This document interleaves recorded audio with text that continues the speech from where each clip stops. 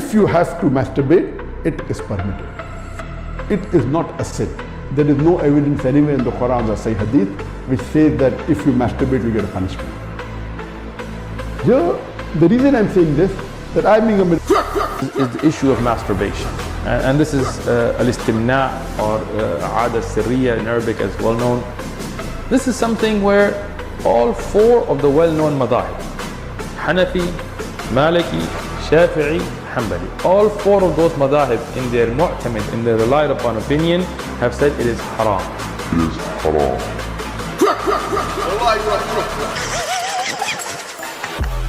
It is permitted. It is haram. It is permitted. It is haram. Permitted. Haram.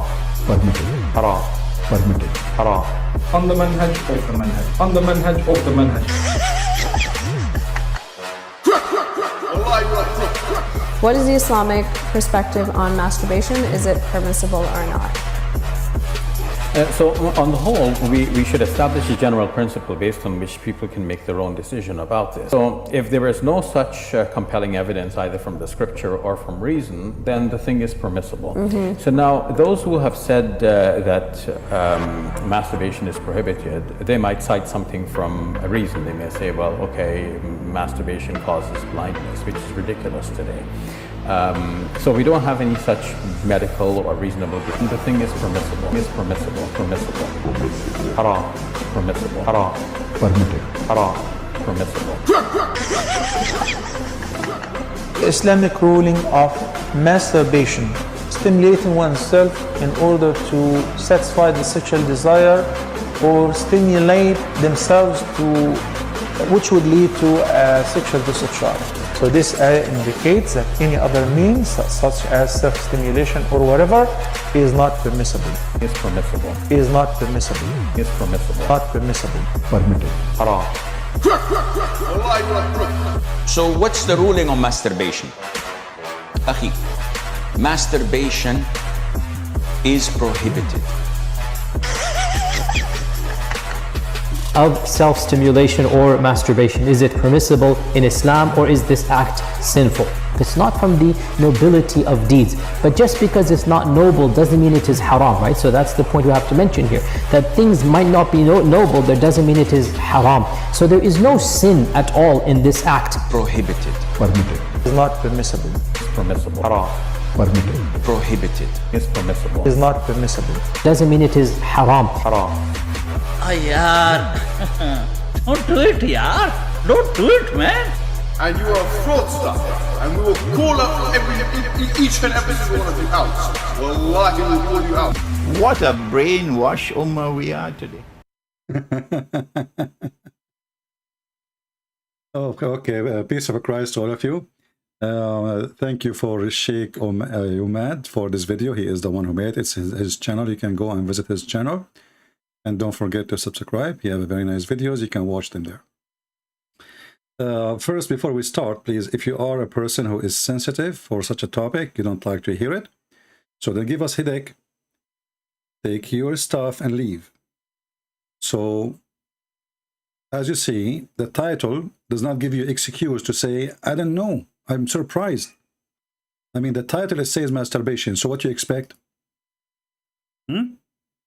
So don't tell us later, that's really not nice.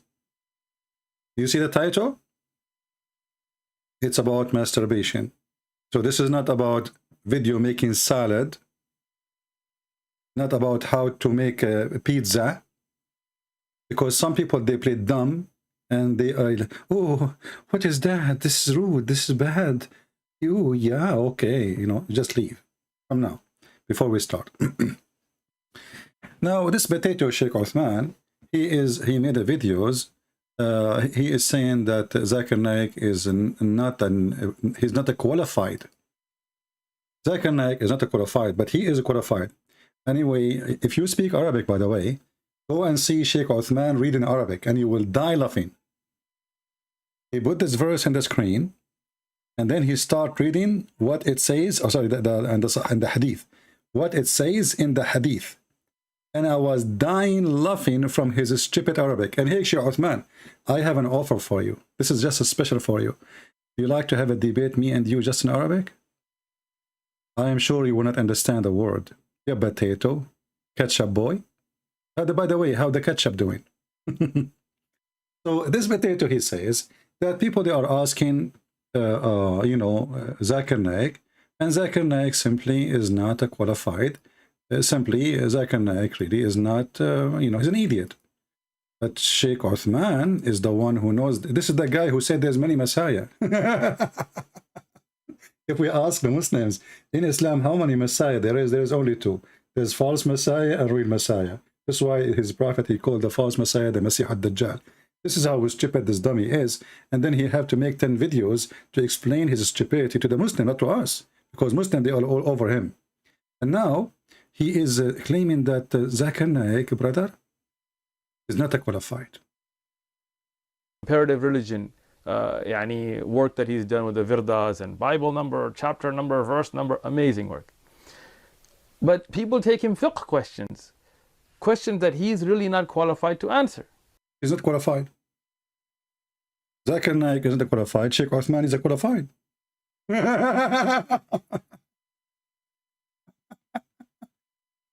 He is a qualified, but he could not read the hadith in Arabic.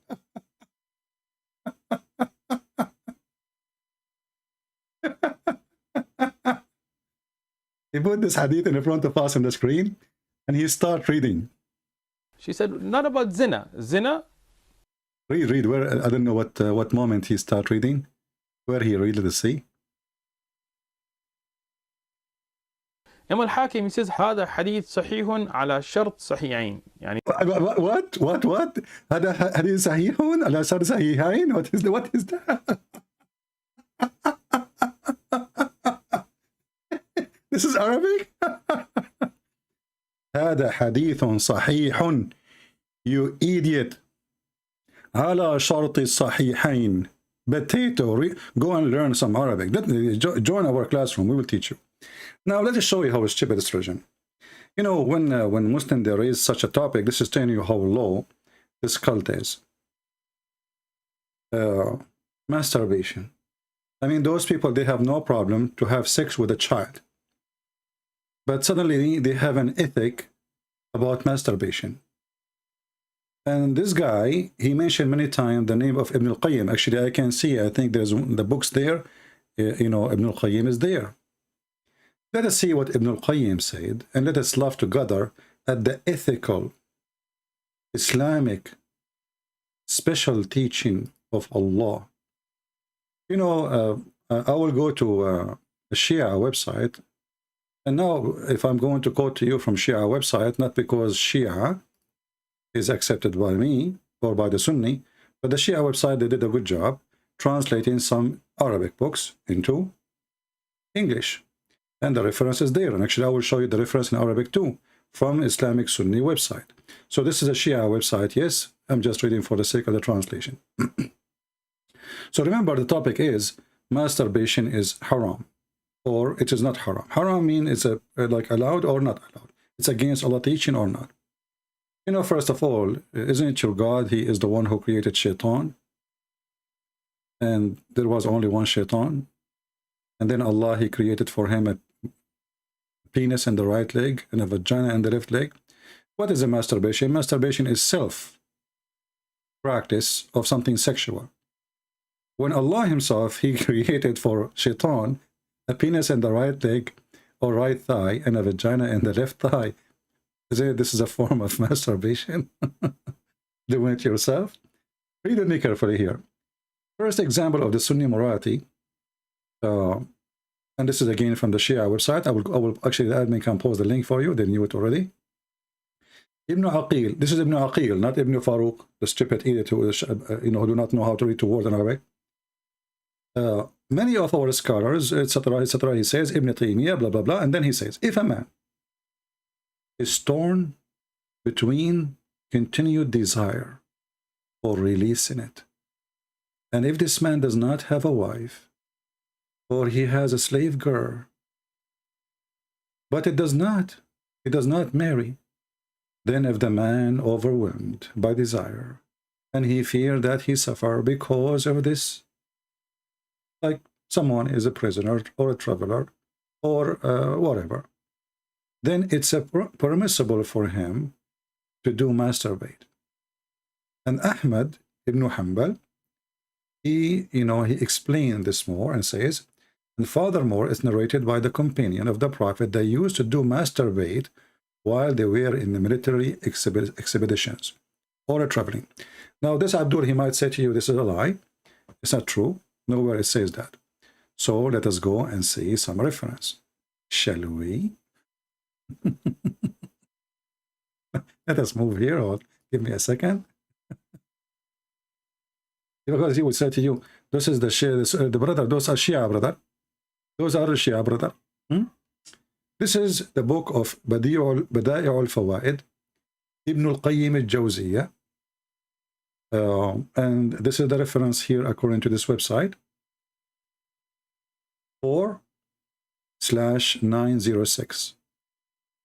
It says here, actually, let me see if I can find a better website, like we can zoom better. Give me a second.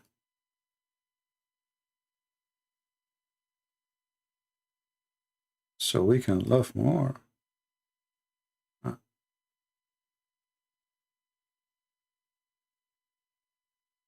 Okay, let's see.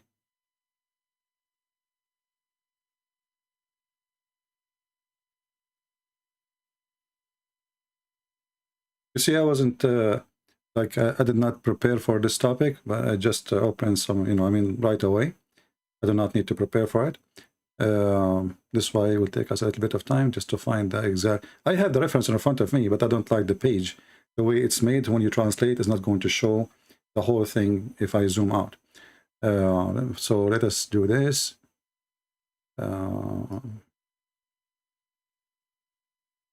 Just trying to find different website, but it's the same book anyway.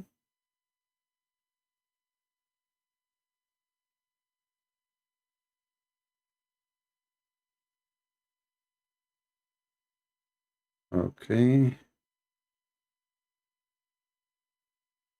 I found the same website again. Let's see this one.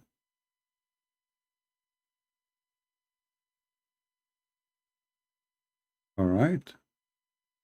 This one is horrible too. The text is so big. Maybe we have no choice except to use that website. Let us see more. Maybe this one. All right, this one maybe will do better. So this is Tafsir Ibn al-Qayyim, and this person was exists supposedly in 751 Hijri, And if you don't know what Hijri mean, this is when Muhammad, the coward, he immigrated, running away from Quraysh, when nobody really was trying to harm him as Muslim they claim, because if they will kill him. Here it says, and this is the same verse. This is stupid idiot Ibn Farouk in his video. He quoted for us. وَالَّذِينَ هُمْ لِفُرُوجِهِمْ حَافِظُونَ. The stupid idiot, he is quoting this, but this is not about masturbation. This is about you are preserving your vagina or your penis to the right one. But let us see who is the right one. Listen carefully. This is not Ibn Farouk. This is Ibn al-Qayyim, one of the biggest terrorists in the history of Islam. Read carefully what is going to say here. Let's see. Let me search. The page is so long. Give me a second. Okay.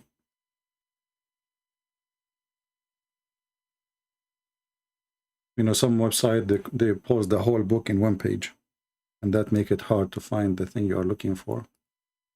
Let us see here. Oh man, if you click outside, you go outside of the page.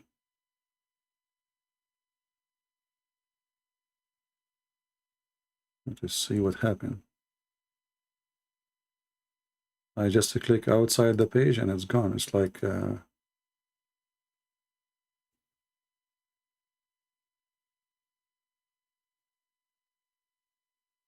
it will look like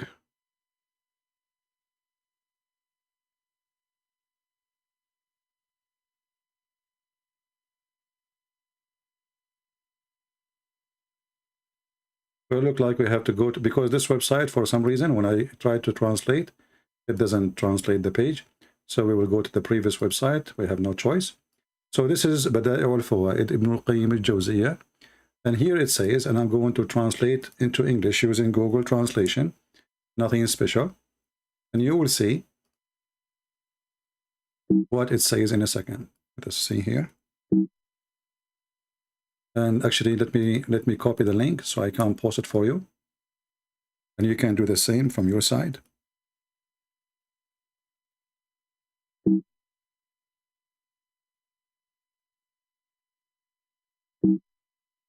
What's happening? I cannot even copy and paste. For some reason, it's not allowing me. What is that? I'm not sure. Okay, maybe now. All right. So let us use Google Translation.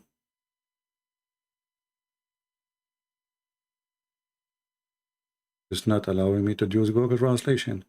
Let us try again. Click out of the page. Here we go. Now it's working. So read how they lie to you, those liars who they are either stupid, they do not know their religion, or they are lying in purpose as usual. Here it says that a person, he can even have he can use the hand of little child in order to masturbate. Read carefully. In this chapter was narrated by the authority of Ahmad about a man who feared that his bladder would rupture from sexual, like, you know, his testicles is full of water, his watermelon, and that and he don't have you know, like he have no choice. So what he will do, you know, he's horny.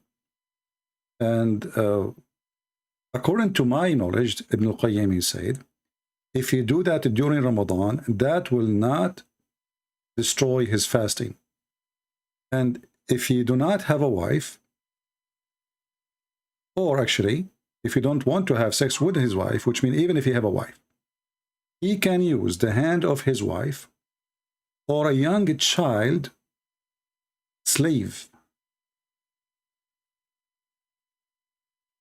A young child slave to masturbate with her hand. Let me zoom in so you can see.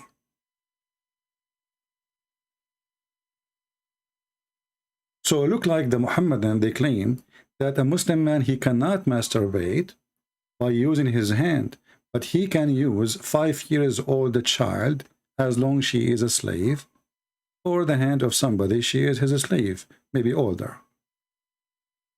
And here you see the filth of this religion and how low it is.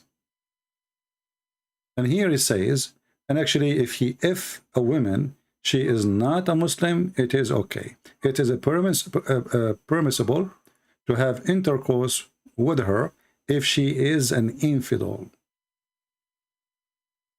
How he do that? You know, like here he is not doing real intercourse because supposedly it's Ramadan and during the fasting time. So he will use his penis in, you know, but he will not put it in without more explanation. So here you see how stupid this cult and how filthy it is and how they claim things. It is totally the opposite of their cult. Let me post the link for you. So all of you Muslims and Christians, you will see the reference. And I'm not making things up. This is your Islamic website. And I challenge you, all of you, all the Muslims who will come watch the video, I challenge you to say that Ibn al-Qayyim is not a scholar, and he is not one of your bigot fat boys, and he is a real ketchup, not like this guy. And I challenge you to say, I am lying, and it does not say that, CP. All right? Now, so using the hand of little child to do masturbate is okay, but according to them, using your hand is not right. That is science. I mean, how nice it is. Using your hand, wrong. Using the hand of a child. It says there in Arabic, it's a child, even in English translation. طفلة طفلة له أمة طفلة. Go right now and search in Google what this word means. طفلة. طفلة mean little tiny child. Even there it says أو صغيرة. صغيرة even younger than طفلة. Maybe she is 2 years old. Now we know from the books of the Shia, this is now the Sunni. Let us go to the Shia, because the Shia, they might say the Sunni have that. As you see, we show you a Muslim Shia website making fun of the Sunni. What about the Shia? This is the Shia.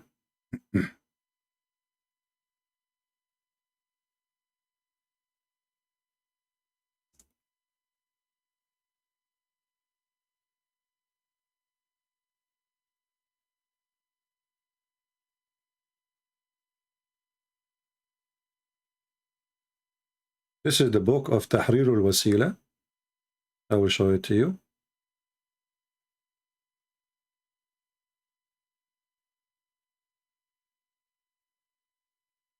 By Al-Imam al-Khomeini. All of you maybe heard of him. He is the founder of the Islamic Republic of Iran, and he is their highest authority in the world during his lifetime. And now, until now, actually, he is considered the highest. Here, this is his book. It says, problem number 12, or issue number 12, it's not allowed to have intercourse with the wife. So you can marry her now under the age of 9, but you can do all kind of sexual enjoyment, like hugging or putting your penis between her legs, even if she is an infant. And I challenge the Shia to say I am lying. Even if she is radiyah. Actually, I have a video debate in PalTalk. You can search it. Having sex with an infant. The Muslim doctor, he was saying, so what? Allah, he allowed me, but I did not do it. Allah, he allowed him. But he himself, he did not do it. So here we notice that in Islam, the Muslims are arguing about masturbation, but their ethic is beyond Satan. This is satanic. And as you see, this is Shia and Sunni. Now they agree that you can use the hand of a child. In this case here in the Shia book, you can put your penis between her legs even if she's an infant. And this is a form of masturbation, because simply he is not really having, intercourse. But remember, masturbation is haram. But as long as you are using someone is lawful, it's okay. So what is lawful for them? A child, she is your wife. Or a child, as here in the Sunni book, she is your slave. Or even adult slave. Or even your wife. Here it says, even if she is your wife.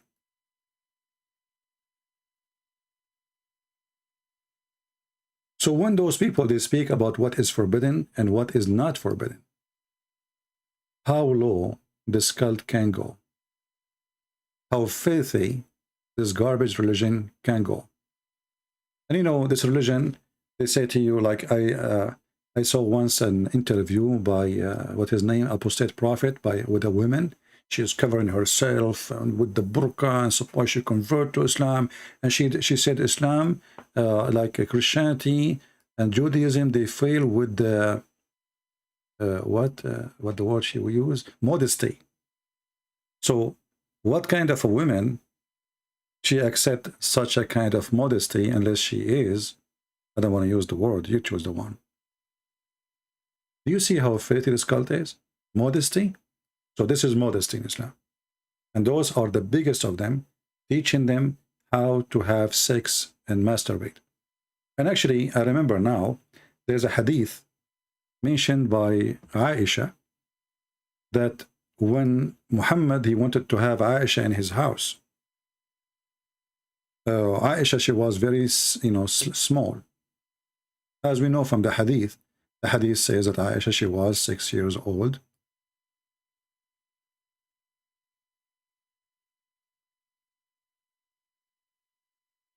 And the Muslim, they claim that at that time, Aisha, she was just molested.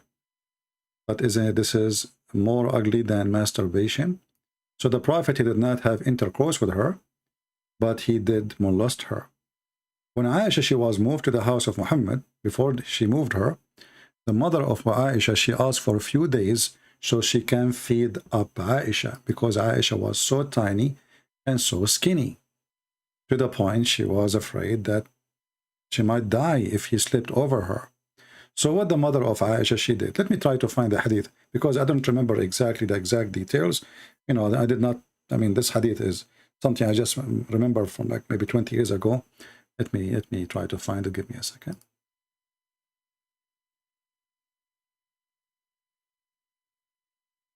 Yeah, let us see. Okay. All right, we found it in English. That's wonderful. Read with me carefully. My mother intended to make me gain weight, to send me to the house of the Messenger of Allah. SAWS, which mean shawarma. I don't know what, you know, those people, they worship Muhammad. They can't even say his name without saying tons of words around his name. Remember, we are the one who worship Christ, but we don't say SAOWC, Christ. You know, this is how filthy this cult. They worship a man, but they claim they worship God, and they kiss a black stone, and they claim that they are not pagan, and they have sex with the children, and they claim that they have ethic, and they force little child to do masturbation for them, and they claim that they are the highest ethic, modestic religion ever. Read with me carefully. So Aisha, she need to gain weight. Why? She is so small, she is so tiny, she is 6 years old. So the mother of Aisha, she forced her to eat all kind of food in order to gain weight, and nothing worked. And then at the end, till she gave me, she said, nothing benefit her, you know, Aisha, nothing benefit her to gain weight. Until she gave her cucumber with a fresh date to eat. Then I gained as much weight as she desired. What is the purpose of this? What is the purpose of this? Why the mother of Aisha is doing that? So Aisha, she can gain some weight, and she should have some meat. I mean, she is so little. Do you see how satanic it is? Why? And you can tell here she is just a kid, because my mom, you see, when you are a person who is adult, it's you who decide how to eat, what not to eat. My mom, my mother intended to make me gain weight, to send me to the house of the Messenger of Allah. So what the purpose is? Before shipping, we have to make her gain weight. She is so little. They want her to grow faster. Do you see it? This is Muhammad. And this is the faith of such a man. And as you see, this hadith is sahih, because you know those garbage, they will say to you, oh, doesn't say that, CP. This hadith is da'if. This hadith is reported by Susu, and Susu told Mumu, and Mumu told Fufu, and Fufu told Juju, and everybody knows that Juju is a liar. This is how they refute us. But in front of us, it says Sahih al-Albani. And by the way, the donkey, Ibn Farouk, he just mentioned that he accepted al-Albani. So as you see, al-Albani. Do you remember the guy when he said that the hadith is mentioned by David Wood is not Sahih? It was approved by al-Albani. He told him this is not Sahih. Anyway, so let us continue and learn about the ethic of this religion. There is many ethical teaching in Islam, a lot of ethical teaching, and I'm afraid if I teach you more, you will become so corrupt. So let us see what we will teach you here. I will try, you know, actually I don't want to keep it long. And by the way, tomorrow I might come live on air, and the reason I came now, there is somebody we asked to come and repair something in the house. And suddenly he says, tomorrow I have time. I was waiting for him for long.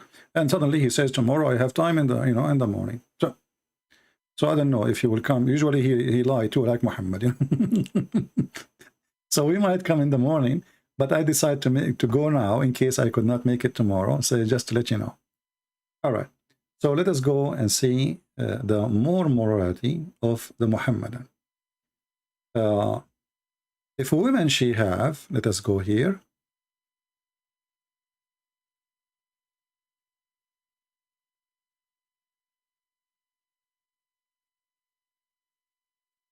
if a woman she have, okay, what she have, and again, if you don't like to hear those things, please leave. You know, this is a topic not for everybody. Many of you are very like angels. I am not. If you're an angel, please leave.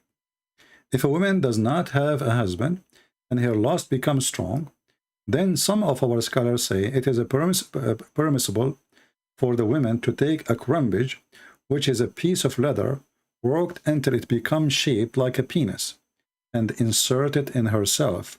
She may also use a cucumber. Now we know why the mother of Aisha, she gave Aisha some cucumber too, as you see in the hadith. Maybe she was trying to give her some practice, I'm not sure. But as you see, according to Aisha, the science of the Arab, if you eat a cucumber, you get fat. Cucumber and fresh date. So if the woman, she have a desire and she need to do, you know, whatever she need to do, then she can use a crumbage, which is a piece of leather worked until become shaped like a penis, and insert it in herself. And she also may use a cucumber. Now here you see, this is again Ibn al-Qayyim. Now let us go to Ibn al-Qayyim in Arabic and try to find the exact hadith in Arabic, because this is here a translation, and I don't see this guy giving us the page number. And I don't like that, you know. I like to see numbers. Numbers is important.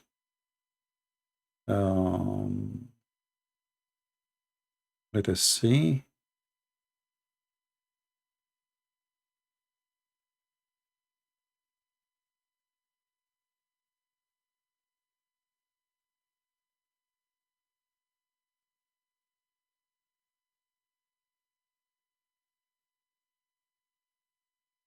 Because remember, you know, we need to give reference. The Muhammadan, they give them reference and they say it's a lie. So imagine.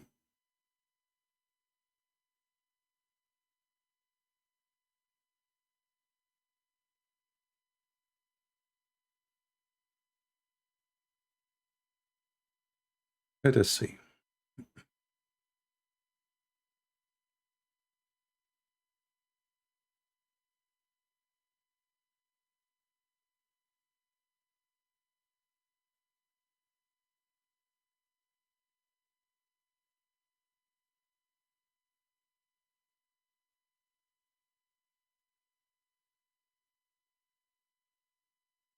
Here we go. This is the book of Ibn al-Qayyim.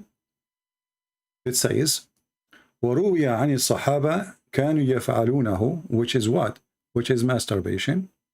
And if a woman, she don't have husband, and she became so horny, some of our companions, they said, she is allowed to enter into her vagina a crumbage, which is something made from leather, sex toy, as made in the image or the look of a penis, and she inserted on it.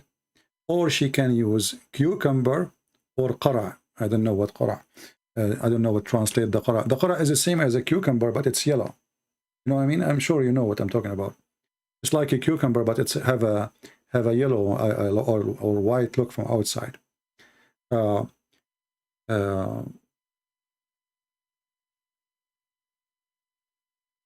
So, you know, those were the Muslims teaching, and this is their books. But let's go farther. But here I don't see the page number. Let's see here. It doesn't give us page number. We wanted the page number. Let us see.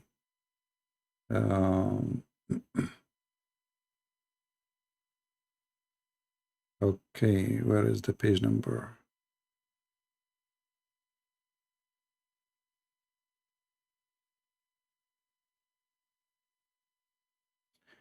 Okay, here we go. We found the page number. So it is the volume number 4, page number 905. Take a note. Volume number 4, page number 905. Now, in the same page here in front of me, it says, if a woman, Ibn Qudama al-Maqdisi al-Hanbali, في كتابه المغني, he said in volume number 9, page number 54, Actually, I was searching for this, you know, I found many references here, which is good. That will save us from doing research by one. If a woman, she inserted the penis of little boy, he is under the age of 10, there is no penalty for her. Let us find this reference too.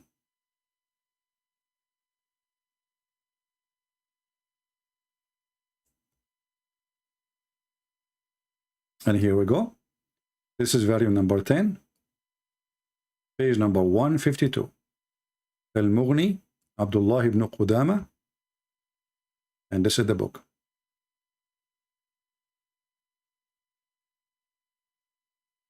So if a woman, she is horny, and she needed to have sex, she can use little child, little boy. For sure, he can't be the husband, you know. Mostly is maybe, I don't know, any boy. She got a boy from the street. And she can use his penis to do that with him. But here I see actually things is more ugly.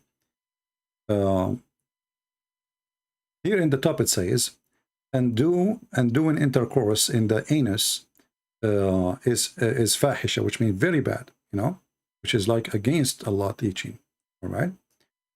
But this is doing that in the anus of men. And then here it says, and if a Muslim man, he do have intercourse with a dead person, there's two opinions about it. One, it says he should be punished, and the other one says if he do that to a toy, that will be similar to having sex with the real person, or it is having sex with the dead one, but still there is no penalty for that person. And this is the, you know, the agreement or the statement of Al-Hasan. And then he continued there, it says, according to us, there is no penalty for the one who have sex with the dead one, because the dead one is obviously already used, like, you know, like expired. And usually nobody desires such a thing, and usually like the soul does not desire such a thing. So there is no need for a penalty for such a thing, and there is no punishment for it. And then if you have sexual relationship with a child, if she was from the one, usually you can, if her, doing that to her is adultery, because now this is adultery, she is not his wife. And here he says, and if she was not alive, which means she is dead, there is two opinions. One, it says Al-Qadi, he said that having sex with a child under the age of 9, it's a woman or a child or someone don't desire by entering his fingers into her vagina, or if a woman, she enter the penis of a child under the age of 10 into her vagina. And then, according to him, he says, the penalty only happened if that person is in the age of intercourse, which means if there is no age of intercourse, then there is no penalty.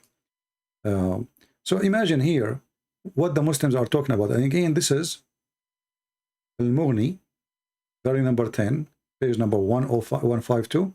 And I'm going to use Google translation. And actually, even the Arabic is the Arabic is stupid to, you know, they are using very old Arabic. It's hard to translate, but maybe Google translation would do a good job. We hope so. So here it says, there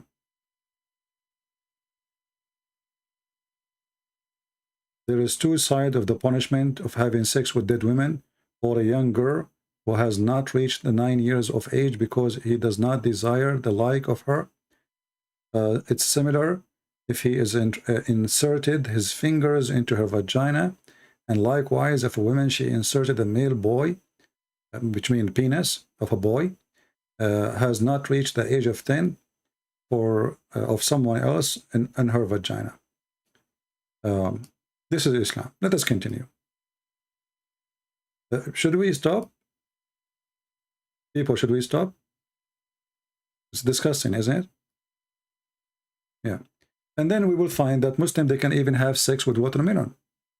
And then we ask ourselves, if masturbation is haram, look like using your hand in masturbation Islam is haram, but using someone else's hand, it's okay.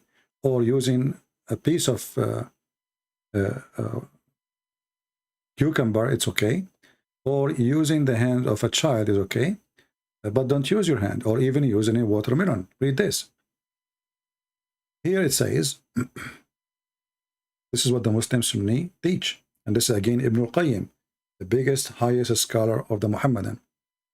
If a man make a hole in watermelon or a piece of dough or leather, skin, or a statue and has sex with it, then this is the same as we have said in other type of masturbation, i.e. that is halal, in the same circumstances given before, such as being in a journey.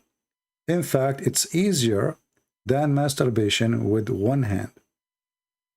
Again, this is Ibn al-Qayyim, you know, and let us go and find it in Arabic. I'm just trying to find the reference in Arabic, so you guys later, if you speak to Muhammadan, because here I don't see any numbers in this page. I don't know why they don't add numbers, but let us see if we can find it.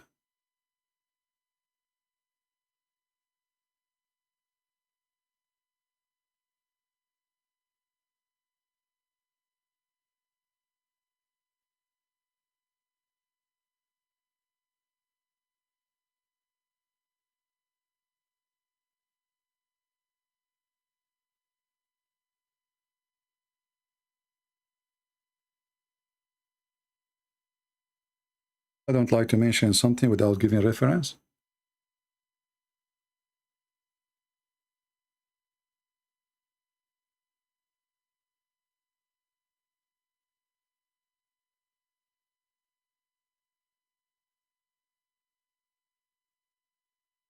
Okay, let's see.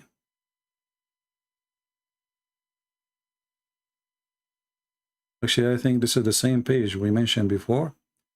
The very number 4, page number 09, 904, no, 905. Yeah. Let us see.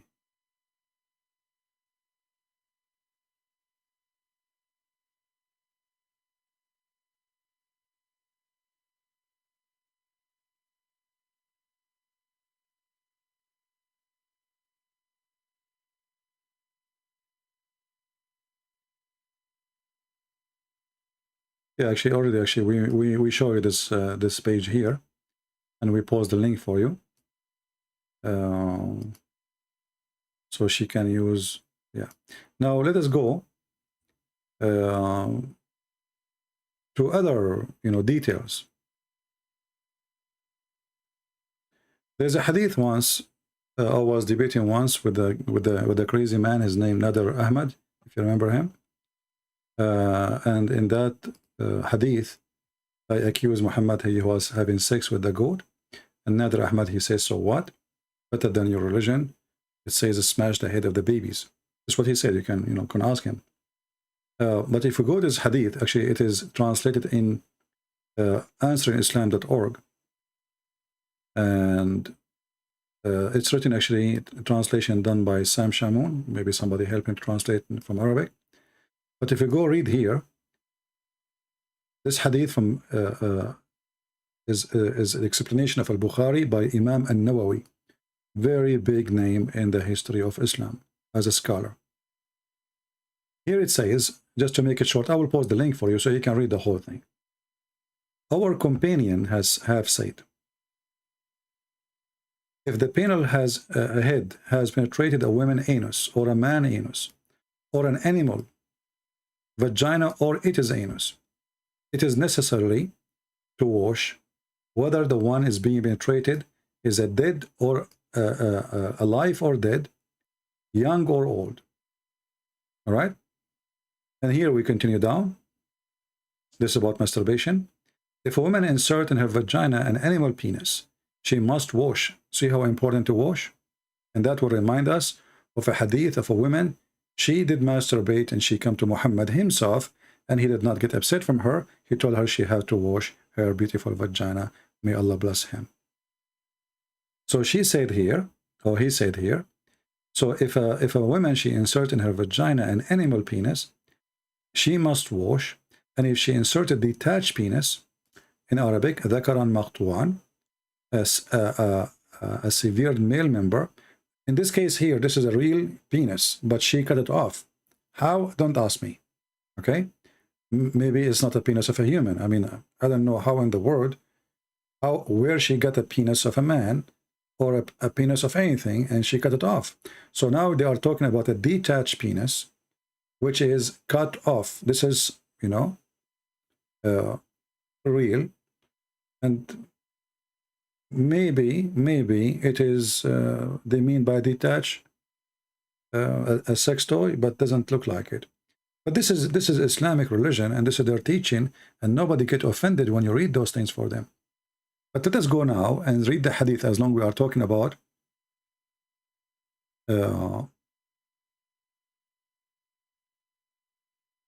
masturbating. This is the hadith about a woman.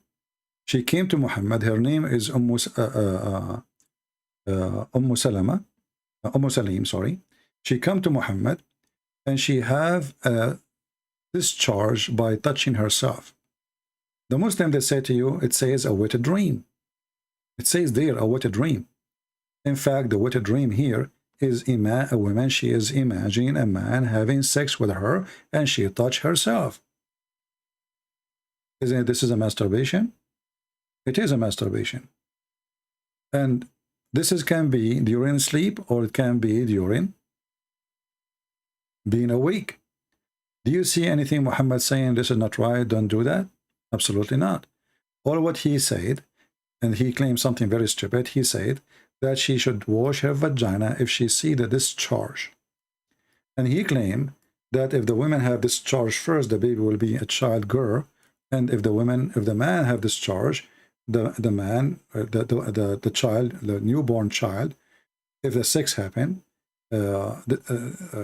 is going to be a boy.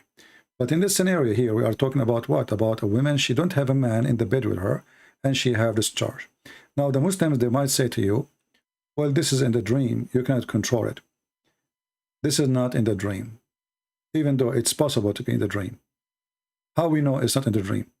Because the wife of Muhammad, she said to Muhammad, do women أتحتلم المرأة?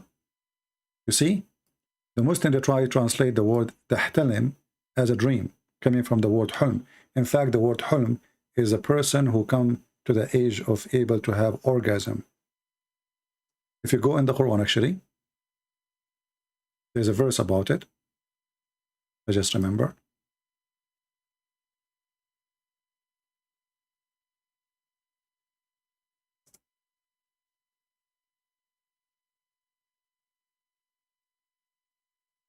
See it?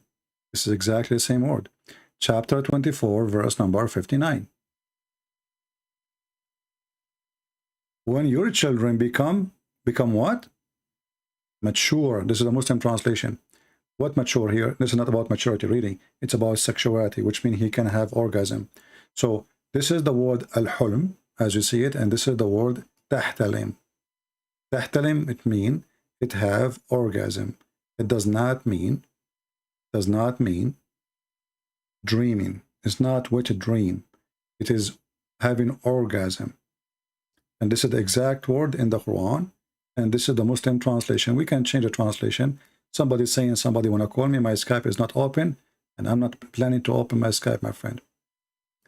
You can change the translator if you want. To any translation you want. All of them are Muslims. You will see. when your children reach the puberty, you know, what is that word? Is al-hulm. So this woman, she is doing hulm. So what hulm is? She is masturbating, right? Now here we have Dr. Tashkil saying the following.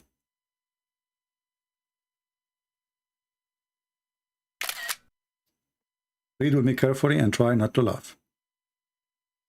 This Muslim, he is being upset and he is giving us a refutation. He says Allah is not ashamed. I agree.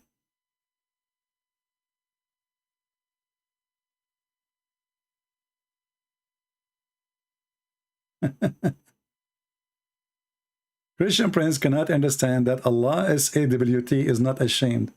Our friend, you have no shame. You have sex with the children, you have sex with animals, you have sex with God, you have sex in heaven, you have sex with your mother in heaven, you have sex with your daughter. The Quran says whatever you wish. So we agree, finally we agree, me and Mr. Dr. Tashkil, that Allah is not ashamed. He have zero shame. A God who have a shame, he will not describe for you how long your penis is. What the purpose of that? And why it have to be so long? Because size does matter, for Allah is a sexual God. Allah is not ashamed, so he gave you permission to have sex with the children. Guys, I just told you, my Skype is not open. I will not open it. Doesn't matter who wanna call. I'm not in the mood to take calls. So, we decided to make this video so we can show you reference, not to have a conversation with anybody. Christian Prince cannot understand, my friend. Can you explain to me how you explain to your wife that she can enter a cucumber in her vagina?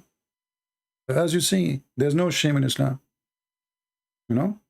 So the women, she wear a burqa, but inside behind the burqa, there's a cucumber. Cutting a penis? Having sex with dead animal? Or alive? Dead man? Young child or adult or old? Islam have no shame. I agree. Now where is the shame? There's no shame. What do you want more? My friend, hold on. I challenge you first of all to mention to me if your God Allah ever mentioned the word rape. Why you Muslims are so busy talking about masturbation, didn't you ask yourself what kind of God he never have a rule for rape? What is the penalty of rape in Islam? I challenge you, I will give you 10,000 years to find me a verse in the Quran speaking about rape. Nowhere. Why? Because Muhammad was a rapist. Most of the wives he have, actually, they are raped. They are kidnapped. To the point the Muhammadan, they became pimps in the time of Muhammad. This is why we have a verse in the Quran speaking about women being forced into prostitution, and there's no penalty in Islam for prostitution. In fact, it is permitted. And there's a videos in Suku film, you can watch it. 3 Muslims, and the title of the video, I think it looked like we have a permission to work as a pimp or to be a pimp in Islam. 3 Muslims, very well known. One of them is Fifi. Go watch it. If I am the one who say this, they will say, it doesn't say that, CP, but the 3 are talking to themselves alone. So they mention it's okay to look like it's, yeah, the Quran give us permission to work as a pimp. So they are so worried about masturbation, but they are not worried about having their slaves forced into prostitution.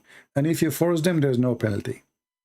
Not only that, in Islam, do you know that if you have sex with your mother, there's no penalty?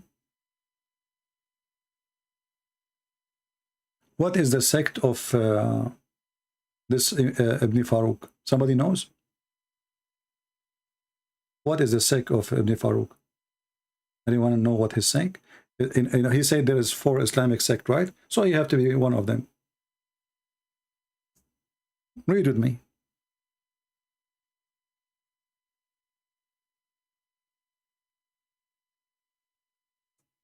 What is the penalty What is the penalty of having sex with your mother in Islam? Nothing. And this is Abu Hanifa and Nu'man. Let us read together so people can die laughing.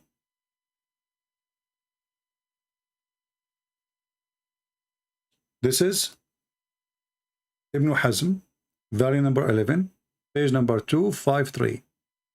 And here it says, and I will use Google translation again.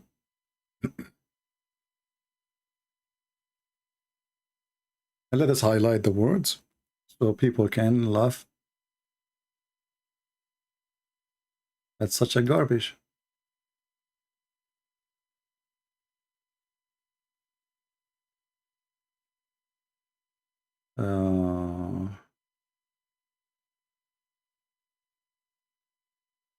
Here we go.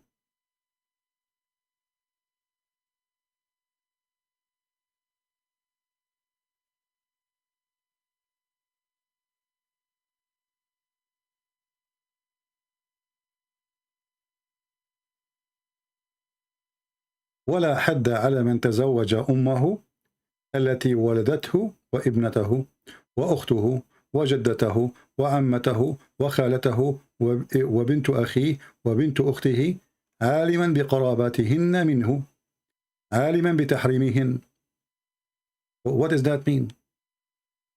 There is no penalty if a Muslim man, he have sex with his mother. He married his mother. تزوج. Not if her, he married her. The mother, she gave birth to him, or his daughter, or his sister, or his grandmother, or his auntie from the other, like from his father's side, or from his mother's side, or the daughter of his brother, or the daughter of his sister, which means his niece.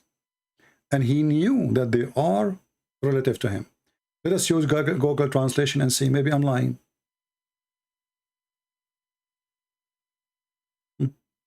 Read it.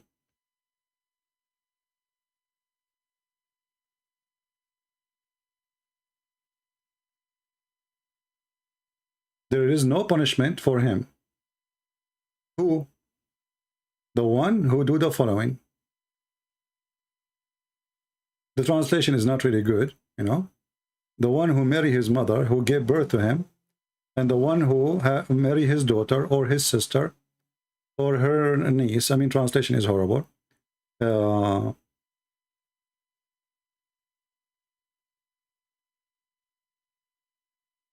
His sister, his aunt, and the aunt from the other side, his niece, his sister, daughter, even if he was aware of the kinship with them, you know, knowing they were forbidden for him, and yet having sex with all of them, there's no punishment. And again, this is Ibn Hazm, volume number 2, 11, sorry, or 2 actually, here it's coming 2. And it says here 11, let us see in the Arabic translation. Actually 11, yeah, 11. The correct is 11. And page number 253. And let me shorten the link, so I will post it for you, so you can save it.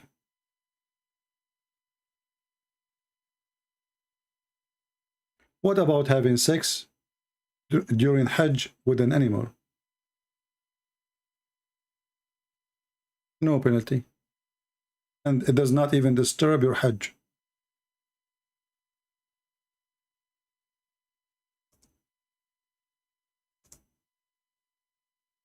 Let me shorten this link for you.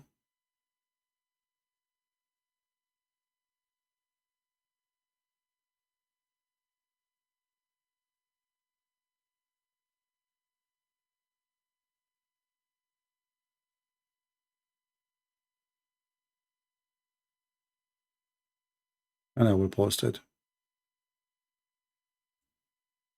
Here we go. I don't know if that will work. I don't know. It look weird, this link. I don't know if it work. It work? Maybe it doesn't. Let me see the front.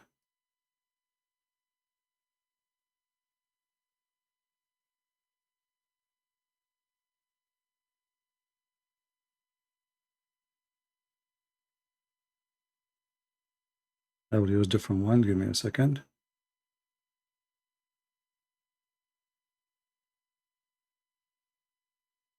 Oh. You open those websites, they have advertising. All right, shorten. Okay, now it's going to work.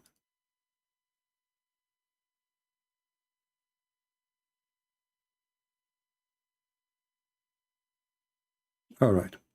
So as you see, I mean, this is a very, very silly, stupid cult, very low class, very savage, very trashy, and there is no shame in it. And when the Muslims, they say there is no shame in religion, well, your religion, all of it is a shameful religion.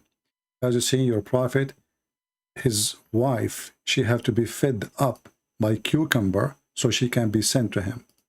Now, how many of you save the reference? Because those, maybe I don't, you know, not always like come to my head, so I hope you did save them in your reference. My mother intended to make me gain weight so she can send me. So how small Aisha she was. She is little child. Not only she confirmed she was 6, she confirmed that she is so little, so tiny.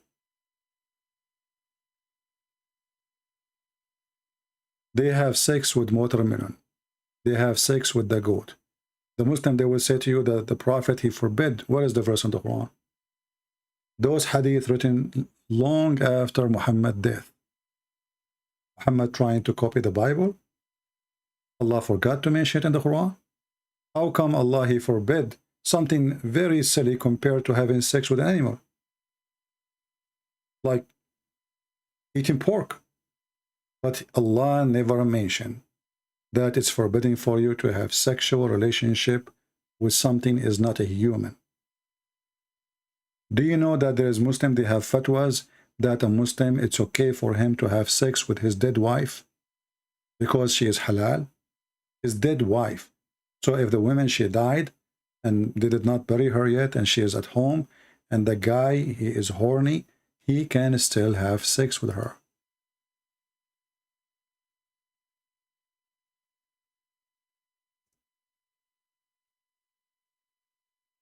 Let us see if we can find the fatwa.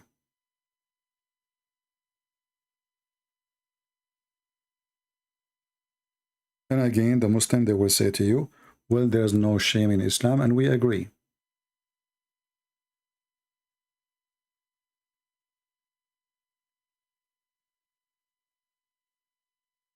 This is an Egyptian newspaper, and this is an Islamic TV station, and this is the video, can be found in YouTube.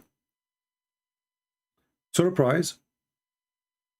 Kutub al-Turath, which means the books of Hadith, agree that a person can have sex with the dead women. There is no penalty. There is no penalty for a man having sex with dead women.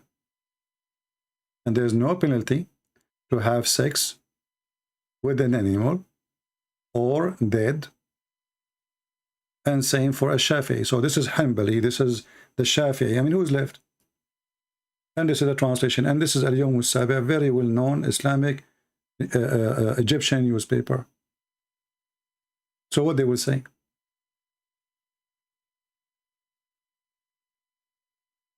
We can use Google Translation.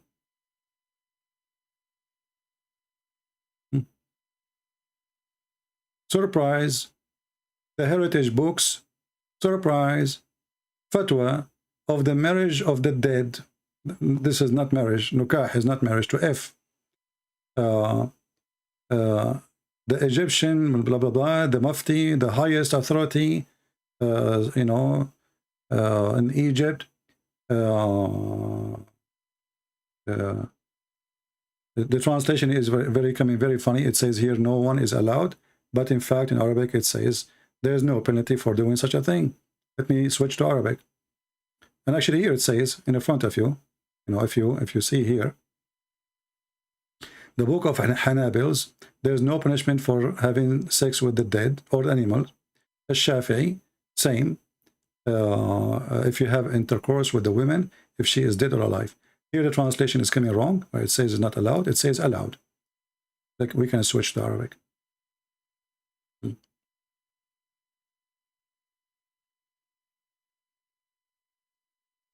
It's taking time to switch.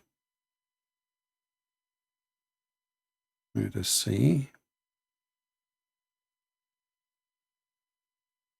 I have too many browsers open and that's slowing my computer. All right, here we go. And this is again the Arabic title.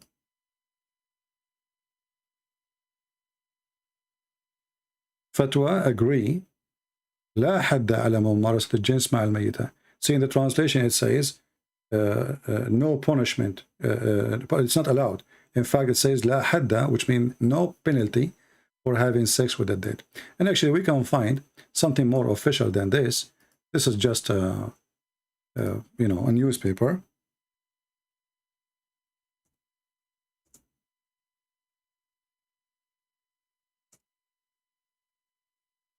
I mean, how low this cult, this, you know, with Christ, we gain back our humanity. With Muhammad, you go down to the animal field, you know. Muhammad will make you an animal.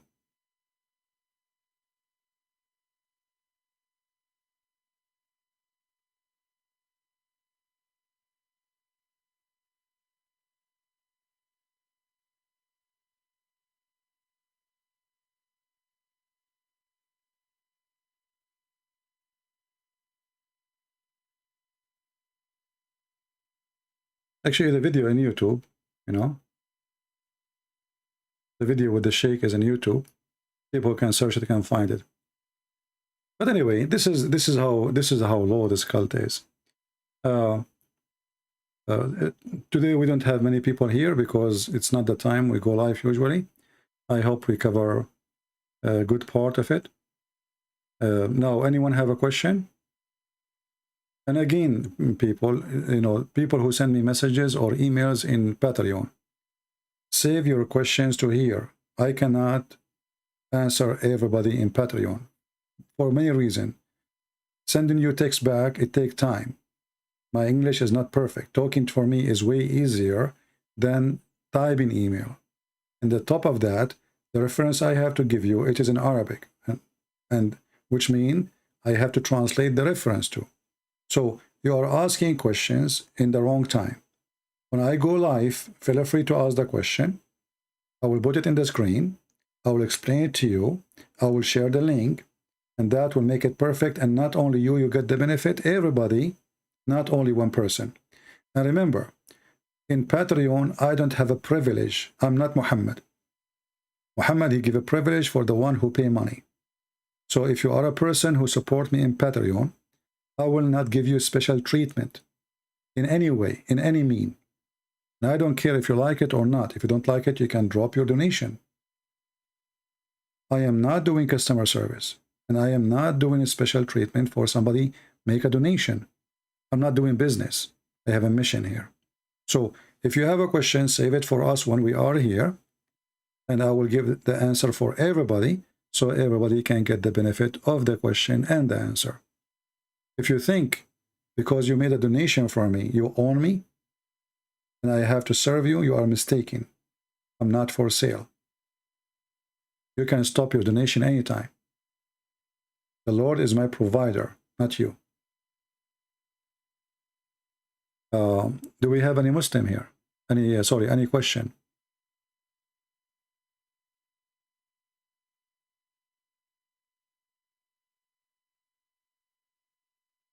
Yusuf saying, Islam is beautiful.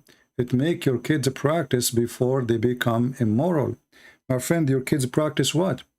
Your son will say to his brother, F your mother. Why? Because the other person, he have different mother. I remember when I was a child, I went to a house of a Muslim boy, and we were playing together. And then the kid, he said to his brother, F your mother. I look at him and I say, but isn't he your brother? He said, yeah, but from other women. So this is what they practice, my friend. Muslim family is the most divided, corrupted families ever, because having multiple wives destroy the family from inside out, not only outside. Everything. You don't have a family. You don't have even a marriage. I remember actually once I went with a child. He said, we want to go and buy some like ice cream or something like that. So he want to go and ask his dad if he can give him some, you know, coins to go and buy. And I have money with me. He don't have money. He said, let's go to my dad. So his dad is sitting outside in the store. He owns a store. And he came to his dad and he said to him, I want to buy ice cream. He said, you are the son of who? I could not believe it that he is asking his son, you are the son of who? He knew that he is his son, but he do not remember he is a son from which wife. So when you tell me your kids practice what? What you practice exactly? Can you tell me what you practice? Islam teach you how to cheat. Islam teach you how to lie. Isn't it your prophet, he says a Muslim, he can lie to his wife and the wife, she can lie to her husband? So is your son practicing? Are you, Mr. Yusuf, practicing? And you will notice Yusuf, he is ignoring everything I said, and he focused on something else right now. He's talking about Aisha. Yeah, Aisha, she was fed by cucumber, so she can gain weight, Mr. Yusuf. Are you telling your daughter to eat cucumber so she can get a little bit fat, so you can ship her out of the house at the age of 6? Is your children practicing that already? Are you going to give your daughter to the neighbor at the age of 6? Are you sick, Yusuf? Islam make our kids practice. Practice what? Practice sickness. This is your religion. And now we understand why cucumber is expensive in the Middle East.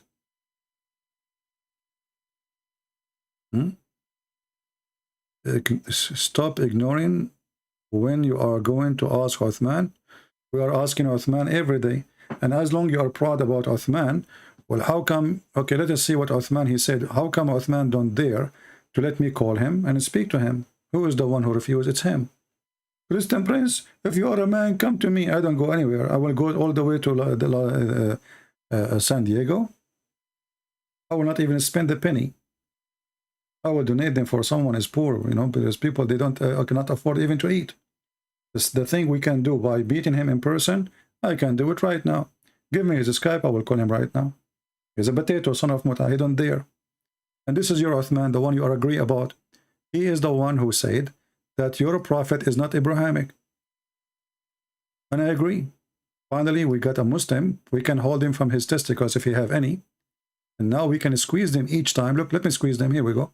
When the Muslim, they lie to us and they say Muhammad was Abrahamic. Who I'm going to use? My helper. Who is my helper? The ketchup boy. Here we go. Again, he doesn't know who Gabriel is, right? Because he didn't come from an Abrahamic faith.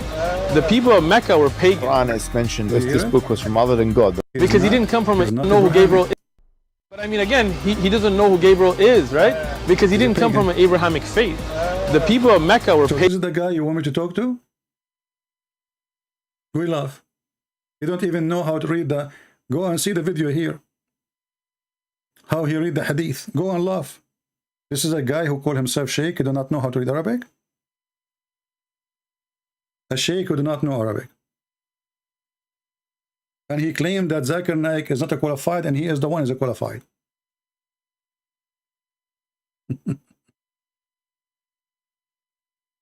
Do we have any brave Muslim?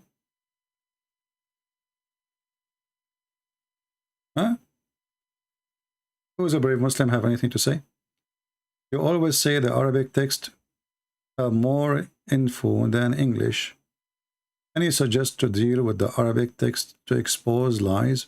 My friend, there's no way to expose lies of Muslims unless you get an honest translation. And honest translation never exists. I never saw any. You know? So the only way, if you really want to do a good job, is to learn Arabic. Do you remember the guy who converted to Islam for more than 60 years? He called himself a brother Ishmael. He used to have a channel, it's called Convert to Islam. Do you remember him? Who remember him? Actually, I made videos when he was a Muslim against him. You remember him? Let me find you his channel.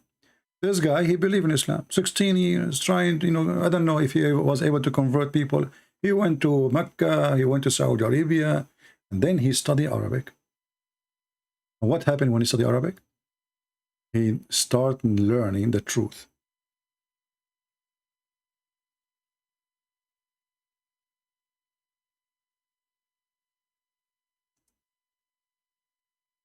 His channel name, it used to be Convert to Islam. Then this person, he changed his channel from Convert to Islam to Don't Convert to Islam.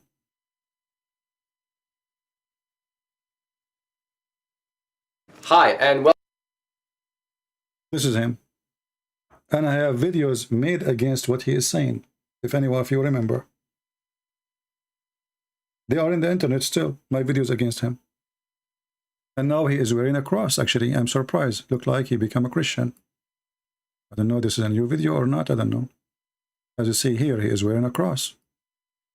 This guy, he learned Arabic. And actually, I'm surprised how good his Arabic is. Welcome to another video.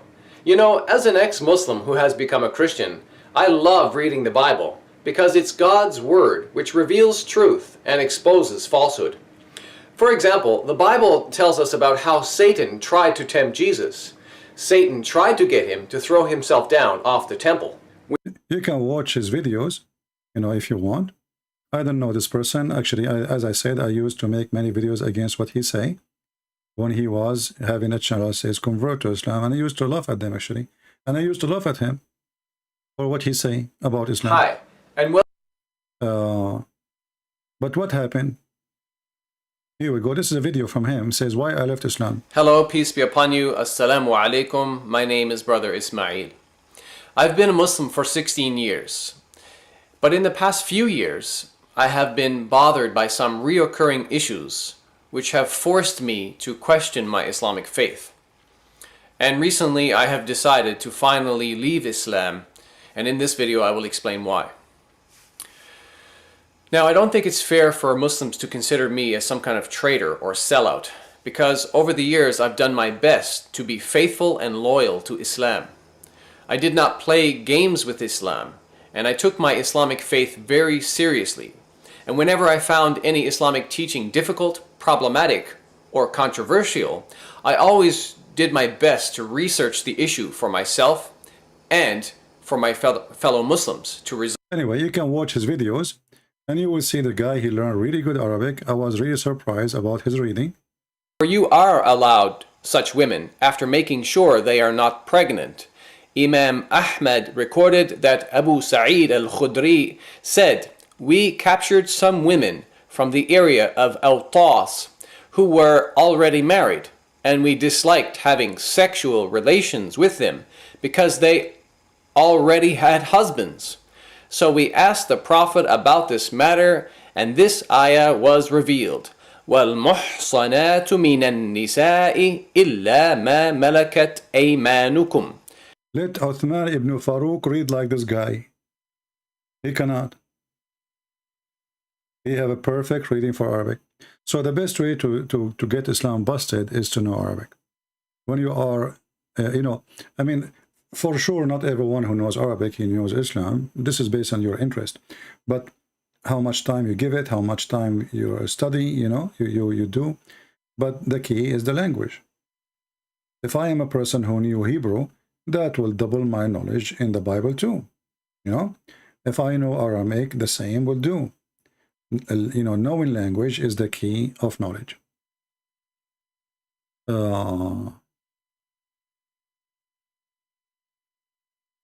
What is your thought of Robert Spencer's critical Quran is the best translation? I cannot judge it. I never touch it. I don't know what it is. But do Spencer speak Arabic? Do Robert Spencer speak Arabic? I'm not sure. Because translation, you know, it's not easy. It's not an easy job. And even if you speak Arabic, I mean, he speaks very good English for sure. I have no doubt about that. But I'm not sure how good is Arabic. Any question? If you have a question, please ask me. Yeah, one of you sent me a message says, this is a different topic now. One of you said that the Catholic worship Mary. You see, there's many dummy and they are stupid liars and we laugh at you. There's no Catholic, no Orthodox, no Protestant worship Mary. That's a lie. There's some of you, even they claim to be Christian, they say that the Catholic, they pray to Mary. That is another lie. The Catholic, they ask Mary to pray for them. They don't pray to Mary. If you are a donkey or a donkey, I cannot make you a horse. But you can go right now and listen to what they say. They say, pray for us, we are the sinners. So if you are a donkey, you are a donkey. But I cannot fix you. I cannot make you a horse, my friend. People who lies, doesn't matter if they claim to be Muslims or Christians or atheists, liars are not following God. They are following Satan. It doesn't matter what they label themselves. Liars are people who follow Satan for sure. Jesus says, who is the father of all lies? It is the devil. Right? So don't be stupid and don't follow the liars. Examine things people they say to you, including me. If I say something to you and I could not support what I say, well, then he is lying. Right? So when they say to you, the Catholic, they worship Mary, that's a lie. They don't. When they say to you that the Catholic, they ask the dead ones to pray for them, or they pray to the dead one, that's stupid to say. The dead they are talking about is not dead, at least for them. Isn't it the Bible says when Jesus was resurrected, thousands of saints resurrected with him? So they pray, asking the saint to pray for them. They are not praying to the saints. People are foolish, and they are driven by hatred and ignorance. I am not a Catholic, by the way. I don't agree with many things they do. Many things. But still, I believe Catholic are Christians and even maybe better Christian than us. Remember, it's not the name what make you good Christian or not. It is what you do. The Lord, he said, from their fruit you shall know them. So there is a Catholic. He is a believer. He practice. He do everything he can do to follow the Lord, the Messiah. And as a Catholic, he don't care. He's a Catholic by name. And same for Protestants, same for Orthodox, and same for all of us. There's people, they are by name, and there's people, they are really believers. The truth is, whoever believes in Jesus, he will go to heaven. Not the Catholic, not the Protestant, not the Orthodox. Those who label themselves by names, I consider them a bunch of fools. I don't mind if somebody says, well, I'm a Catholic, okay, no problem, just to tell me how, what kind of system of a school he follow. But if you think because you are a Catholic or Protestant or Orthodox, you go to heaven, you are a fool. You go to heaven only because of Jesus. Only. Jesus said, I am the way. There's no other way except by me. Nobody can enter the kingdom of my Father except by me. How that can be? Whoever believes in me and I will live. It is the Messiah, my friend, who is our Lord. And as you see here, just to give you an example of the stupidity of some people. Don't be offended, by the way, when I say stupidity. But I have to say it. I'm a person, don't sugarcoat things. I'm a person who is born of an Orthodox family. All my family are Orthodox. I don't like to mention that, but just to show you how stupid you are. Orthodox is the true historical church. What the heck is that? But in the time of Jesus, there was no Orthodox church. And there's no Catholic church. What's wrong with those people? Mental illness, my friend. Ignorance, stupidity. Muhammadan, those are Muhammadan. Those are not Christians. They are like Shia and Sunni. You know, you go to hell, I go to heaven. It doesn't matter if you are Orthodox or not. Who cares? And what Orthodox mean? I will shave my beard if you know what does that mean. How many times I said I will shave my beard? People are really stupid. People are really silly. And people are really following Satan. Because Shaitan, Allah, he said in the Quran, Allah will spread division between the Christians. And he will spread enmity. We are the only true Christians, and you are not a Christian. Paul was not Orthodox, neither Peter, neither John, none of them was Orthodox or Catholic or Protestant. Stop being stupid.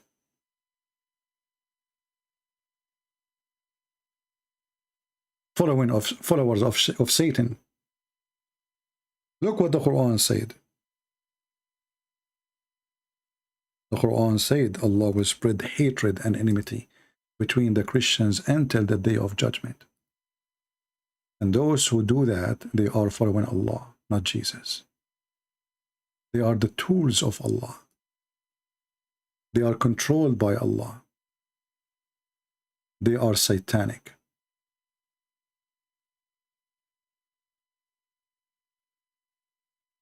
Anyway, if you are a person who thinks that there is a church better than other church, I say to you, it's better to go and become a Muslim. And may Allah make your penis long. Penis people. His penis is better than your penis. We have, you know, I mean, I don't know what to say.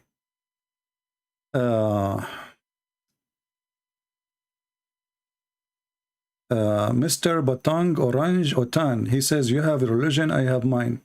That is very stupid for you to say, my friend, because first of all, the verse you are quoting for me from the Quran is proving to me that your prophet is a certified donkey. Why? Shall we go and read the verse? Let's go. In that verse, or that chapter, if we can call it a chapter, Al-Kafirun, your prophet, he claimed that the people of Quraysh, they will never worship what he worshiped. But later, all of them, they convert to Islam.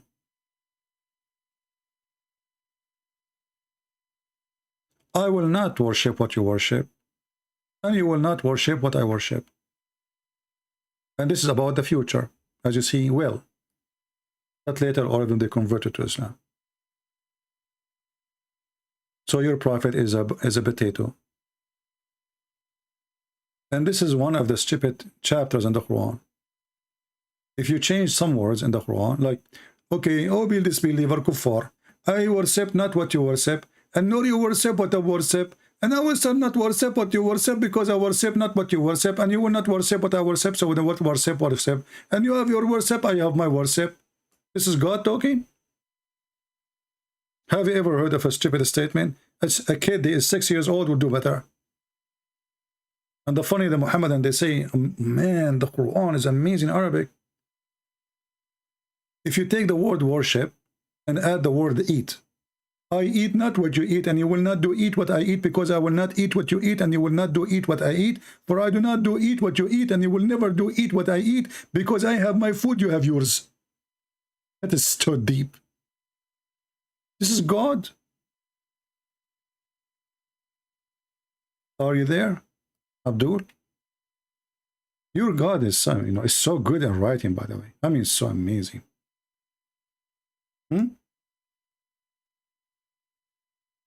That's so deep. Look at this verse as an example, just to show you how deep the Islam is.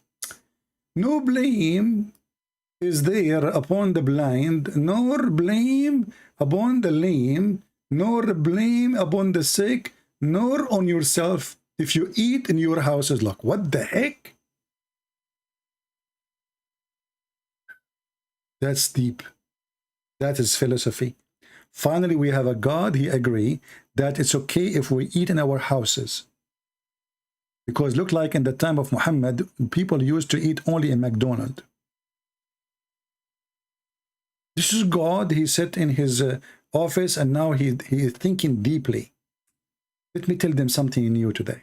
No blame, brother. If you are blind, you eat at home. Okay, well, the blind, before he used to eat where? Huh? I mean, before Islam, the blind, he used where he was allowed to eat. I mean, the guy is blind. And if you are lame, like if you have a broken leg or you cannot walk, or if you are sick, okay, or yourself, so nobody left. The blind, the sick, the one who cannot walk, and yourself. If you eat in your, what the point? What the heck? Or the house of your father. Oh, that's some. I'm so glad that Allah finally told us and guide us that we can eat in the house of our father. That's deep. I thought I cannot.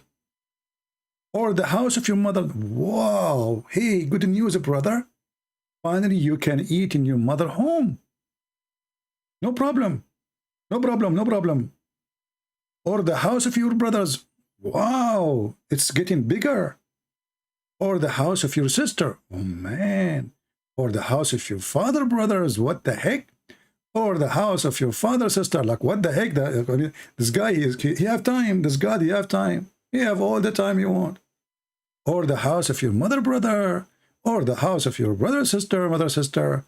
Or look here. Things is getting even more bigger.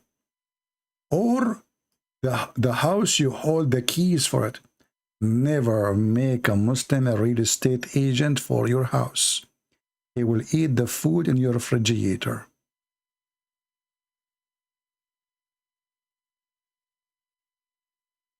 Do you see it? This is God, eh? This is a verse coming from God.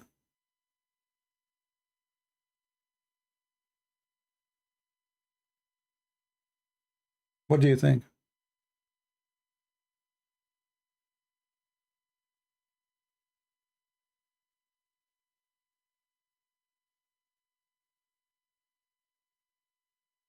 And Abdul?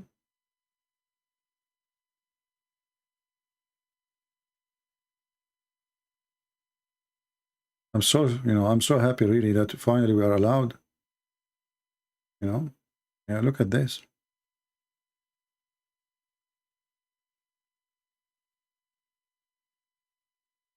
Any question?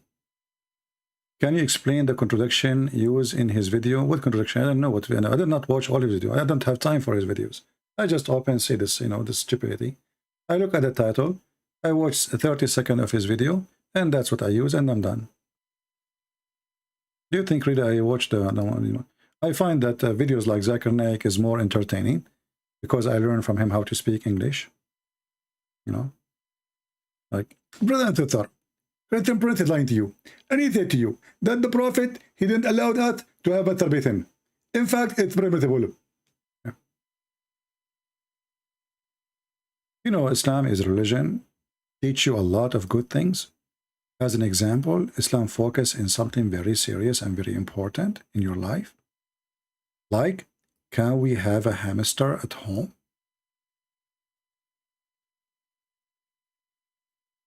This is a serious question.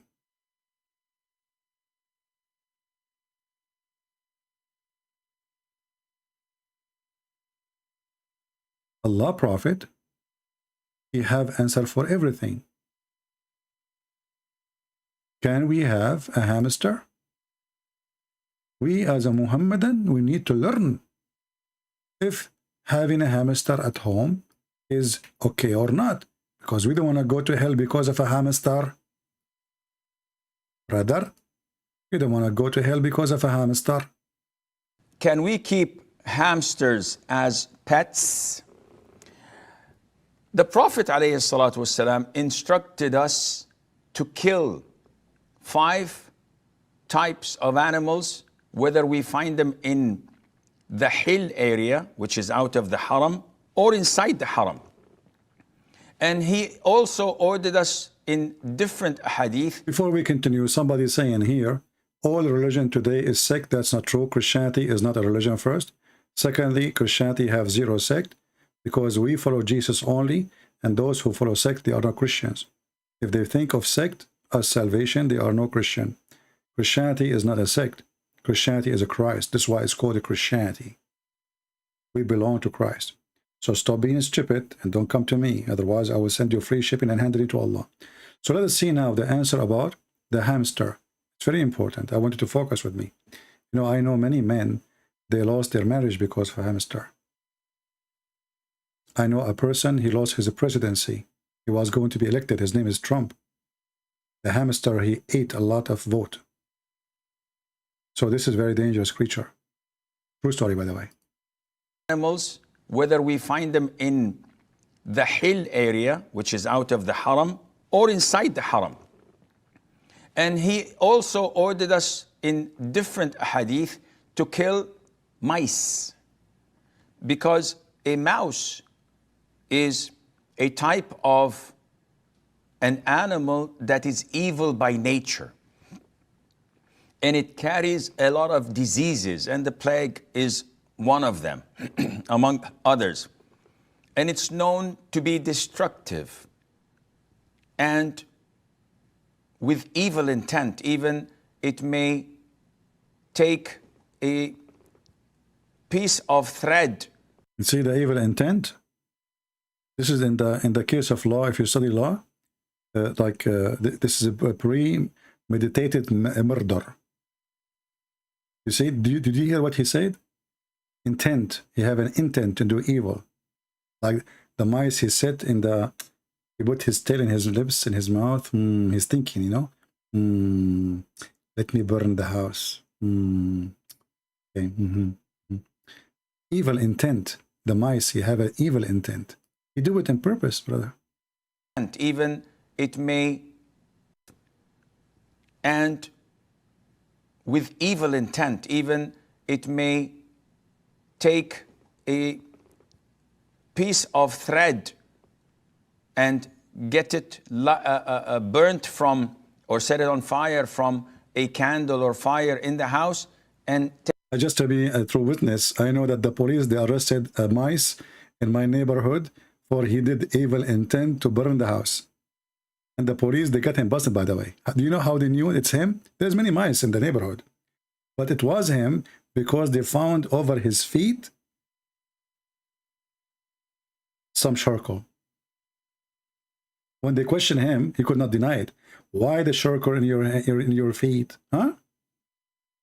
Huh? He could not deny. Evil intent. And they arrest him, and now he's in jail. He will be taken to court very soon. You will see the news in the CNN. Just wait. Take that thread and burn the whole house with it.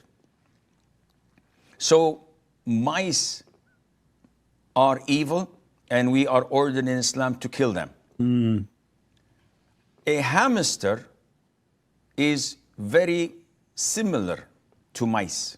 It looks like mice, and as they say, it's about... Hey, brother, I think he is the cousin. I mean, he's similar. Now we are talking about hamster.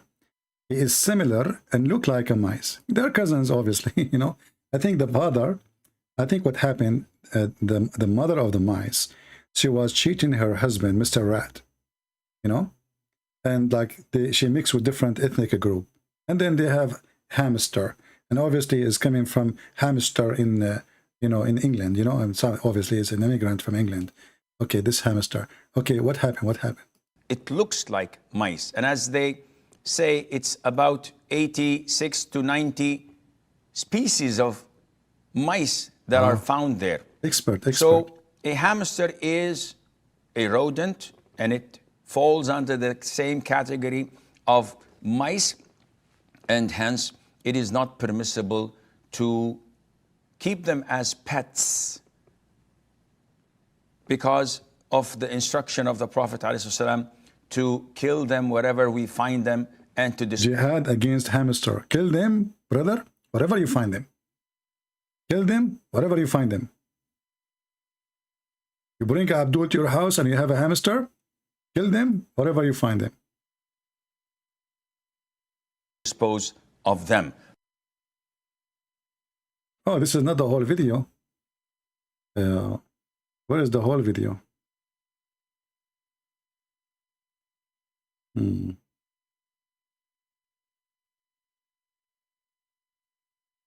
Anyway, the person who keep repeating the same question 1,000 times, I will block you. We saw it. We are not blind.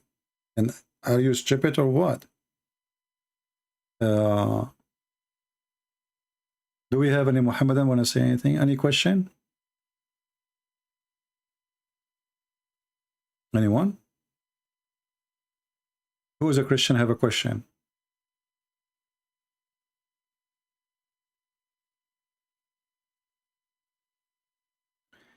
And actually, a hamster in Islam is an insect, according to this guy.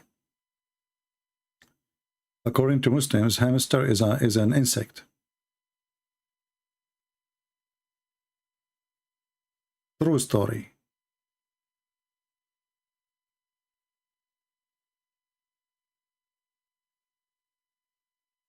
Any question? See, now we are asking who have a question. I don't see anything. When we go to Patreon, we will see people sending me emails. Says, Christian Prince, I have a question. Can you give me the reference?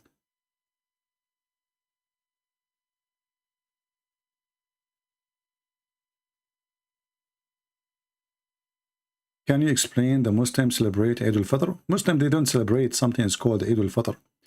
You see, this Fitr, what Fitr mean?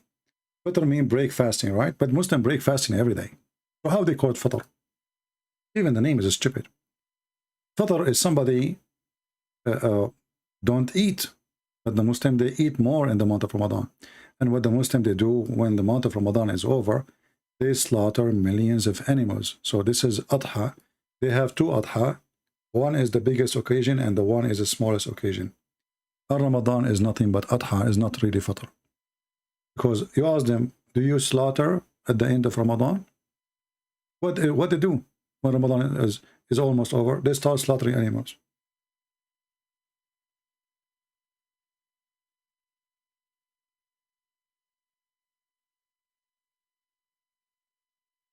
Millions of animals will be killed at the end of Ramadan.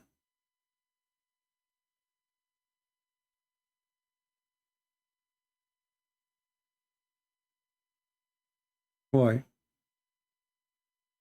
And the funny, the Muslim, they say to you, Christianity is based on a blood sacrifice. When the first one who asked to do blood sacrifice, it was Allah in according to Islam. He asked even the children of Adam to do that.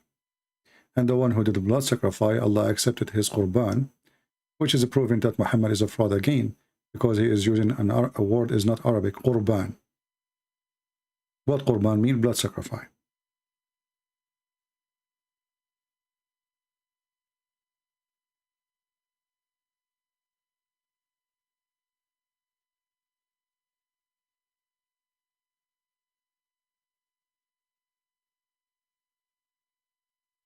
Over 70,000 animals slaughtered in Ramadan.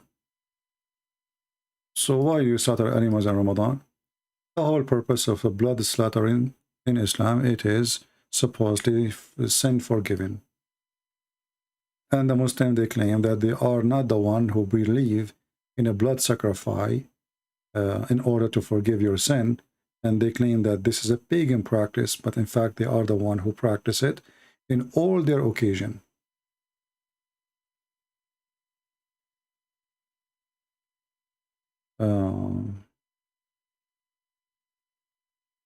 I have a question about Antichrist. Well, instead of saying I have a question about the Antichrist, tell me what the question. Okay, sacrifice, sorry. I'm reading the word wrong, I agree. I know that, by the way, I'm reading it wrong, but sometimes like it's like coming natural way. So I think all of you are used to my English by now. Right? Sacrifice. Okay. Are we happy now? Sacrifice. What the Bible says about masturbation? Well, what the Bible says is don't waste your seed, which mean, you know, your seed should be, a man's seed should be given in the right place, right?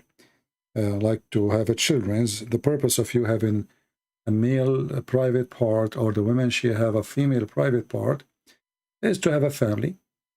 But in the same time, you know, we don't discuss those issues, or this is something very private, and all of us, we knew that all humans are sinners anyway. And it's a form of hypocrisy when people, they speak about how noble they are, that they don't do masturbation. When, you know, the one who is telling you, don't do masturbation, I assure you he did maybe 1,000,000 times. So they are hypocrite people, you know.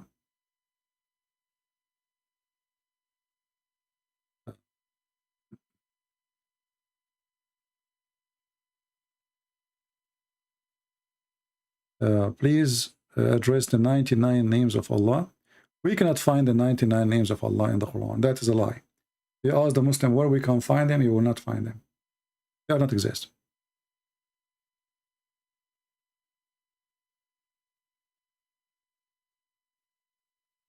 What is the two east and the two west? Well, simply the stupid Muhammad, because he could not explain why the sun location change between the winter and the summer. So he thought that this is two location of the sun and two location of the west and the two location of the east. It's again additional proof that Muhammad is a fraud.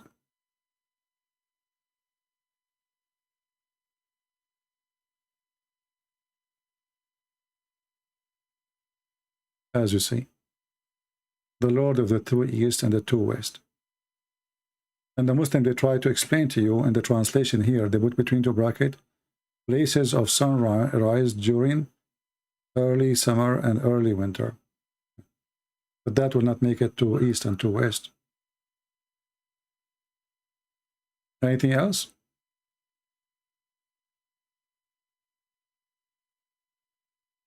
John Martin, what is the question?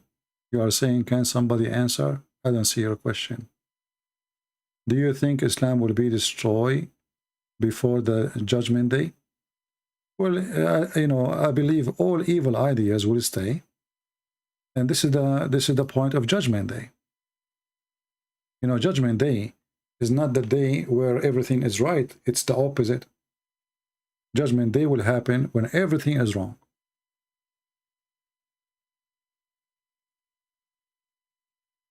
So the more we go wrong as a human, as a mankind, the more judgment day will come close to us. Judgment day is not a preset date. It is based in our sin. The more sin we do, the faster the judgment day will come.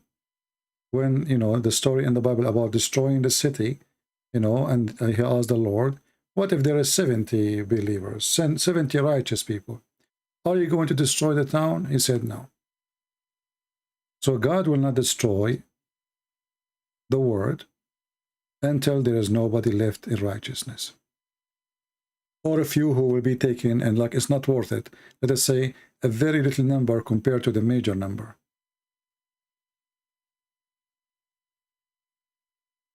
Because the judgment day is like a day of a cleaning. You know what I mean? Like this place becomes so filthy. That's it. No more. It cannot be taken no more, you know? That is the judgment day. It's not just because there is some dirt. Any question? Your question, Carolina, what is your question?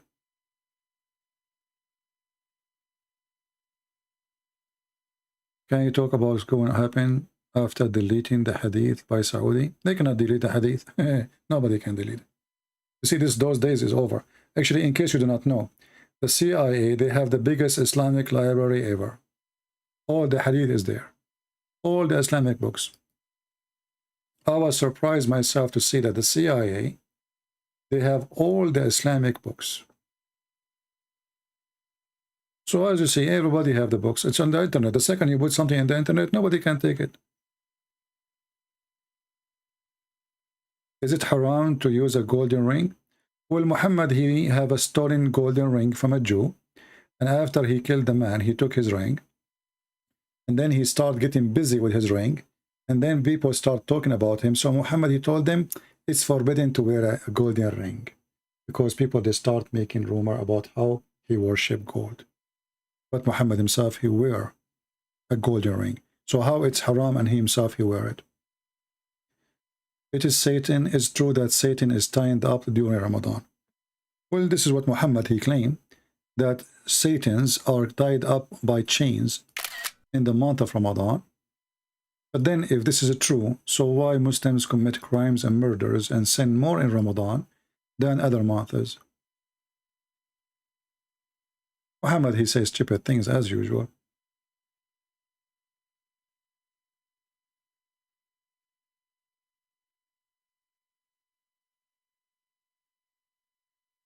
If Satans are the reason for murders, let us find the hadith, and killing, and etc., then why the Muslim countries in the month of Ramadan, all the police go home? That's it.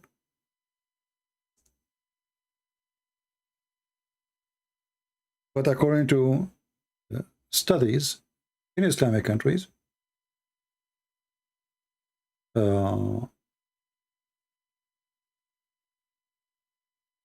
violence increased so crazy, and murder and rape and theft in the month of Ramadan.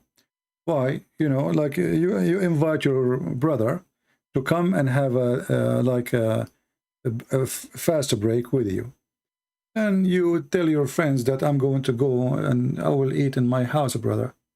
What the thieves will do in Muslim countries, they will come to the house. Then you know nobody is there. And they will spend the night eating there. You see, Ramadan is the month of eating, not the month of fasting. When they say to you, this is a month of fasting, it's a lie. They eat more. So theft will increase, killing will increase, and you name it. And let us see the hadith. Let us find the hadith.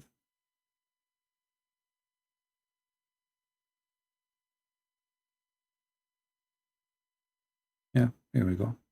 This is the one you mentioned. Any other question?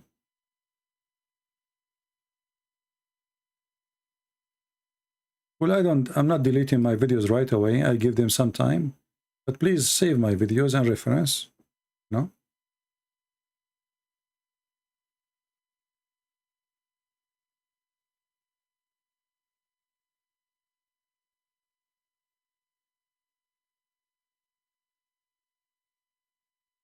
Okay. Raping children.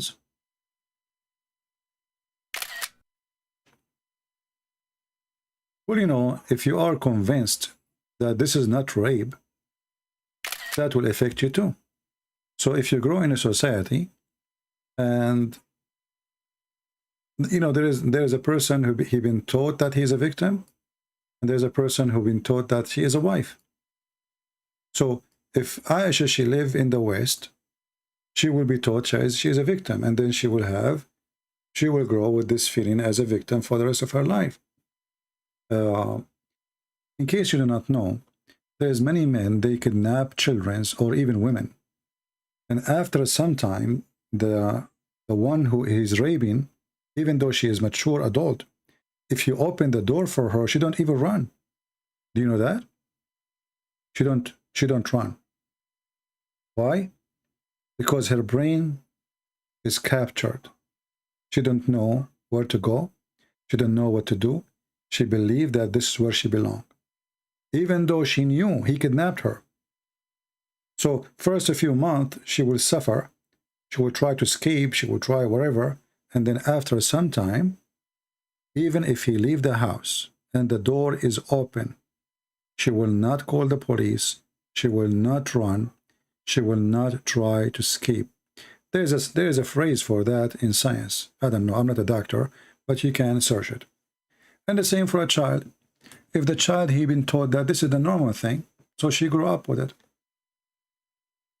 She don't see that she is a victim. And for Aisha, actually, she liked it because she became very important. Muhammad, he favored her upon all others.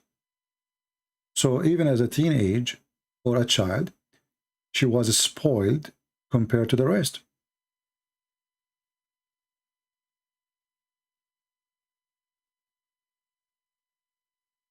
Well, I don't know. I mean, I'm not saying that that can be inside her brain, her personality. I never met her. We are talking about a woman we never met. Or what we know is what is written there. And Muslims, you know, they don't claim that Aisha is a scholar, but they take as what she's saying about Muhammad saying seriously. That's all. Otherwise, nobody consider her as a scholar. The Prophet said, this is what important about Aisha. That the Prophet said. That's it. Anything else is not important about her.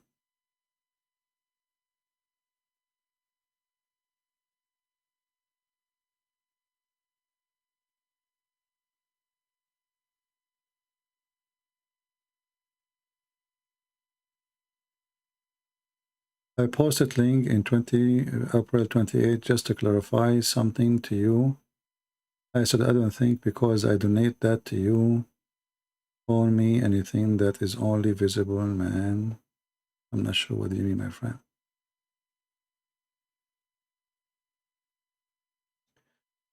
Any question? Can you show us the hadith where the dog died under the bed and Muhammad did not notice? Yeah, we can look for it.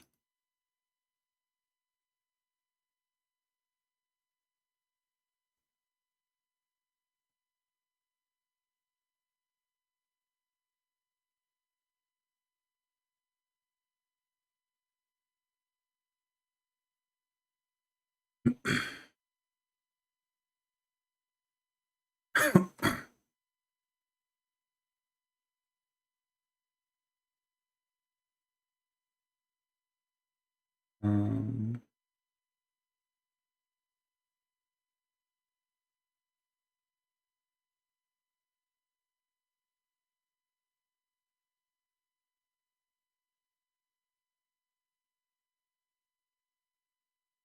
let us see where we can find it.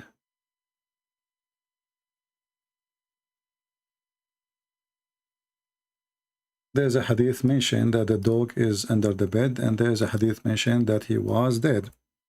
So let us see which one we can find first. Okay, this is about the dog under the bed.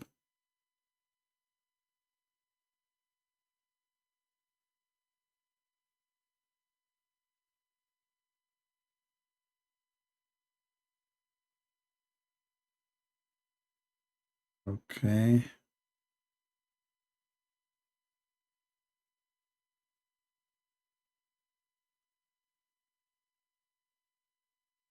All those are the same hadith. Let us see different hadith.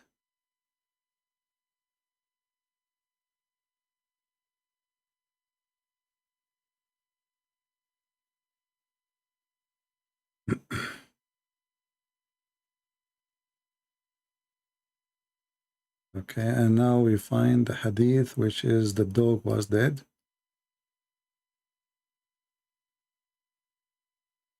Here we go.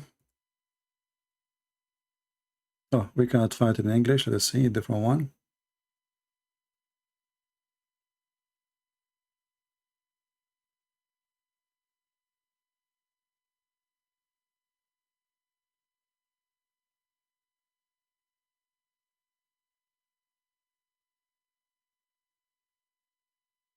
Let us see this one.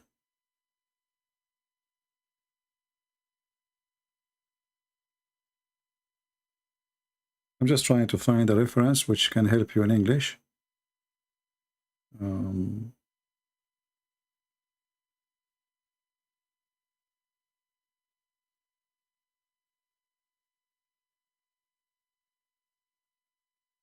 No.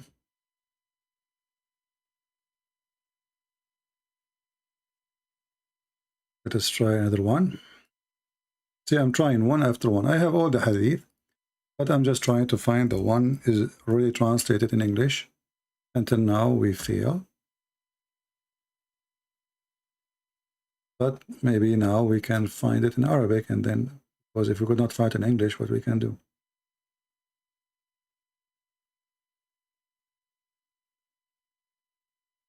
Now, about how many days the inspiration of Allah was not coming to Muhammad because of the dead dog, there is different statement about that. Let us see. As an example, this is the book of Al-Lusi. وَمَا وَدَّعَكَ رَبُّكَ وَمَا قَلَى. This is a verse in the Quran, in the chapter of Ad-Duha, chapter 93. And here it says, we will use Google translation because we could not find pre-translated. Let us see where it is.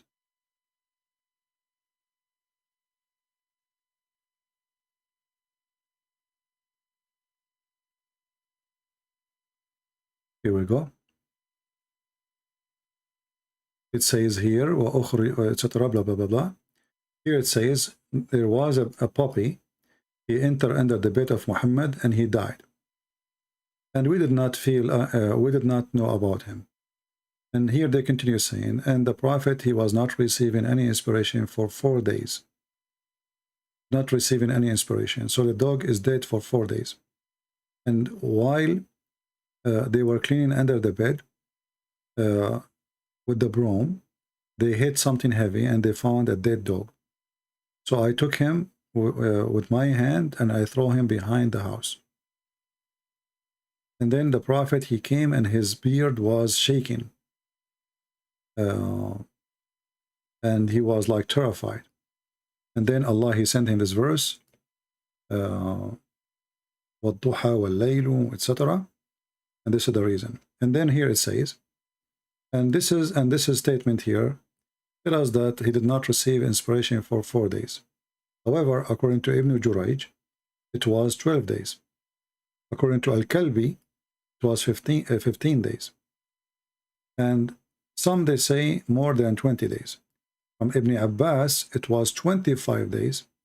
From As-Suddi or Muqatil, it was 40 days. Now we can use a translation. I'm going to share the link with you. But let us use Google Translation to see if it's going to work.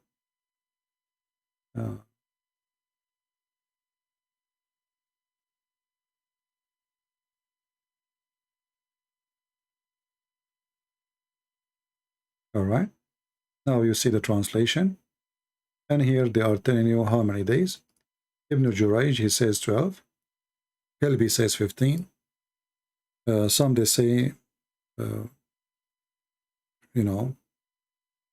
more 20 something, 25.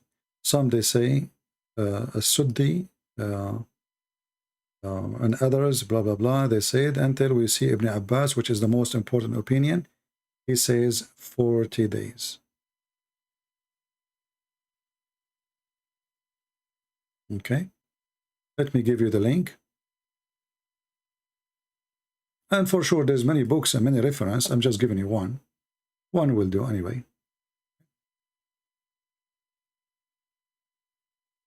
But I wanted to find something in English already translated, so we can share it with you. But obviously, we cannot.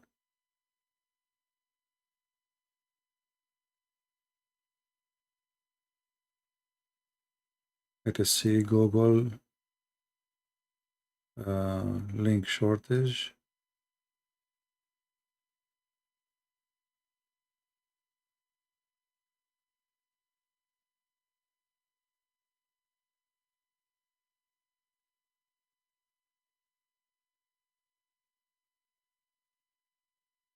All right, and this is the link.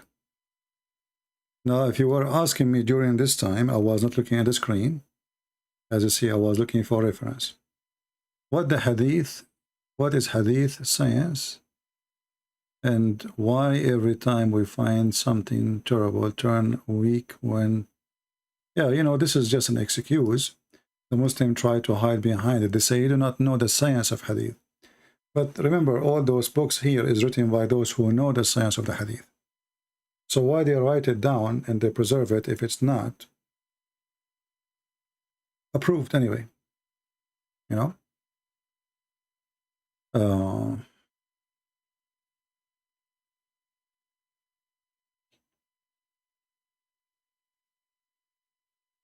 us see. Again, tomorrow, I might be able to come live on air in the morning, even though we did not have a 20,000 here to see.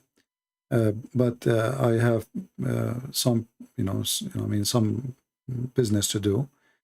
If I could not, then we have it for today, But usually we have a fixed day, which is a Friday and Sunday, as you know. All right.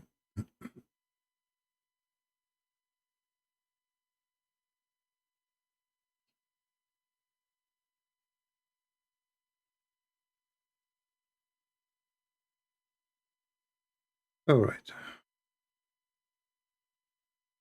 Somebody saying, does Allah have loin?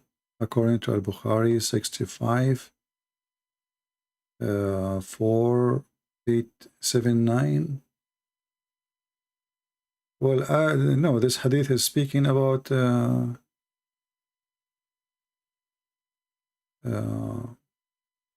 how, you will have a tent. Muhammad is a Bedouin man. So he speaks about the tent which he will live in, and he will be under the throne of Allah. I don't see there anything about. Any question?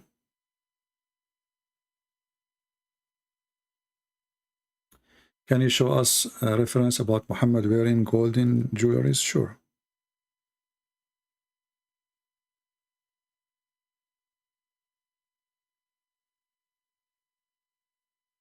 And because Muhammad, he got busy with the gold, because, you know, he's obviously, he's a savage person.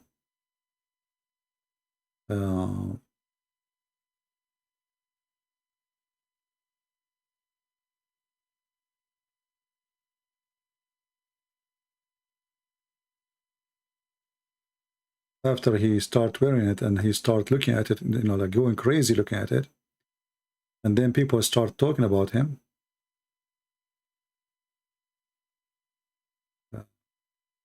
then he forbid it.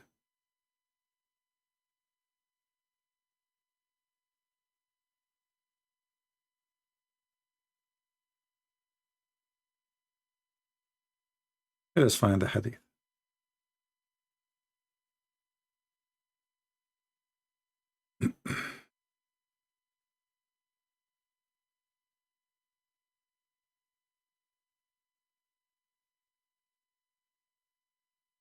And you know, if gold is forbidden, why in the heaven of Allah, Allah will give you a bracelet of gold?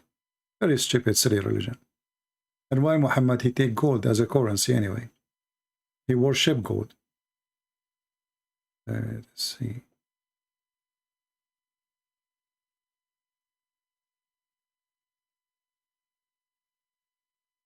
And Muhammad, actually, he was so worried about his ring. The point when he go in the bathroom, he take his ring, because he think gold can change, can be affected.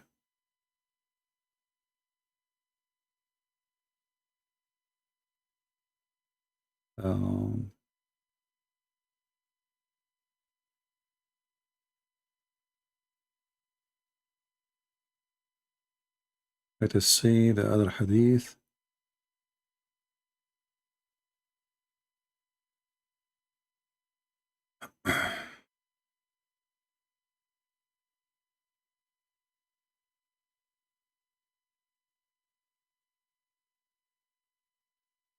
And Muhammad, he switched from gold to silver. Is that different? Still the same.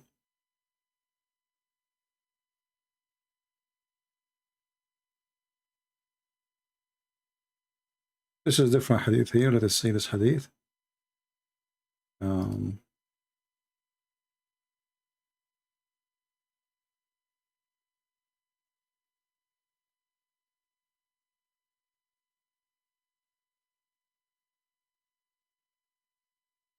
This is a different one. Here it says,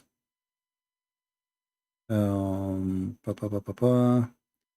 reported that Messenger of Allah, he got fashioned a signet ring of gold, but he kept its stone in the inner side of his palm as he wore it, so the people following an example. Okay. And this is Sahih al-Bukhari. Allah Apostle had a gold ring made for himself, and he used to wear it with the stone toward the inner of the part of his hand. And this is the same hadith again. And I see all of them, they are Sahih. There's many hadith about rings, you know. But as you see, Islam focus in silly, stupid things. And the Muslim, the purpose, Muslim, they will say to you that Muhammad is not a person who is interested in gold. But Muhammad, he killed people to take their gold. Actually, there's a Jew. He tortured him so he can find out where his gold is. And he take the fifth of the booty. Thank you, princess. Anything else? See, I'm sitting with you asking who have a question, because I see many of you complain. You are not answering us. In fact, every time we go live on air, we do nothing except answering. And this is why my video goes really long. Should I do the same as like David would? You go, make a video, post it for you, you make a comment. Nobody called, nobody answer, nobody question. And I find that doesn't matter what you do. People complain, don't they?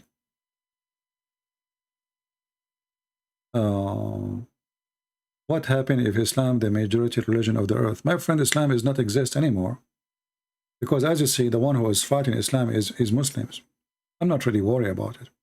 You see what we do, not because I'm worried of Islam, I'm worried about salvation. We want people to be saved. Otherwise, Islam is dead long time ago. You know, do you know why the Muslims are not killing each other now? Because of America. Just a few years ago, because of the stupid Trump, stupid guy, you know, I mean, this guy, he have a big nose. He have to put his nose everywhere.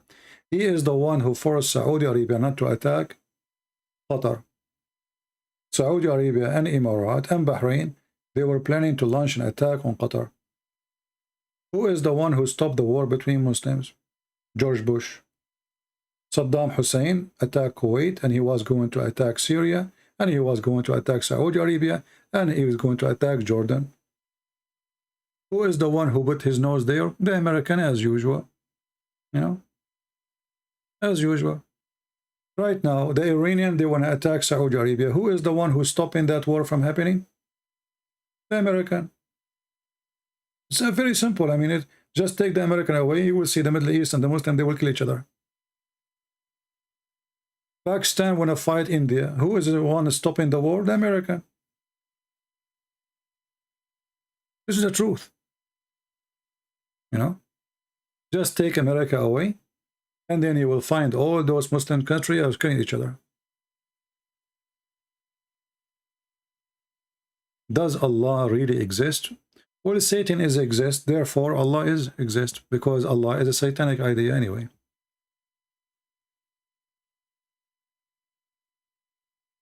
Qatar is a country support Muslim Brotherhood. The Prince of Qatar is a Muslim Brotherhood, same as Erdogan. And the plan is to make Erdogan caliphate. And the Prince of Qatar will be his assistant. And the Muslim Brotherhood were able to control Tunisia, Libya, Egypt, Jordan, most of it is Muslim Brotherhood. And the war in Syria, the purpose of it is to make Syria a Muslim Brotherhood. If they were able to do that, Erdogan automatically will become the caliphate. And they will have country expand all the way from Turkey all the way to the North Africa. And Saudi did not allow that to happen because that would destroy their kingdom. Rosbeck question or Salman the Persian is one of the help Muhammad with his tremendous knowledge of Christianity. No, Salman al-Farisi, he do not know much about Christianity. Salman al-Farisi, he have zero knowledge of Christianity actually. Muhammad, he do not need Salman al-Farisi to teach him about Christianity, but Salman al-Farisi, he taught him about other religions. He taught him about Iran, the Persian. Muhammad, he lived, there is around him, there is a Christian, so who need Salman al-Farisi? Waraq ibn Nawfal is the real father of Muhammad.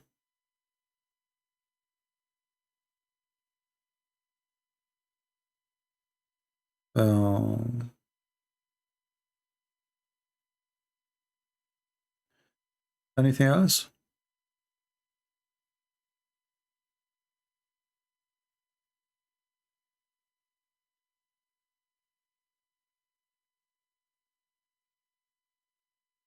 The fifth of the booty mean the fifth of the stolen money and product taken from people from their houses.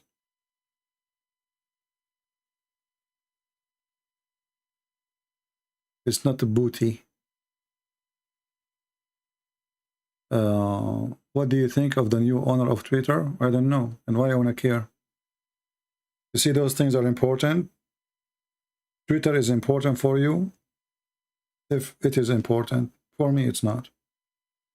I don't have account in Twitter, I don't have account in Instagram, I don't have account of any of them.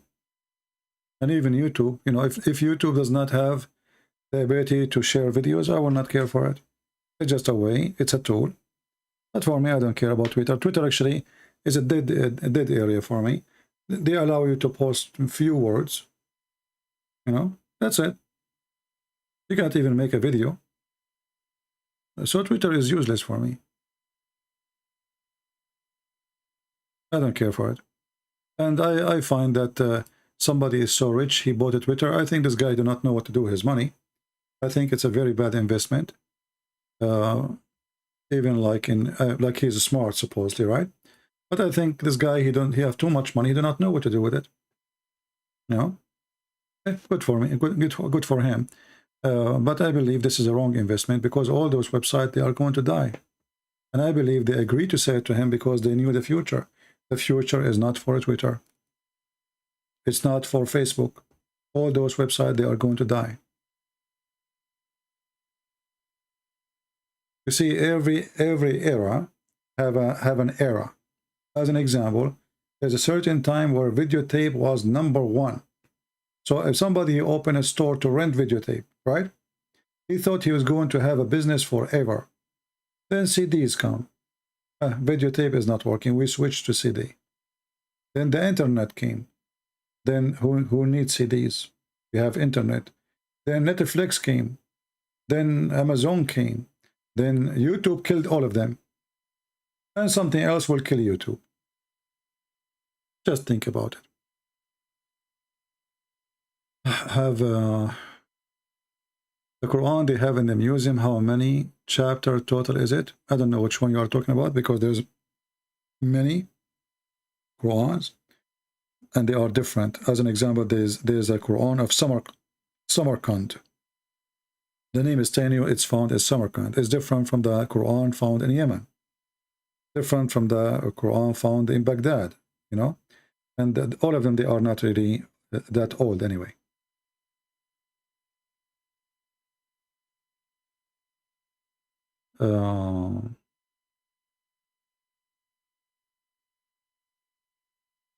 If you are a person who want to do investment in the internet, I advise you never do so, because those are very fast changing product and they can destroy overnight.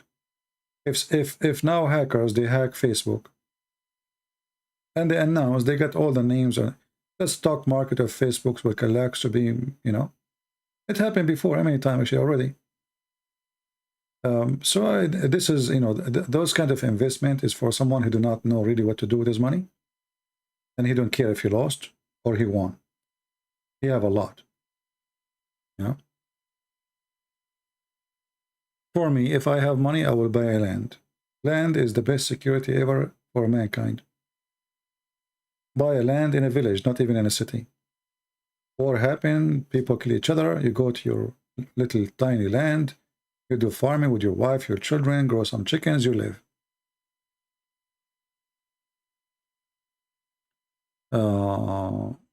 Why did our people let Muslims take over our land? I don't know where your land is, but we can blame somehow the priests and the bishops of Christians countries. They are very peaceful, and they, like an example in Egypt, when the Muslim invade, the Coptic, they try to revolt against the Muslims. The Pope at that time, he made like a fatwa, says the one who do take arm against the Muslim is not a Christian. We don't kill. We are going to kill them. So we can blame churches. If there is any way we can do private call, no, I don't do private call, and I don't do private service.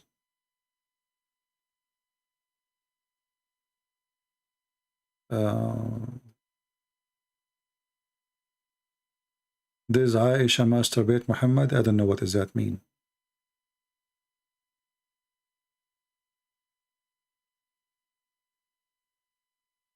How I can help a woman friend that think Muhammad was the best man ever lived? Well, you know, every person, every individual is different. So let us say the woman, you know, she loves dogs. You know, do you love dogs? You have dog? Yeah, I have dog. Do you know that Muhammad hates dogs? That will make her think twice. Do you hate child molesters? Show her that Muhammad's child molester. Do you like a husband who lied to you? Muhammad taught Muslims they can lie. I mean, when you speak to a person, you have to study first the person. And if he is a friend, obviously you know a lot about this friend already. Use your knowledge to help her.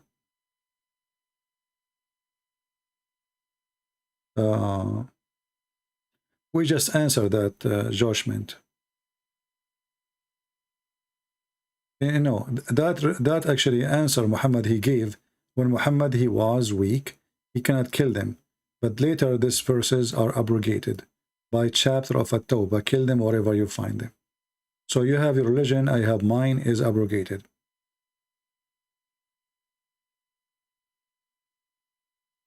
I answer, Olivia, I don't care about Elon Musk.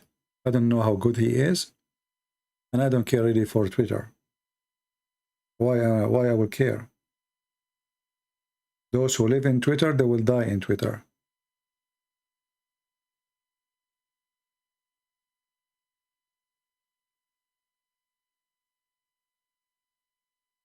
I don't care for Twitter. I don't care even for YouTube. If not YouTube giving us a free opportunity that we can show you in the screen, we can teach you.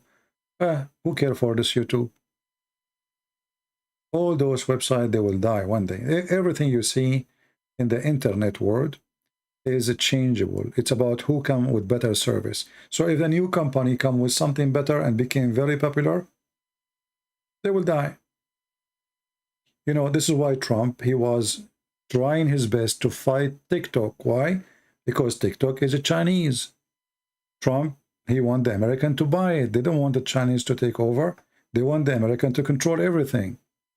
America until now own the internet. They will not allow any country. United Nations, they try to make the internet international for everybody. America refused because they are the one who discovered the internet and they are the one who have the right over it. And in case you do not know, the one who owned the internet is even the American army, the Pentagon, not only the government. So there is a business here and there is money and there is control. And the American, they are doing their best to keep the whole world under their control. Twitter is American and have to stay American as long as it's important. Same as Google, same as YouTube, same as Facebook. And if somebody try to compete with them, they will destroy it. Like what they try to do with TikTok.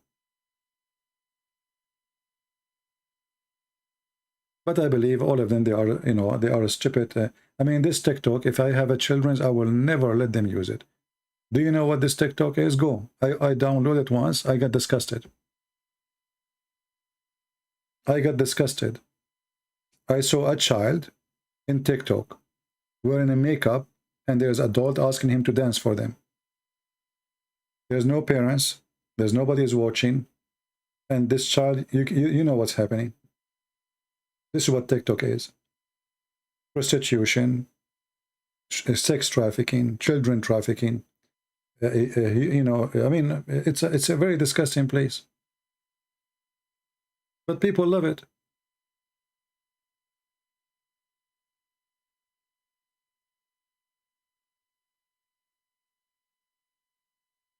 Garbage in, garbage out. You know, when I don't have like a service like cable TV or anything. So if I want to see something for entertainment, I like search on YouTube, let us say a movie.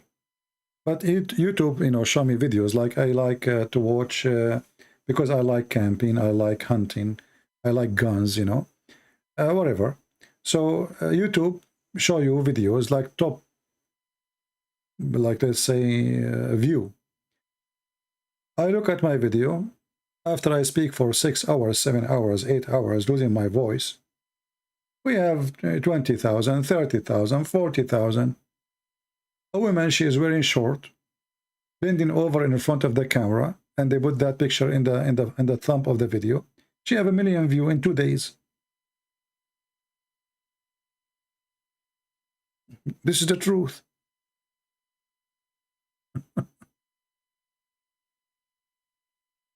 You know, this is what this TikTok and this is what work.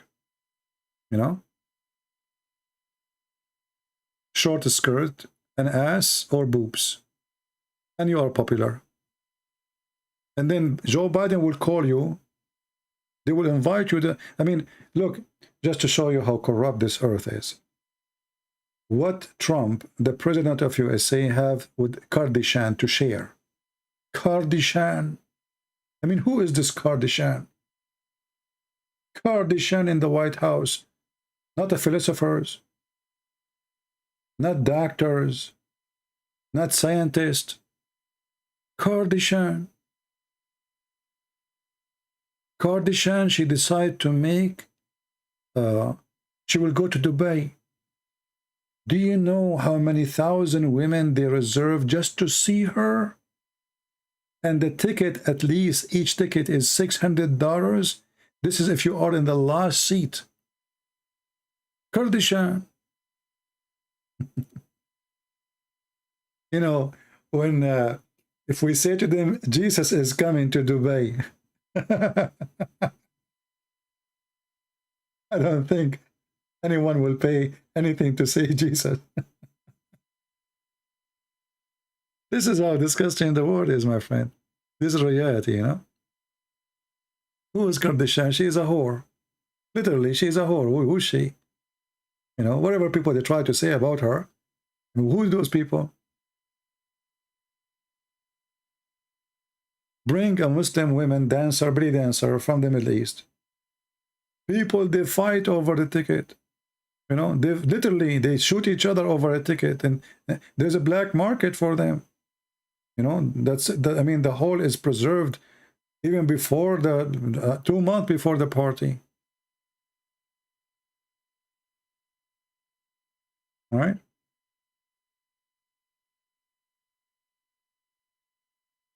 Do you see the Arab putting millions of dollars in the top of a breast of women in YouTube? A belly dancer? Go watch them. They throw money like rain, you know, over their breast. We spend our life teaching, and when a person, he gave us $1, he make a drama about it.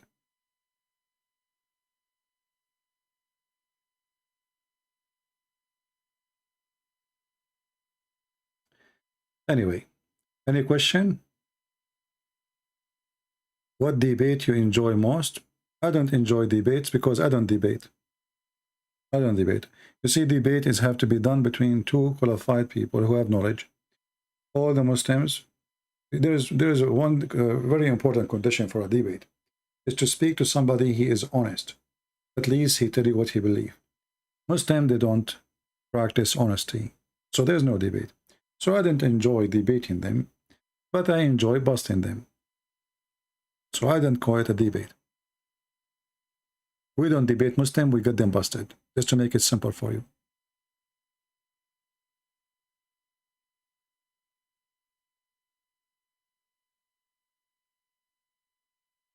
Yeah.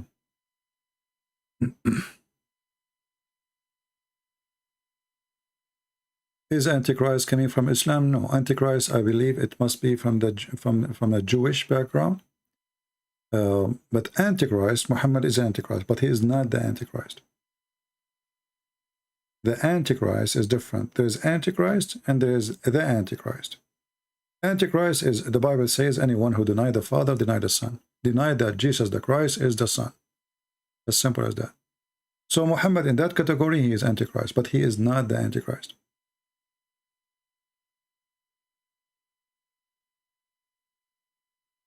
Is Kalamullah the same as Allah? Muslims, they say no, because the word of Allah is not the same, is not Allah. But the word of Allah isn't created, and that make it that they have two divine, and that is a problem for them. For us, the word of God is God.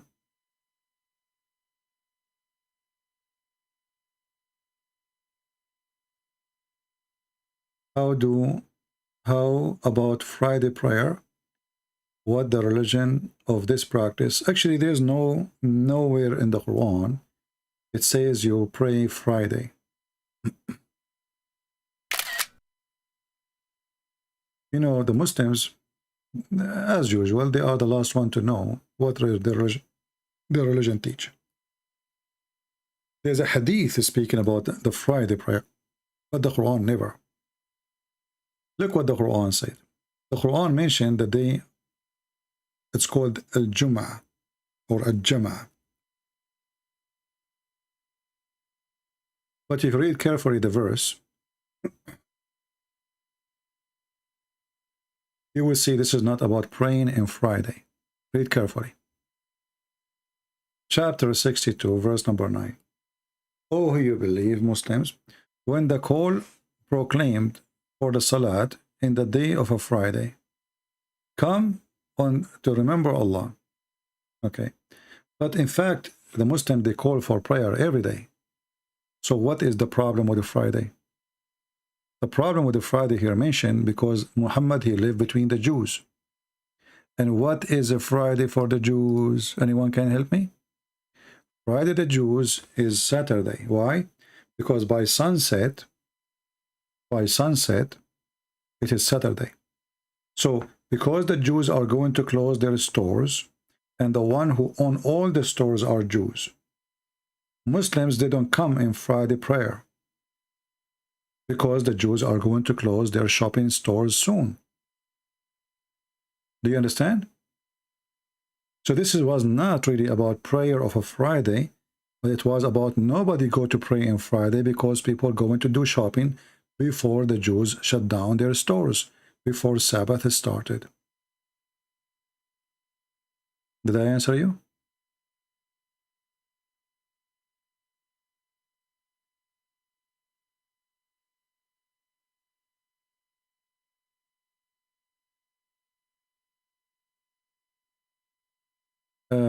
Big man, he's saying, no, it's not. You are just being emotional and not responding. Marriage is not by age in Islam. Why you don't want to deal with the fact that Aisha was praising an abuser? My friend Aisha, she was not praising an abuser, but she have no choice to praise or not. In fact, Aisha, she was giving finger to Muhammad as soon as she can. Isn't it Aisha the one who said to Muhammad, أنت الذي تدعي أنك رسول الله? You are the one who claimed to be the messenger of Allah?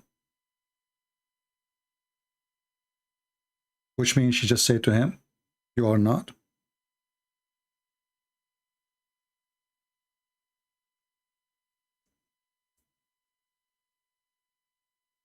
And let us show you the hadith.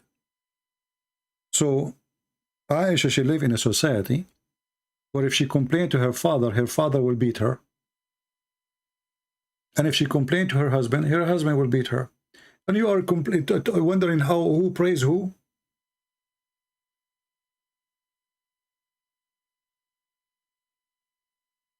Always in order to know if I praise Hitler or not, if I am free to praise him or not to praise him. If Hitler is in control, can I do not to praise him?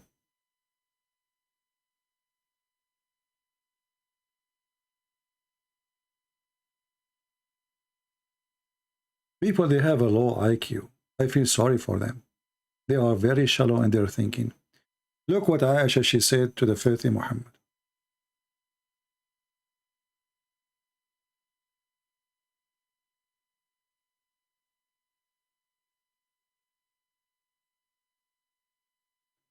Let us see if there is the hadith. Maybe we cannot find in English. But in Arabic it says here, أَلَسْتَ تَزْعَمُ أَنَّكَ رَسُولُ اللَّهِ? Then Muhammad, he laughed, he says to her, and do you have a doubt?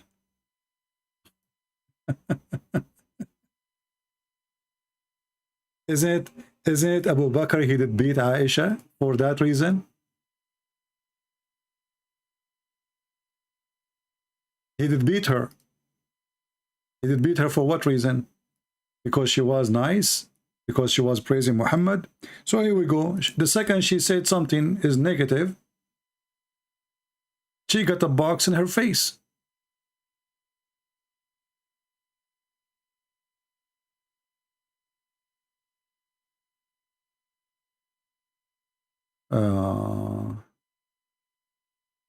Let us see if we can find the hadith in English.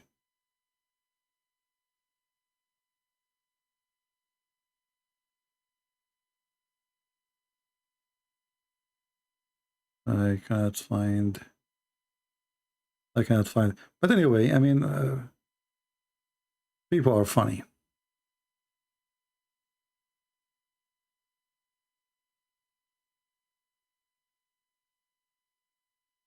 That's not true. Let us see if this is true or not. She was jealous. Okay.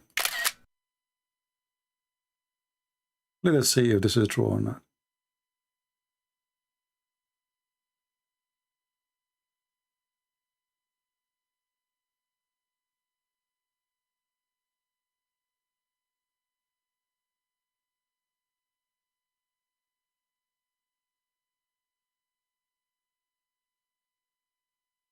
You see here, we give a proof. We don't give a speeches like you, big man. You are too small, my friend, because you have zero knowledge. You make speeches and your speeches is silly.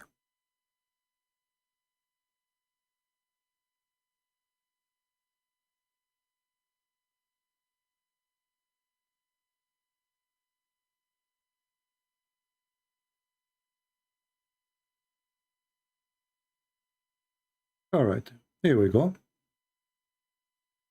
The book name, Ummuna Aisha, the mother Aisha, our mother.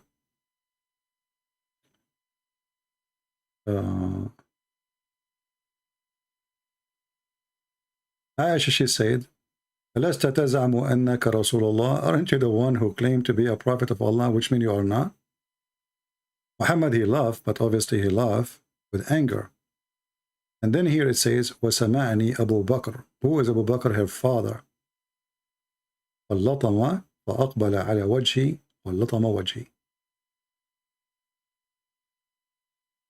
And this is the Google translation for your majesty.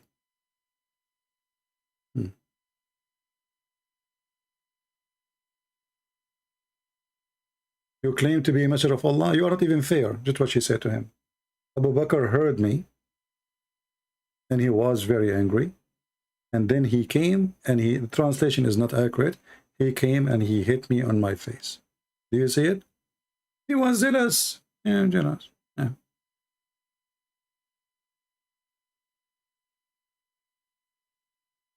And remember, that took time for Aisha to become more mature so she can see who is Muhammad.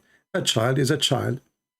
You know, Muhammad, he said that if you marry a child, you can amuse her and you can sport with her. Why are you saying that? Because a child, you give him a candy, he's happy or she's happy. So was she praising Muhammad when she was a child, big man? A child. You know, people, they try, obviously big man is a child molester too. He keeps saying that she was jealous of Khadija. You stupid. Khadija, she was dead already. How she can be jealous from her?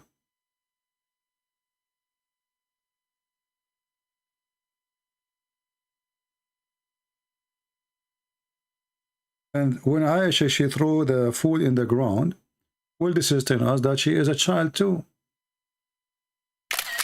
You must be a child molester, big man. Like your prophet.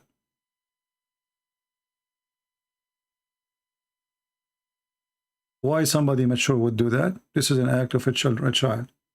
You know? This is a childish behavior, like your behavior now. You are spending the last 2 hours, we spoke about it 2 hours ago, and you keep repeating the same stupid thing. Yeah. As the Chinese, they say, we cannot make a horse, we cannot make a donkey a horse.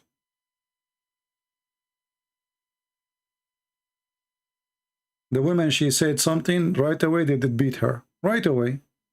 And I show you the reference. And she did not do anything. She just said to him, you claim to be a messenger of Allah. How come you are not fair?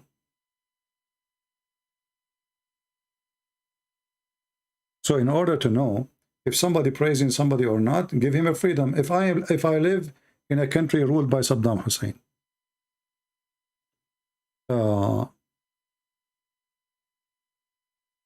yeah, but this is a stupid hadith. You know, Aisha, she is jealous of Khadija when Khadija, she was not there. Isn't it Muhammad, he says, I favor Aisha the same as I favor a tharid, which is a kind of a food. Muhammad, he considers Aisha a dish. He has many dishes, and she is his favorite dish. So stop being stupid, because he's a child molester. And all those hadith is trying to explain why she is jealous. Well, this is telling you that Muhammad was not fair with everything he do. Let me get you, big man, I'm willing to open Skype for you. Do you like to call me? Do you like to call me? And I will make you read in front of everybody, and everybody will spit at you. What do you say? Will literally spit at you, and you will read it. Here we go. This is Aisha.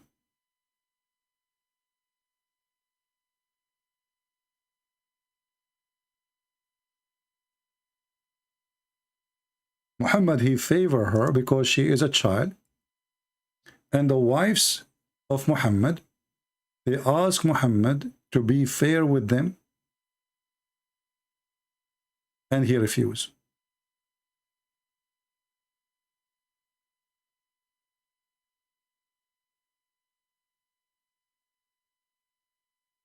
Do you dare, big man, to read it?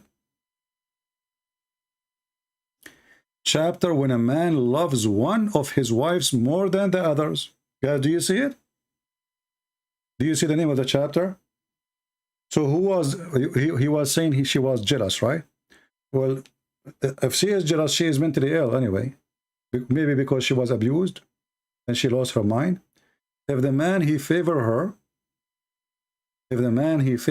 and this is your hadith, right? I will call you when I get more knowledge, or in meantime. Okay, then until you go there and get lost. We thought you are a man, it turned to be you are a home, or, you are a potato. When a man, he loves one of his wives more than the others. Okay, he loves more, he don't love her, he favor her. Read carefully. The wives of Muhammad, they were asking Muhammad to be fair, to be just. They say to him, they ask his daughter even to go and meet him. And the wives, they were coming one after one. We are asking you, they are urging you to be equitable with regard the matter of the daughter of Abu Quhafa, which is Abu Bakr. She said, so she entered upon the Prophet when he was with Aisha. And he was under her, he was wearing the clothes of Aisha. This guy is mentally ill. He wear her clothes, not under her cover. And then she said to him, your wife sent me to you, urging you to be equitable regarding the matter of the daughter of Abu Quhafa. The Prophet said to her, do you love me? Speaking to his daughter, supposedly. This is his daughter, stepdaughter. She said, yes. He said, then love her. For so she went back to them and told them what he said. They said to her, you did not do anything. Go back, ask him. She said, by Allah, I never go back. And the same story, and then we will find that Aisha and the other wives, they start fighting. Here we see Zainab bint Jahsh. She came to Muhammad, and this is the wife of his own son, the one he took her from his son, the one who was sleeping with her when she was married. She was somewhat my equal among the wives of the Prophet. Who? Zainab bint Jahsh. So he have the guy, he favor women. Why? Because she is big and fat and beautiful. Excuse me for using the word fat, but the Arab, they have their own taste. So if you are fat, you are beautiful. The more fat you are, the more you are beautiful. That's why in Arabic we have songs singing for the camel who could not carry the women. Why he could not carry her? Because she is so beautiful. What does have to do with he cannot carry her and her beauty? Because she was so fat. So here, she came to him and she said, your wife have sent me to urge you to be equitable regarding the matter of the daughters of Abu Quhafa. So what the problem? Muhammad refused to be just. That's all.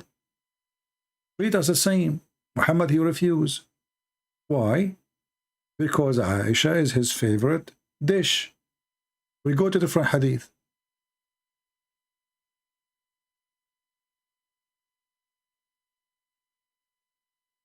Aisha, she is like rice for Muhammad.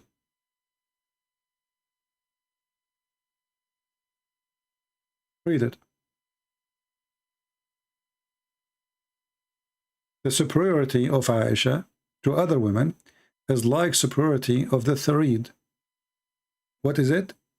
Which is a kind of food. Do you see it? So Muhammad, he have no love. He don't love women. He favor one. because of his sexual desire, and he compare women to food of dishes. Any one of you, he will say to his wife, you are my favorite food, but I like to eat all women. What kind of man would say that? That's what Muhammad is saying. Aisha, she is his favorite dish. It's in the front of you. And he was not treating his wives equally. Why? Because she is just a child. He is a sicko.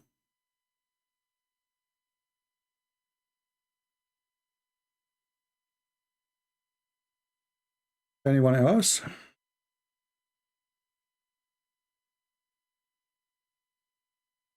This is why the hadith, when the hadith describe Zainab, describe her as she was big and beautiful and white. So she have the major things of a beauty for the Arab. She is big,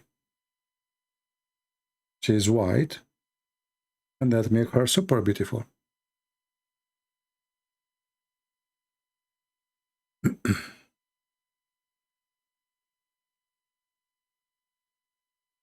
And you know, Aisha, after Muhammad he died, she became like you know, her family, they became the rulers, and their ruling is based on what? Based on Muhammad. So they cannot go against him. Everything they have is based on Muhammad. Her father became a caliphate because of Muhammad. She became superior because of Muhammad. So how she will go against him anyway? She loved it actually, especially after his death. This is why the hadith says that Aisha, she used to send beautiful slaves so she can hunt young youth from Quraysh, so she can F them. And this is the hadith from the Sunni Sahih hadith.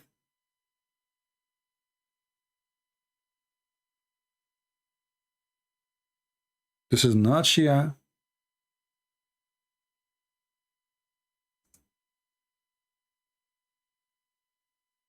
So Aisha, after Muhammad he died, she became like a, you know, an untouchable person. Her father became caliphate later. She is the wife of the Prophet and she is his favorite. So she lived a very nice life. And this is the hadith about Aisha after Muhammad. You see how much she praised him? The second the guy he died, she starts sleeping around. And this is your Muslim's Sunni book.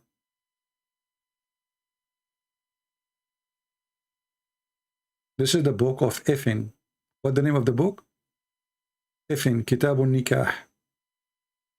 ما قالوا في الجارية تشوف ويطاف بها. What they said about showing a slave girl and going around with her. Or what does that mean? Chapter 3, verse number, page number 461. Here it says that Aisha, she decorated, which means she put the makeup on a girl. She's a slave, and she made her go around so young men, they will follow her so she can hunt some men of Quraysh. Translate to English. And this is the hadith number. What's said about a slave girl who when taken to be shown around? Hadith number 2591697, whatever it's called. And this is the page number, and this is the volume, and this is the name of the book. Abu Bakr told us, blah, blah, blah, blah, blah, blah, blah, blah, blah, blah, okay.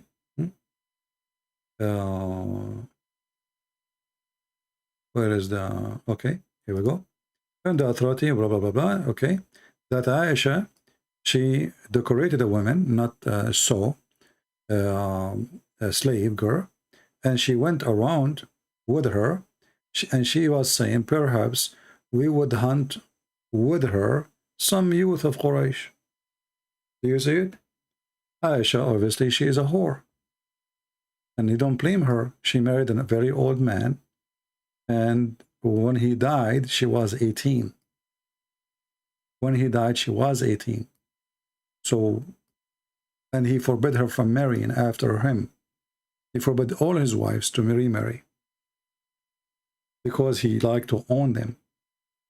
So now Muhammad is dead, so what she do?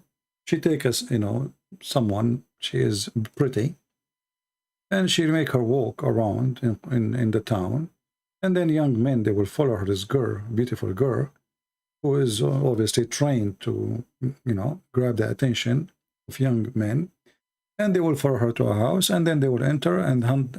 And Aisha, she said, perhaps we will hunt with her the youth of Quraysh. And this is Sunni books, not Shia. Because Muslim, they might say, oh, this is what the Shia say. The Shia, they read it from your book, Sunni. This is not Shia.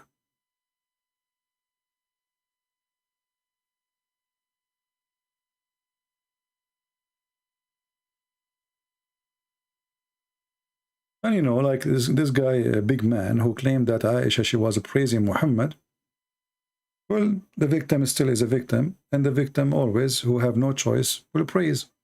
All of them, they are victims. Safiya, she is a victim. Do she dare to say anything about Muhammad? She will be killed. She will be killed immediately.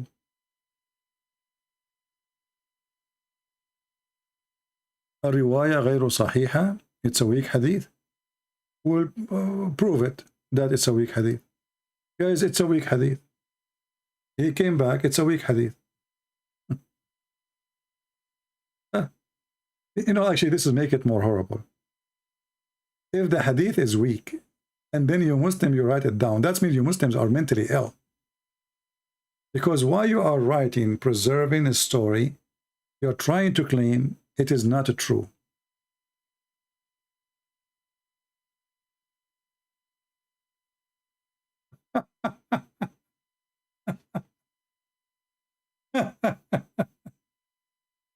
I mean, is that a proven to us that you are guilty or you are not? Just to show you how stupid this religion is. Muhammad, he told them, don't write any hadith. The Muslim, they wrote, the Prophet said, don't write any hadith. But he just told you, don't write any hadith, you donkey. Do you see how low IQ this religion is? There is stupid prophet, he knew that this will be used against him. He is a fraud. He don't want people to remember what he said. Otherwise, you tell me why he don't want them to write down what he said. Isn't Islam based on what Allah and what the Prophet said? Don't write it. The smart Muslim, they wrote, the Prophet said, don't write what I say. He just told you, don't write what I say. Get out of here, big man. You are just little. I will let you talk to me the day if you call me. If you call me, I will let you talk to me. Otherwise, you are just a chicken. Don't take anything from me.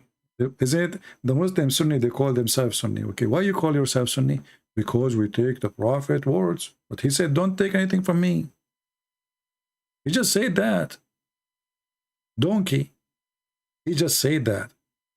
And now, how we can transfer the teaching of Islam if we cannot write down what Muhammad said? You tell me. Why you don't want us to write down? Because simply this guy is taking hashish. What he say is so stupid. He don't want people to read what he said. You know, like the black dog is the devil. So the Muslim today, they regret that their stupid ancestors, they wrote everything Muhammad he said and everything Aisha they said, and now they try to defend it by saying it is a lie. Who wrote the lie? We wrote the lie. Who? We, the Muslims. So you just actually shooting yourself in the foot, because now we cannot trust what Muslim they say. We cannot trust what Muslim religion is, because as you say, they claim that this is a lie. What they say about their prophet is a lie. The Muslim, they say that to you. What the Muslim they say about their prophet, it is a lie.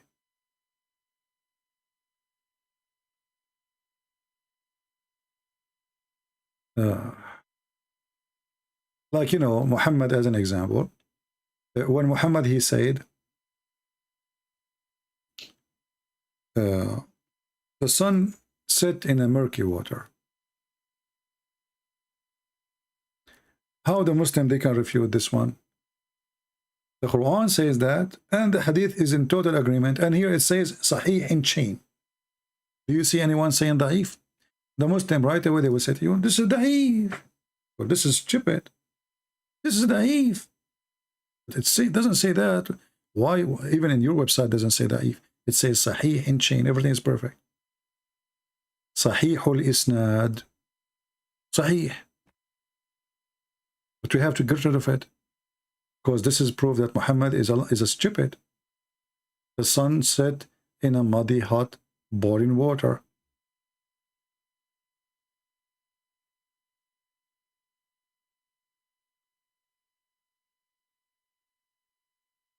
No, a man he want to learn. You see, I understand that people they can argue and keep argue, and don't worry about me blocking them, because they are coming back. You see what happened to those people. You see what we explained to you about how Aisha she is the victim who never run, because there's nowhere to run, and she became like totally under the control of the one who raped her. Those Muhammadan who refuse what I say, they see with their eyes that I'm sharing the truth, but when they see it, they feel they are being raped. Literally, it's in their brain. They suffer mentally, physically. They curse me. They call me names, but they come back. Do you know why they come back? Because they knew I am saying the truth. Otherwise, you tell me why a person, he think I'm lying, but he keep coming here every day. Why somebody, when I listen to somebody, is lying? Why he cannot leave? He cannot call me. He cannot refute me. He cannot prove me wrong. So why he keep coming? Because in their heart they knew. Actually, just today, I don't know if you saw the video made by Sheikh Ahmad.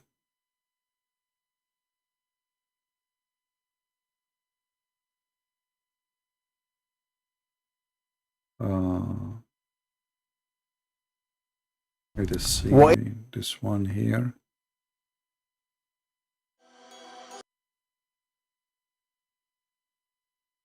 शुमार नाजरे हुए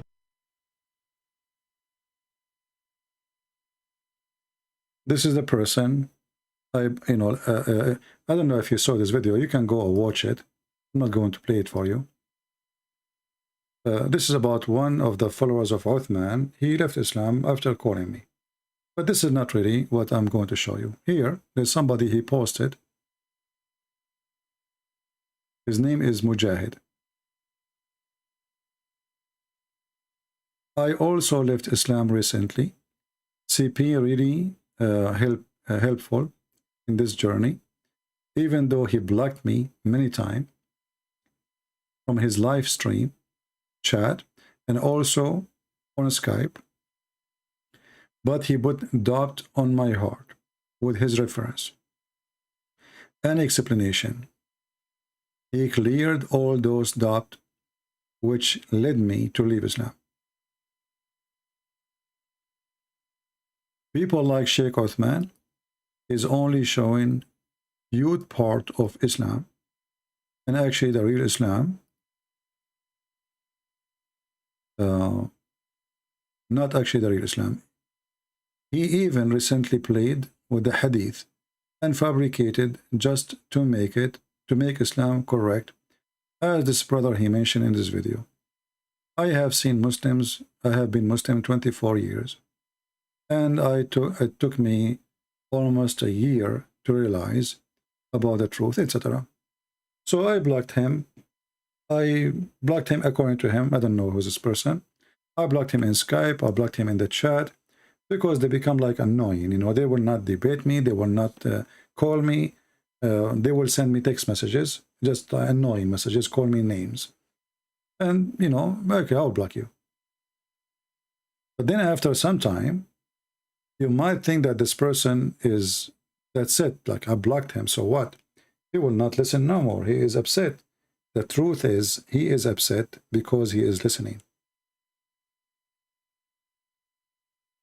You know what I mean? And actually, if you don't make a Muslim upset, that means you did not say anything to him.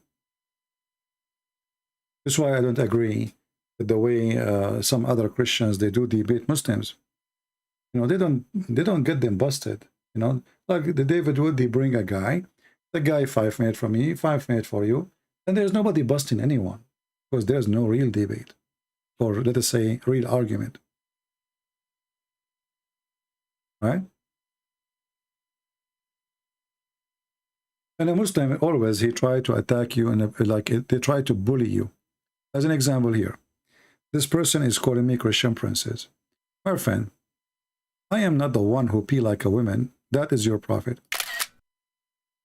I'm not the man who dressed like a woman. That's your prophet. Call me. I can open sky for you, and I will show the reference. Your prophet wearing women clothes. He pissed like a woman. He never pissed like a man. And he put makeup. And he kissed men down their belly. And he hugged them naked. And he exposed his legs and his testicles to men. Do you dare to call me? And let us see who is the princess. Let us see who is the princess.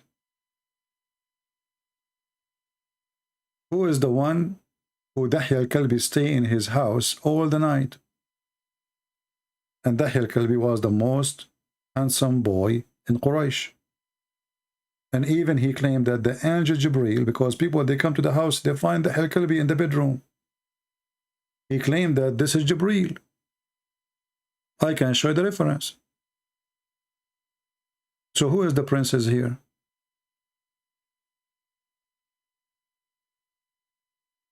Do you like to call us and tell us why he is wearing women clothing?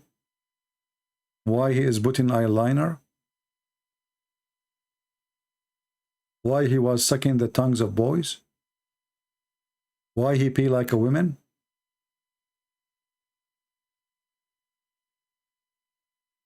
Everything your prophet he do is weird. Who is the princess? So you try to insult, we love. Okay, no problem. Calling me princess does not make me princess, but your prophet, obviously, everything wrong about him. Even he promised you to have sex with boys and men in heaven. Isn't it your prophet? He says there is a market in heaven. There's no buying nor selling except images of men and women. Who is the princess? The prophet who a man insulted him and he told him he wanted to F Aisha. And then when Muhammad, when the man he left, Aisha, she said to him, who is this? He said, Ahmaqun muta'. He is a fool we have to obey. Which means if he insists to F you, he will go with him. Who is the princess? A guy, he found his wife sleeping with the guy, and he have 3 witnesses, and still he don't dare to divorce her. Why? Because she is his favorite child to sleep with? 3 witnesses. Who is the princess? I mean, you have 3 decent Muslims, they come to you and they told you, we saw your wife with the guy, his name is Safwan.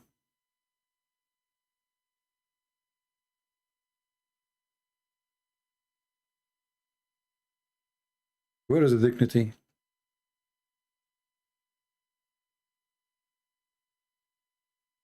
Even Muhammad, when he married Khadija, he married her by making the father of Khadija drunk. Who is the princess? The man he don't dare even to stand up against his father-in-law. So what they do? They make him drunk.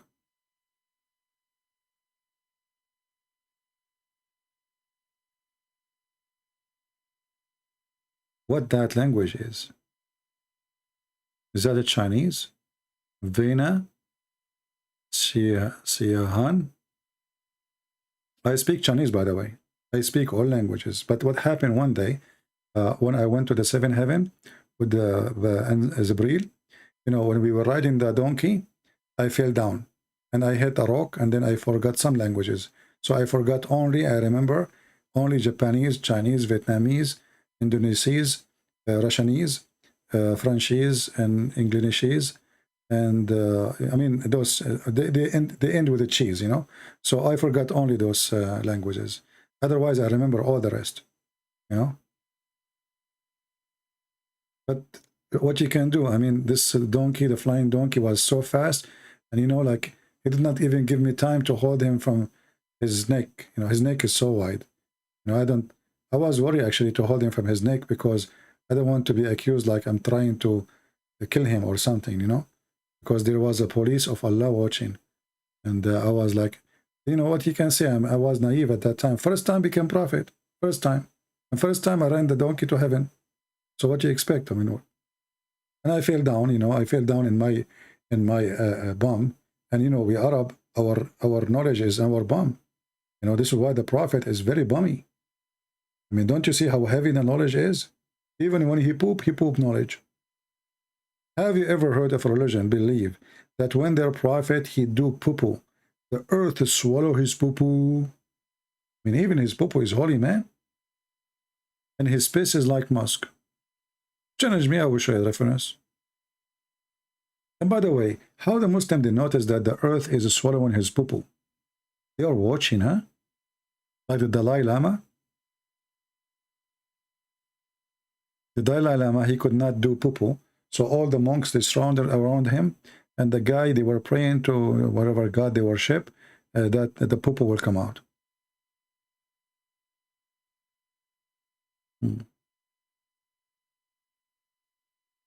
Any Muhammadan have a comment? Look now, everybody's speaking Japanese. Here we go. See, they are trying to show that I do not know what they are saying. You know, my friend, thanks to Prophet or Angel Gogol, I can read anything you say. Don't try to fool me. The Angel Gogol, he do miracle.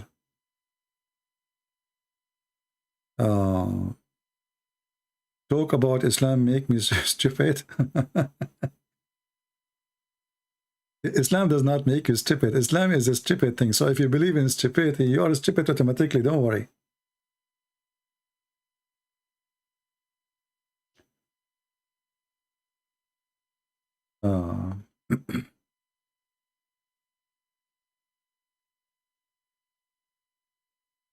A question about the black stone during the time of Ishmael found it. It was only one stone. Why it's broken many pieces? Well, first of all, Ishmael did not find any stone, and this is always a joke. What stone? What are you know? Let me show you. If the Arab used to have stones, then why this hadith exist? If it exists since the time of Ishmael, I want you to focus with me. This is Al-Bukhari, which means it's very authentic. The Muslim, they cannot say it's not true. We used to worship the stones, and when we found a better stone, then the first one, we would throw the first one. Do you understand now what I'm trying to say to you? If the black stone exists, and the Arab of Mecca, they used to worship it from the time of Ishmael. So what this guy is saying here? Do you see, do you learn how to analyze information, how to break down, and you got the conclusion?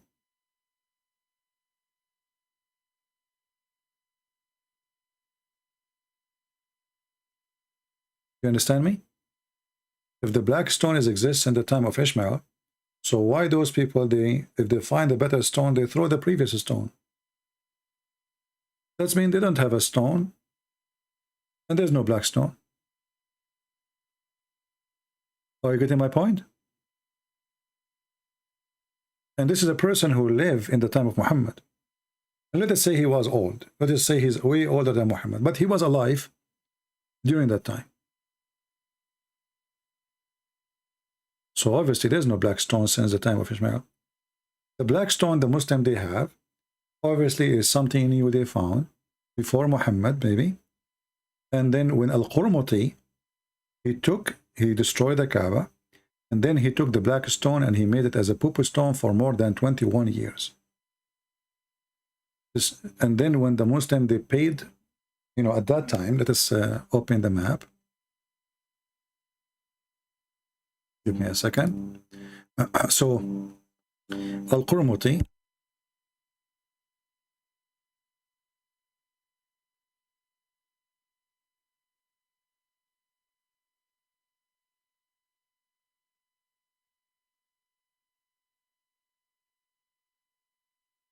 let us see here. I'm trying to find a map just to explain to you the situation and at that time.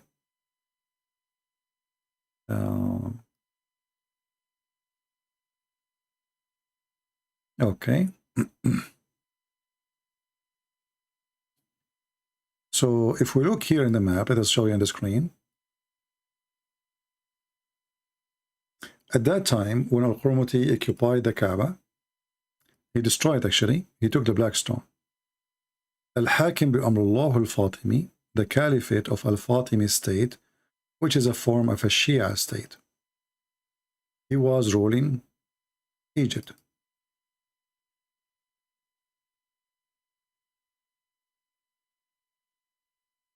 Then we go all the way to Al-Bahrain.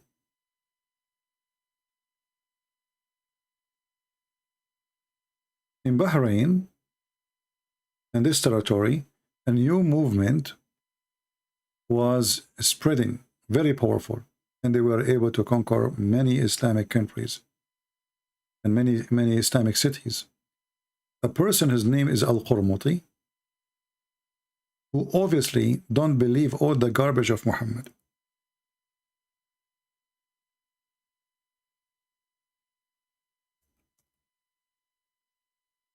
He wanted to prove to the Muslims that the Kaaba is a stupid thing and the God of the Kaaba does not exist. So he went all the way to Mecca. He occupied all the land in his way, all the way to Mecca. And then he destroyed the Kaaba.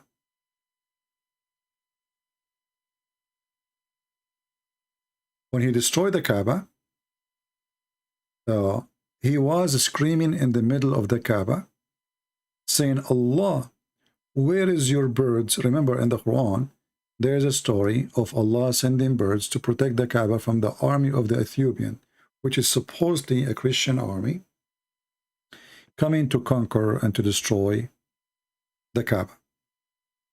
So Al-Qurmuti was speaking loud, screaming, saying, Hey Allah, where is your birds, huh? There's a chapter in the Quran, it's called the chapter of the elephant about that.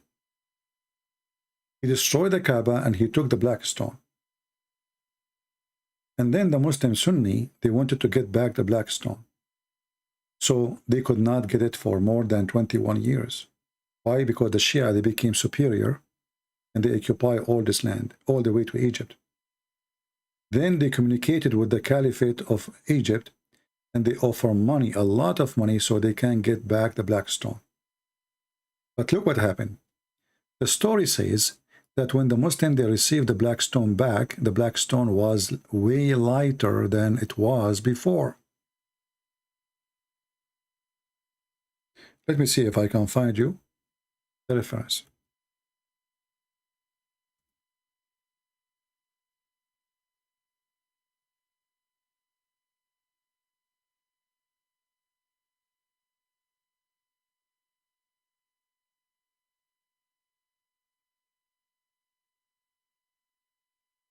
Why the black stone was or become way lighter? The Muslim, they say, well, because the black stone was happy to come back home. That's why it was way lighter.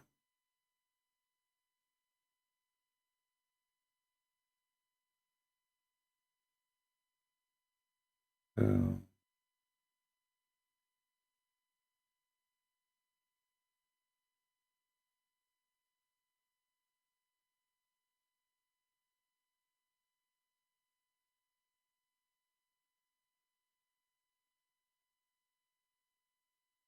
just trying to find some reference. Let's see if we can find something in English.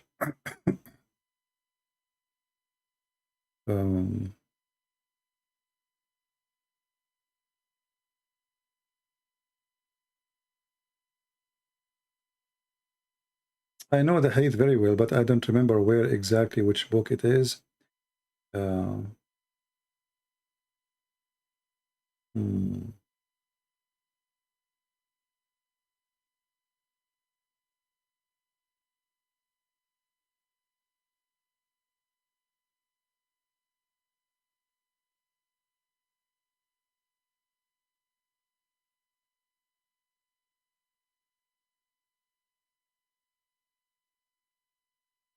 Let's see.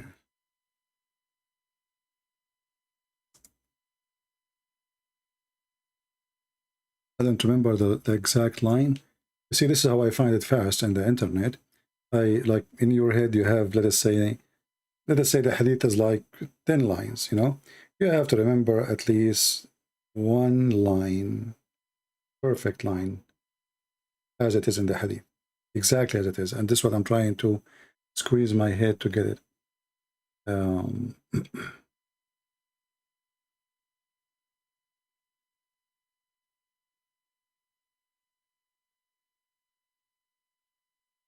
Let us see.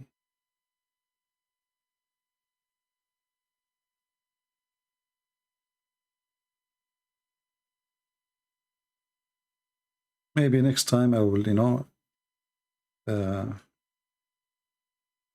but I'm sure the hadiths exist. Let us see here. Oh no, this is PDF file. I don't want it.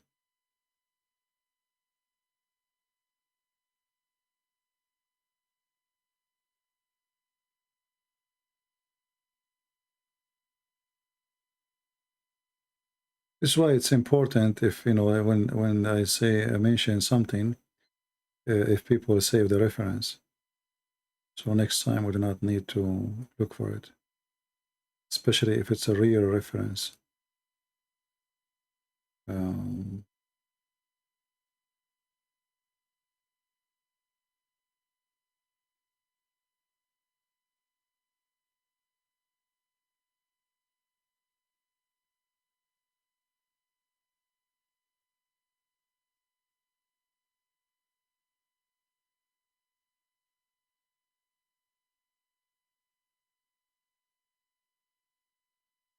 Here. I know it's boring for you to wait to, but we can skip it for now. But I hate to mention something without showing the reference.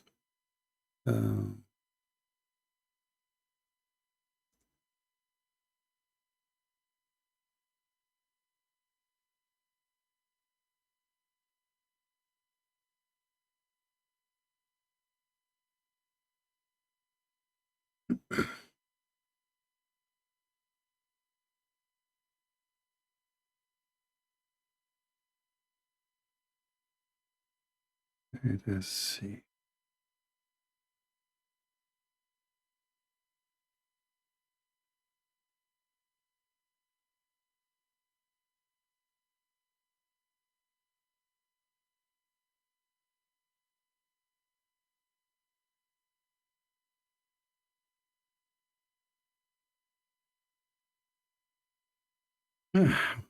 We open a big book and I'm trying to find the hate in it. Oh boy, my eyes hurt. Let us see.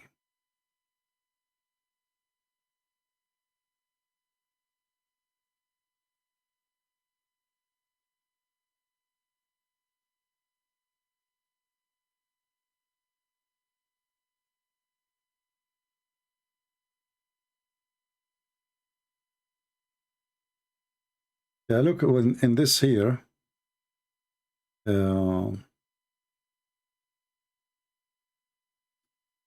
And this is from Ibn Ishaq, 151 Hijri. This is 151 after Muhammad migrated from Mecca. It says here,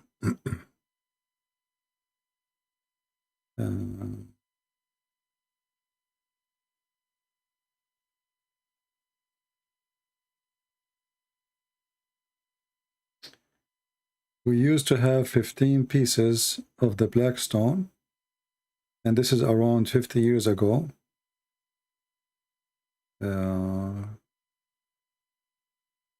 This is another historian writing this. Let us see here.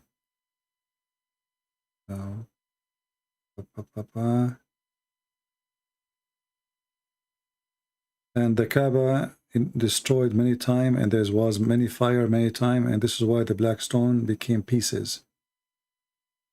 But I don't believe in this. I believe the black stone. Look what it says here.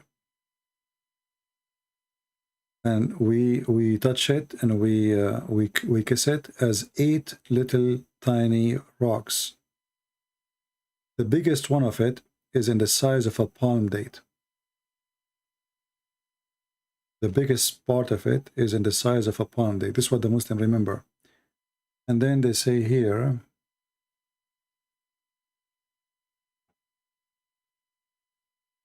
they claim that the Kaaba was destroyed in 1039, and this is even in the time of the Sultan of the Uthman Sultan.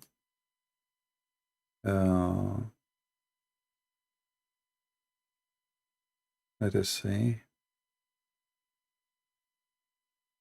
And here they say that the black stone was an arm and a half long, and it was 3 arms wide.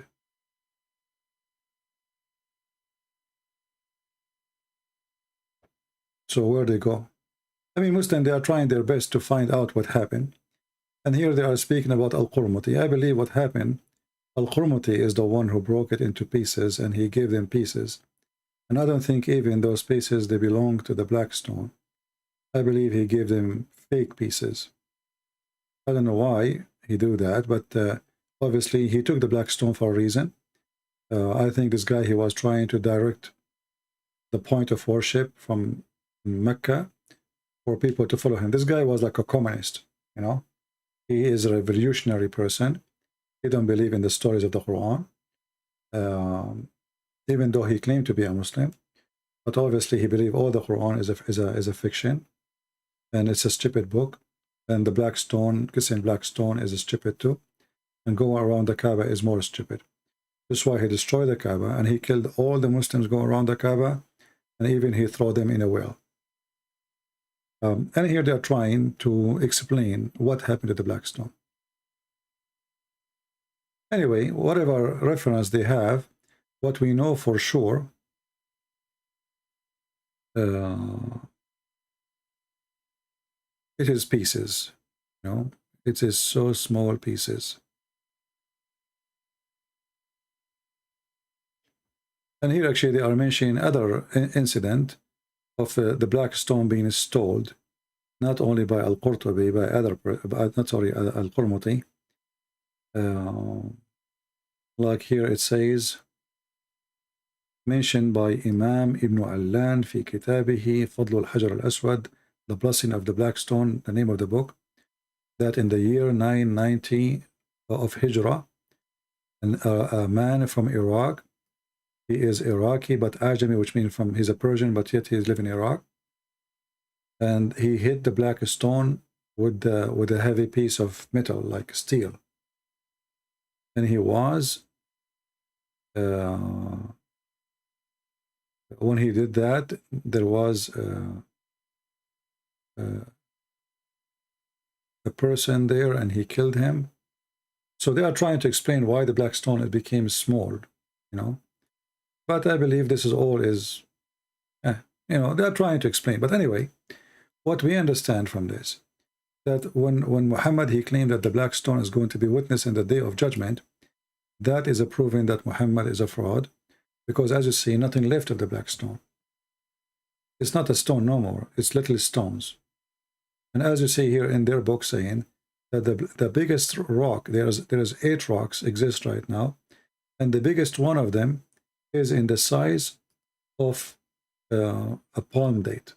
This is how tiny it is. And this is the reference for the link I was reading from, with the names of the books.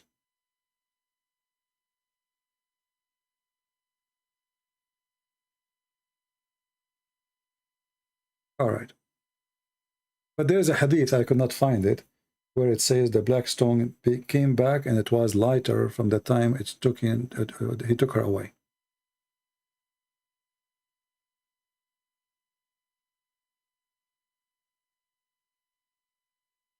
Prince of Peace, this is reference for what?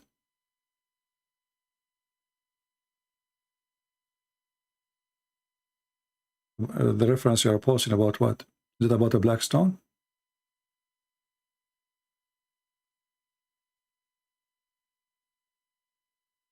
I'm not sure. I see a lot of people, they have different language now, like Asian languages. Do they understand what we are saying? I mean, you guys who are writing in Chinese or Japanese, do you understand what we are saying?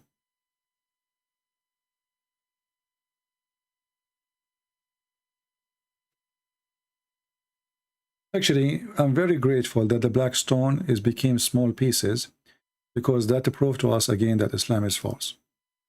Or is the black stone is sent by Allah for a purpose, and now Allah could not protect and preserve his black stone. So what does God can do?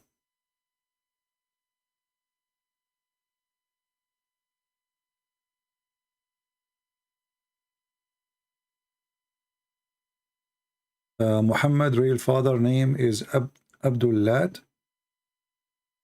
Well, you know, you see, if Muhammad father, his name is Abdullah, why his father will go to hell? According to Muhammad, his father will go to hell. Why? If he worship Allah, why he will go to hell?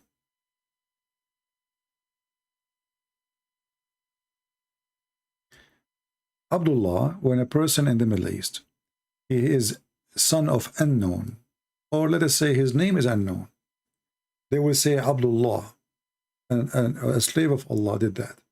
Who we do not know, which means we do not know the name. So if Muhammad, his father, is known, and the grandfather of Muhammad, all his children, they are slaves of pagan gods, Abdul Manaf, Abdul Uzza, Abdullah. So how come the father of Muhammad, his name is Abdullah? And as you say, the grandfather of Muhammad is a pagan too. And how his name is Abdullah and he will go to hell? No?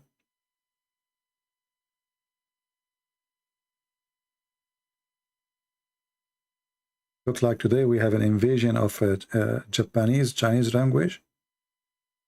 Let me see, what is that? What those people are saying. I will use Google, peace be upon him, to see what those people are saying. Translate. Okay. White crow. Needless to say sorry. So this is what the translation is saying. Which language is that? Google is not showing.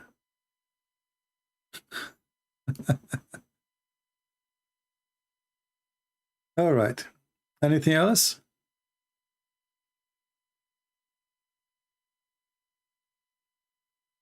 You know, we don't care really who is the father of Muhammad. We care for him. I mean, you see, his father can be good, can be bad. His father did nothing wrong. I mean, I'm not against his father. Right? That will not change anything. But the Muslim books claim that Muhammad's father, obviously, he was a gigolo. He used to sleep with women for sex. If you have my book, you will see that the sister of Waraq ibn Nawfal, she offered the Muhammad father 100 camel to sleep with her. Now I believe this story is kind of exaggeration.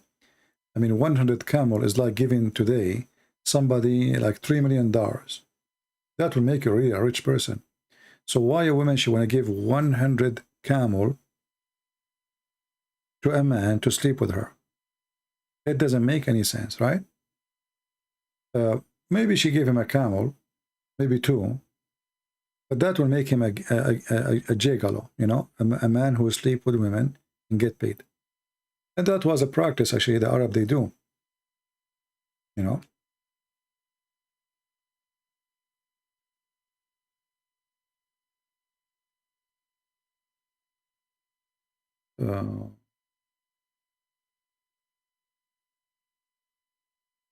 Yeah, if you have my book, you will see the reference there. And I believe that the one who sent his sister, Waraq ibn Nawfal, he sent his sister to Muhammad's father because he was going to sleep with the mother of Muhammad. So he, you know, she don't. I don't think she cared for Muhammad's father, but it was her brother who is obviously sleeping with Muhammad's mother. He don't want this man to sleep with the mother of Muhammad. And this is why we find out that when Muhammad's father, supposed father, died, that Muhammad, he grew up with Waraqa. Anytime you look for Muhammad, you find him with Waraqa when he was a child. And even when the first time Muhammad, he received inspiration as he claimed, they took him to Waraqa. And even Muhammad, he tried to commit suicide when Waraqa died. Ask yourself, how much love between them? I mean, why the guy want to kill himself? If the guy is just a guy, you know, a guy from the town, he died. Why Muhammad want to kill himself?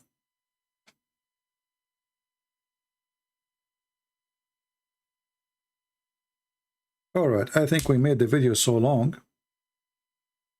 3 hours and 33 minutes. Now again, supposedly we go live on it's already Friday.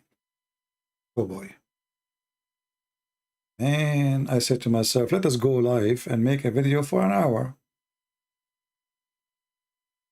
I was saying, we're supposed to go live on Friday. And look, the clock is already Friday.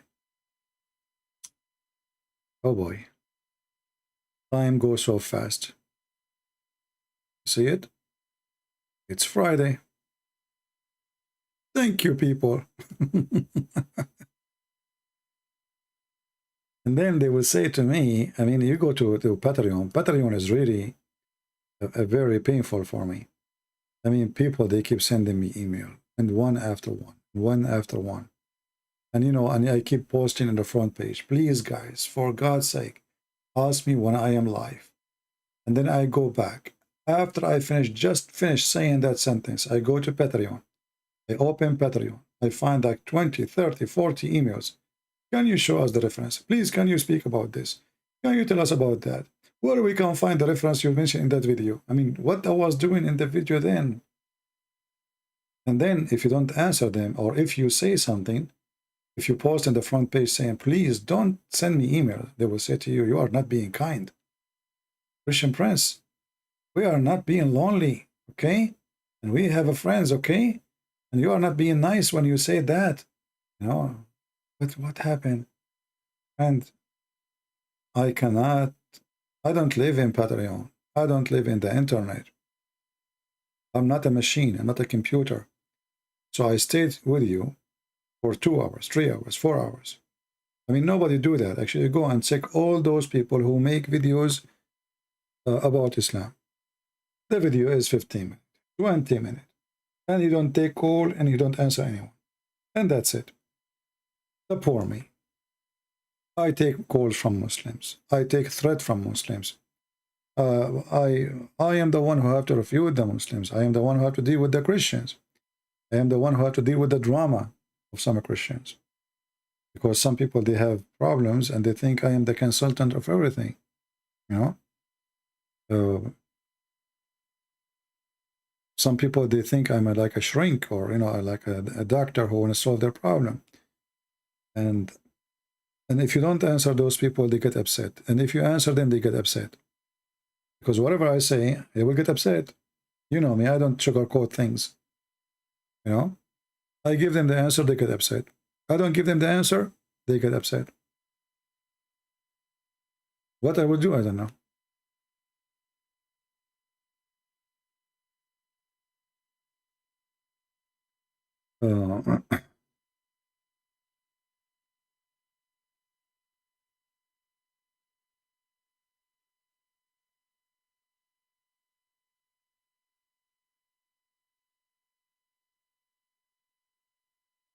Okay. Anything else before we go?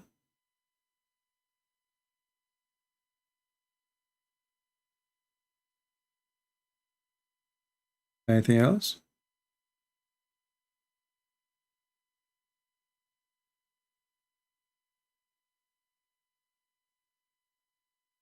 I don't mind to, I mean, I do my best to help everybody. If you ask me a question, but make your question something first public, not private, so everybody can get the answer. I mean, I don't mind if you ask me a question now. I will tell you my opinion, and my opinion might hurt your feeling. But don't be upset because I say to you, you don't like something you don't like to hear.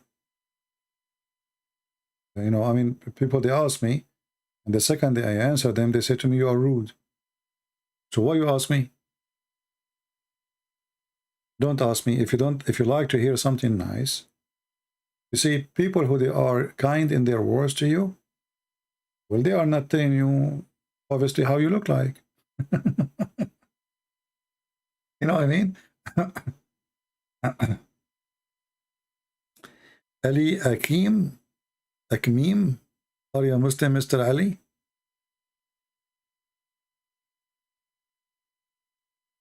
Are you a Muslim, my friend?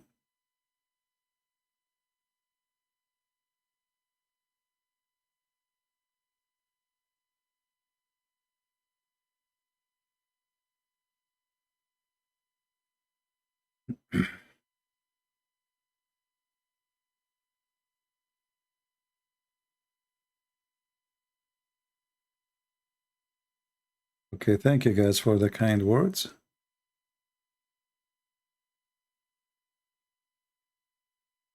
Okay, and you see, I'm trying to find if there's anything.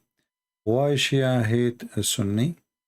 Because there's wars between them, because they are two different religions. And Sunni, they hate Sunni too. Who said that Sunni is one religion? I mean, Sunni is many religions. They kill each other.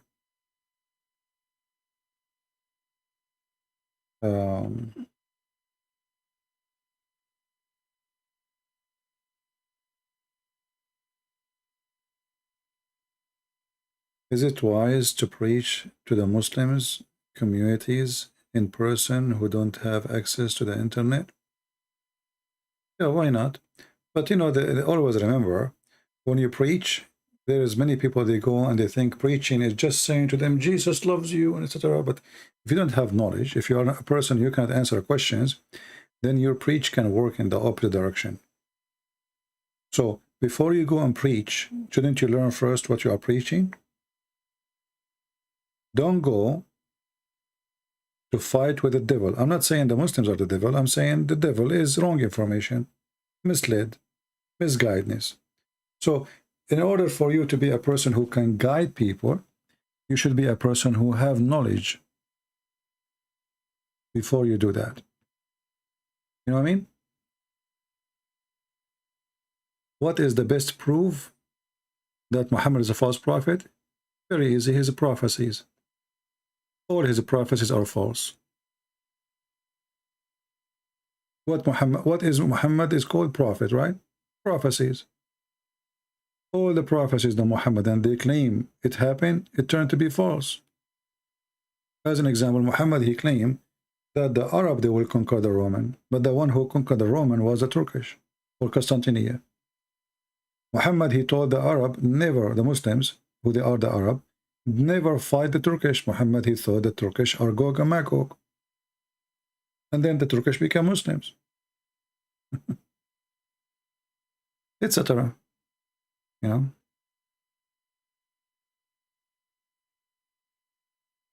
Do you follow Father Zachariah Butros? No, I don't.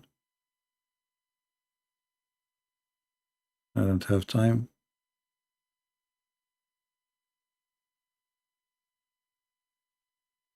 Okay, anything else?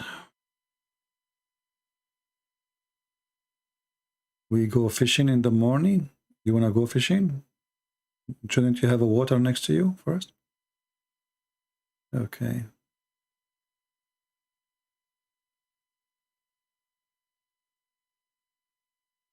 When Muhammad, he says that Allah, he sent ice from mountains in heaven, as an example. Well, this guy, he claimed that his God is talking, and he is saying that hail is coming from mountains in heaven.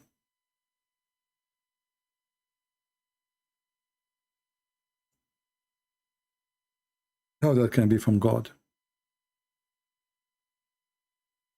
This is just an example. I mean, otherwise, the sun set in murky water, the child's sperm is coming from the backbone, you know.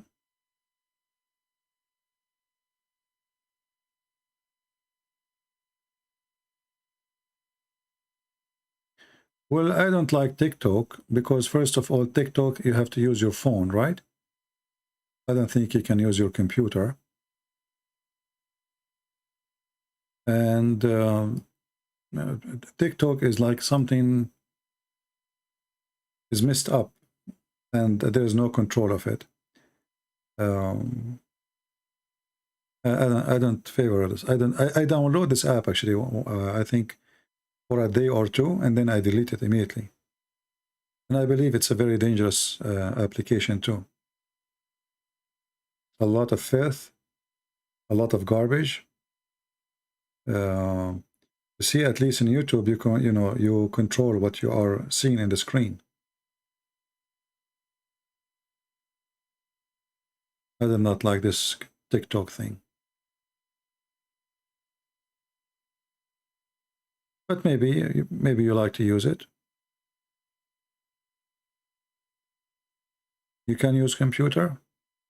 I know. I don't. What I saw, it was disgusting. I opened the app. I saw suddenly in front of me a video. I was flipping. You know, you flip your phone, and I saw a child. He was putting makeup, and like 2,000 people, they are asking him to dance for them. He was like maybe 8 years old. He have eyeliner in his eyes. He have lipstick in his lips.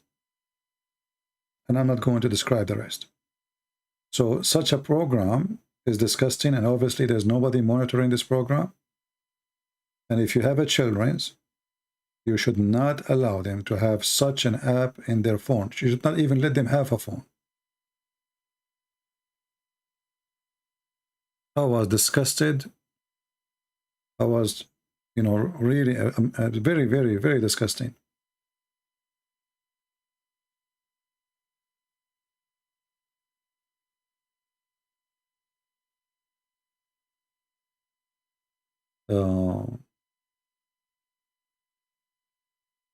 How come the Muslim remove unholy spirit from people?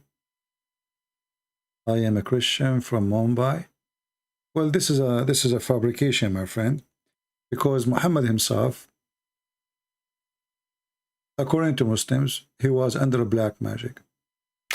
So if Muhammad himself could not remove evil spirit from himself, how Muslims can do that? This is all fabrication. They bring a guy or a woman, they pay them, and they, but as you see, here we go. This is Muhammad under the black magic. We don't believe in black magic, so let us say he have a demon. Okay?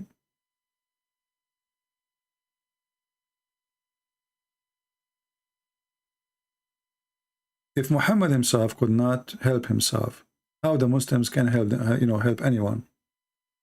Who is more powerful, Muhammad or a Muslim?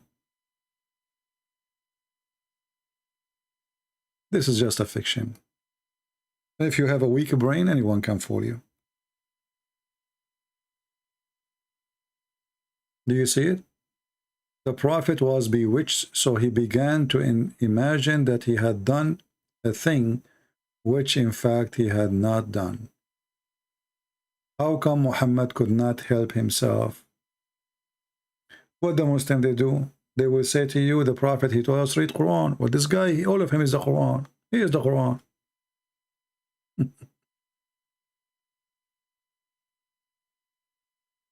Well, you can help and post my videos on Talk if you have TikTok, but for me, I don't like the application. I'm an old-fashioned, maybe, I don't know. Did I answer your question? So don't make them fool you about Muslims. First of all, Muslim, by the way, don't believe in demon. Muslim believe in genie. How genie can go inside you? Genie is a physical being. Genie can have sex with women. Genie can have sex with men. How genie can go inside you? So Muslims, they are very confused. They don't believe in evil spirit. There's nothing called evil spirit in Islam. They have a genie. I don't think so. I don't care really for Twitter. You see, having Twitter and Facebook is nothing but stress. I feel way better when I deleted my accounts in both of them. I feel I'm relieved, let's say.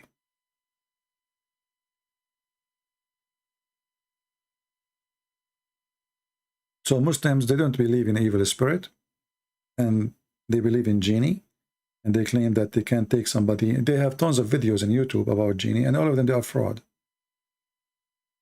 Even in Saudi Arabia, they have a department in the police to chase those who claim that they are kicking genie out of the body of somebody. Because every Muslim, he knew it's a fraud.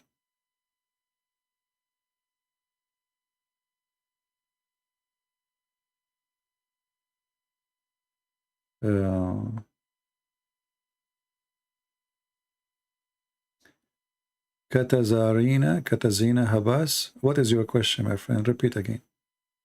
Is it true that 200 verses of the Quran is lost? No, there's way more than this.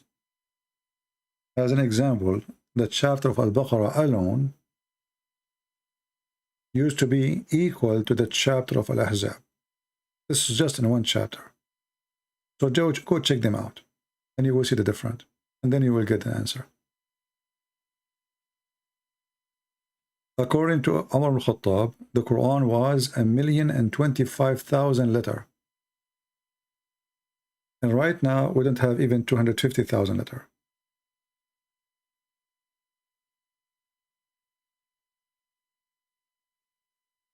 Okay. Where is the question of the person who says, read my question, please?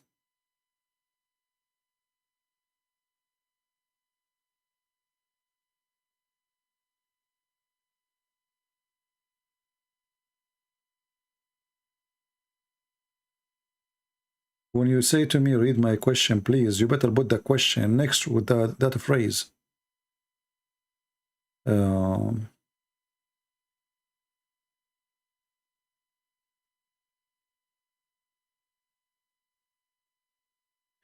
Was Muhammad called date palm? Yes, this is a hadith about Muhammad.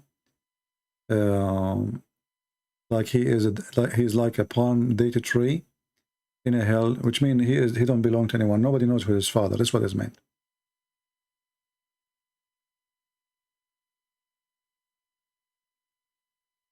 What is the most dangerous Islamic countries in this world? I believe the most dangerous, I think, Pakistan and Afghanistan. Like Arab are not really too much. You see, even they claim to be too much conservative, etc. But Muslims in the Middle East, they F Allah day and night. A guy fight with his wife, he F Allah. He F Muhammad. You know? You will notice that women in Indonesia, they dress Islamic way, but women in the Middle East, they don't. You know? I believe that non-Arab are the most dangerous Muslims. Because they are ignorant, they don't know Arabic, so they take Islam seriously more than the Arab. The Arab, they knew Arabic.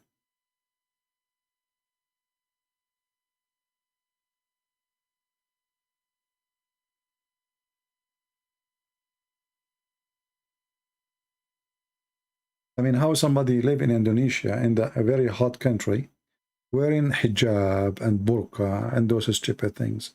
I mean, how you can even, this doesn't make even sense. And what is the point exactly? Are you afraid somebody will see your ass?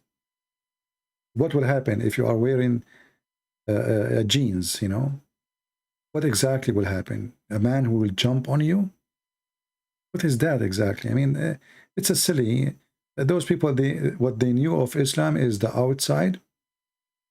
And they think if they use Arabic names and if they dress as the Arab they dress, that will make them Arab. And then they say a few Arabic words. And that will make them supposedly, you know, true Muslims. Like the Abdul I saw in the Philippines, in the elevator. I was speaking Arabic, and then I finished, I did not finish actually, I lost connection in the elevator. And then he said to me, Assalamu alaikum. The guy, he was so excited, you know, I'm speaking Arabic in the phone. I said, wa alaikum assalam, Abdul. He said, mashallah, you know my name? He looked at me and his eyes was coming out like a frog. Like, how in the world do you know my name? You don't know that I call every one of them Abdul. Anyway, poor guy, poor Filipino.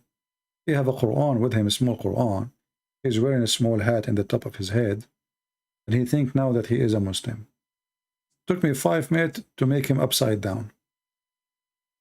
He said to me, you are a Muslim, right, brother? I said, A'udhu billah. No way, I'm not a Muslim. I'm not. He said, what? I'm not stupid. You should see his face. The guy was shocked, like he's speaking to an Arab, and the Arab, he says to him, no way.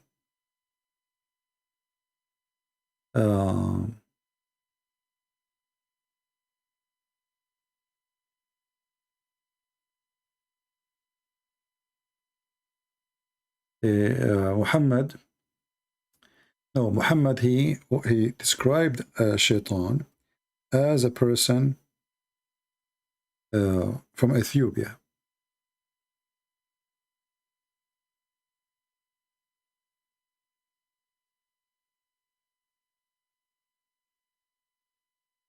This is the Shaitan. He is an Abyssinian with a small shank.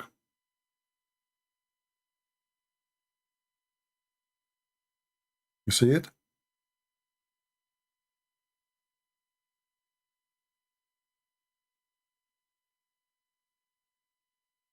And in different hadith, Muhammad, he says, the most person Allah he hate is a black man.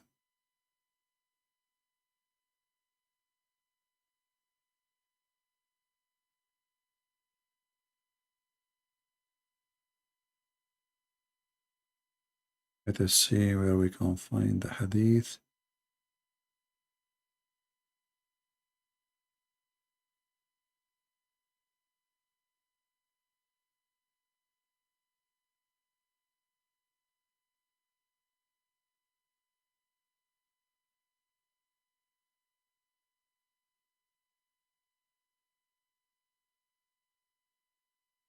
Let us see.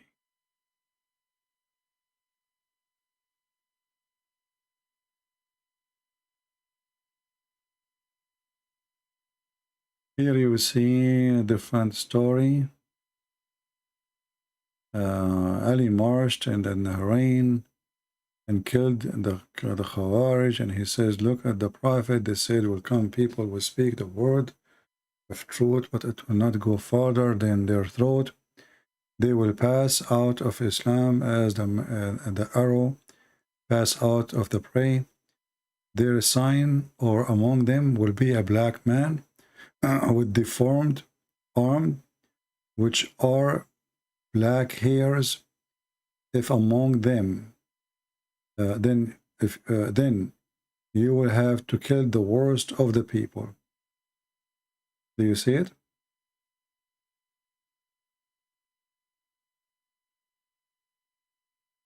And here Muhammad, he described the worst of the people is a black man. And different hadith says the most person Allah he hate is a black man too. There's tons of hadith about those things.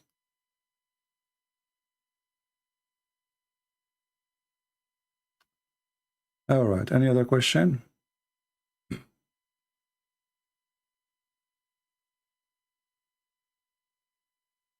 What is my favorite song?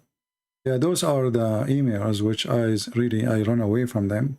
Some people, they ask me questions, which is very funny. What is my favorite song? Why is it important for you to know my favorite song?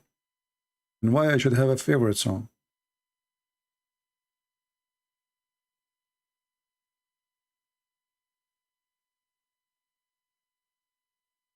What favorite song is?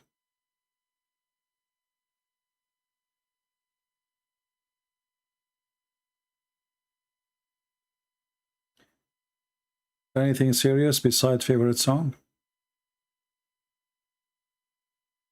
If you want, you know, I don't know, are you a female? The one who asked the question? If you want a man like me to run away from talking to you, ask me those questions. I'm serious. Once my cousin, she wanted to hook me up with a girl, you know, she want to find me a girl to get married, etc. So she called me, she said, come to the coffee shop, you know, I'm here. She's my cousin, so I went there. I found her with her friend. And then suddenly my cousin, she need to go. She just remembered something. And obviously it's a setup, you know, I'm not a fool. And then this girl, she started asking me, what's the music you like to hear? Not pretty, I don't know. And what actor you like? I said, I'm pretty, I don't watch too, I don't care. Okay, what singer, you know? Then the second day, she told my cousin, and she told her, your cousin, he hate me. She said, why? Said, everything I ask him, he don't want to talk about it. I ask him about singers, he don't care about singers. Actors, he don't know any. Movies, he don't know anyone. Music, he don't care. I mean, the guy, he was almost going to kick me out from the table. He said, no, this is how he is. You are asking the wrong questions. Ask him about history. Talk about something, you know. Don't ask him about songs and movies. It's my fault. I should warn you. You know? Yeah, I was like looking, what the heck? What she's asking me? What this is for, you know? What the music you like? Did you hear this guy, the singer, what he said? I said, I don't know. You never heard of him? I said, no, I never heard of him. Who is he? You know? What? She didn't believe it. She thought I'm just making fun of her, you know? Like there is somebody in this earth who do not know this singer. Like, hello? It's me. I do not know. Is the word love in the Quran? Yeah, appear in the Quran. Like Allah, he loved not those. Love not. Yeah, no, the word love appear in the Quran. But always it have a negative, you know. So Allah love not, you know. And Allah love those who repent, as an example. Allah, he love not those who are kuffar. So like the love of Allah is very weird, you know.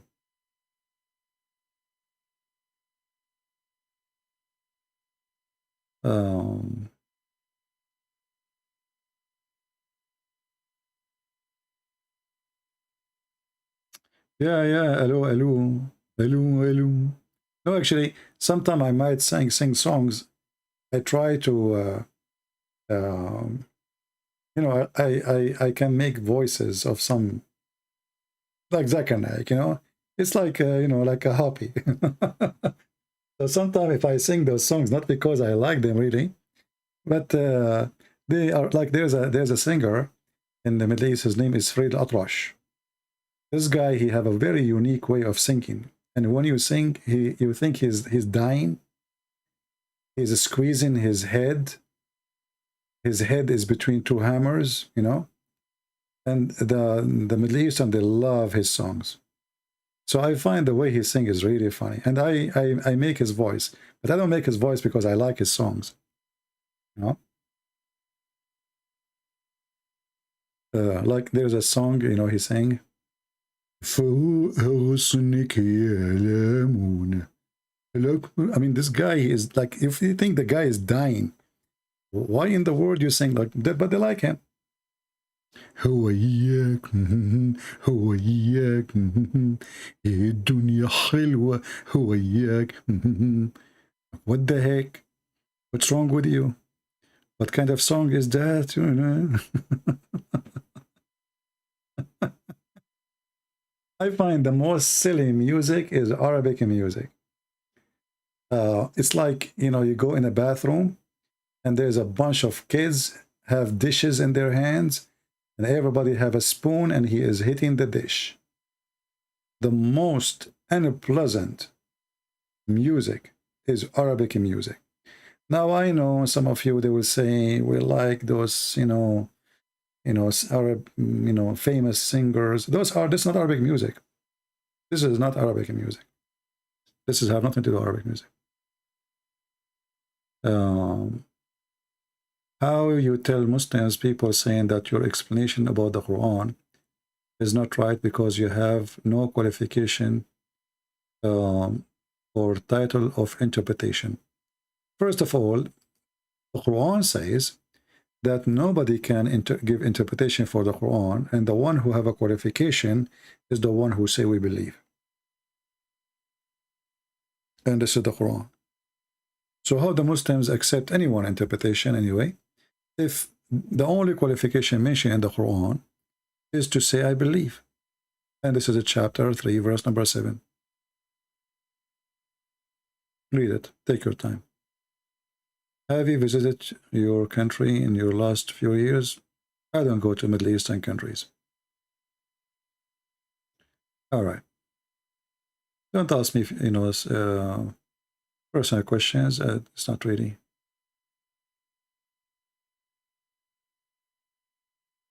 Okay.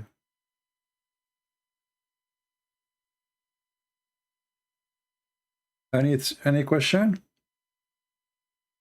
Look like we are going to pass the 4 hours already. And already we are almost, it's going to be 2 a.m. in the morning soon. So I don't think I will be able to go live tomorrow. I mean today. What song is not my favorite? This is a good question.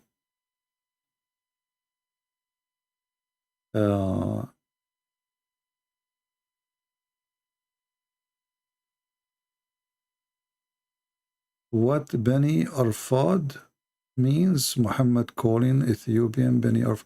Well, Muhammad, he have many names. We do not know really. I don't know really what Muhammad means. As an example, Muhammad, he come with the name strange for those who they are homosexual. So he called them Al-Mugharribun. What is the Mugharribun? The one who turned to the West. But what does this have to do with homosexual?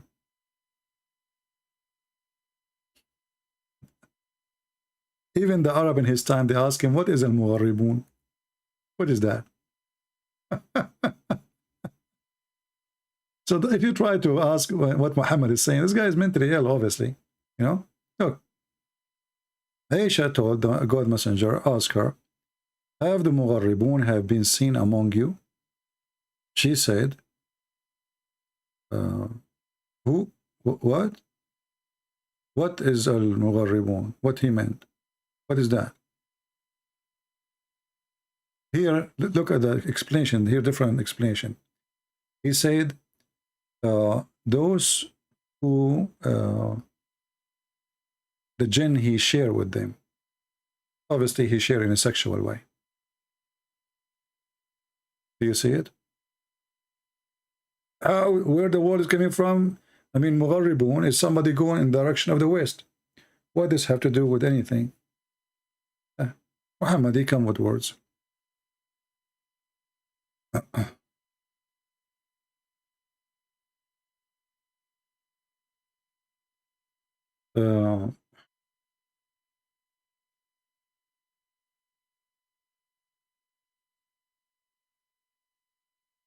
Anything else?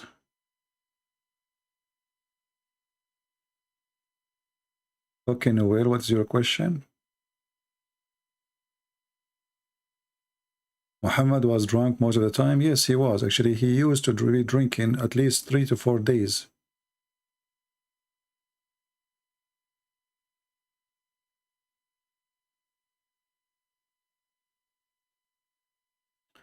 What a Christian sect is best? I don't believe in any Christian sect. There's no Christian sect. There is a Christ. Christians should be only believing and following Christ. No sect. If you go to a church, if the priest is a good man, it's a good church. I don't care for the sect. If he is teaching what the Bible teach, he's a good man. If he is teaching division between the Christian, he's a false man. If a priest, he says to you that the one who follows this church will go to heaven and the other church will go to hell, obviously he's doing business. Only Christ is our Savior, no sect. I don't consider myself, and I will never consider myself, part of any sect. All churches are my church. The second you say something wrong is church is not my church. As simple as that. Was Muhammad from the lineage of Ishmael? I answered that many times. I have videos about it. You can watch it. For sure not. Ishmael, the Bible in the Old Testament mentioned clearly that the mother of Ishmael is Egyptian. And then his mother, she took him and took him to Egypt. And he married from Egypt. And that's it. So what the children will be. Have you seen Ron Wyatt? No, I don't watch videos. I don't know who is this guy.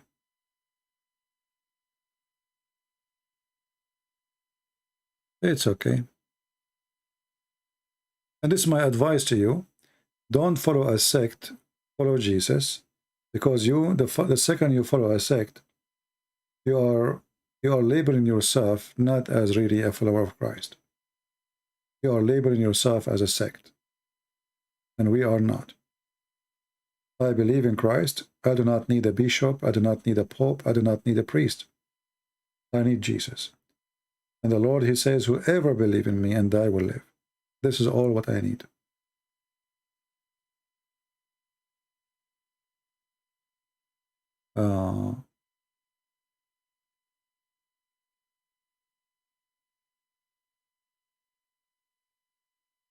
You know, when a person, he is supposed he's a Christian and he focused too much in sect, obviously he's chained. You know, he's chained and he became limited, and his brain is not really functioning right. It doesn't matter really what they claim about I'm right, he's wrong, because if you think carefully, you will see the difference. The differences between them is very silly. I mean, it's not even worth to be difference.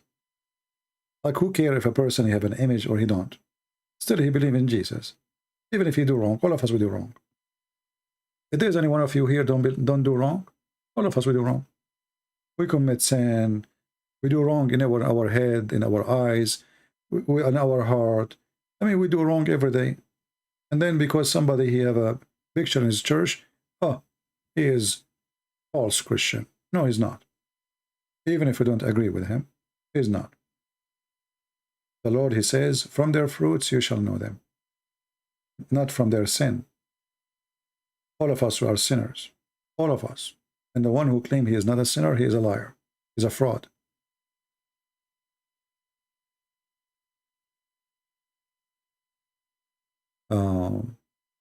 Why Allah could not give child to Muhammad? Actually, the children of Muhammad, they died, according to Muslims. So obviously Allah, he killed the children of Muhammad.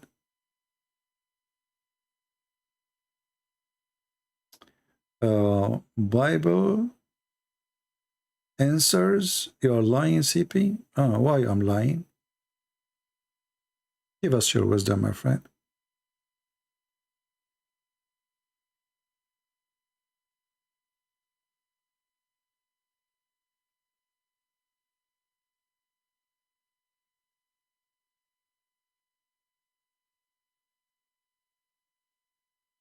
We need your help in Africa. My friend, you do not need my help.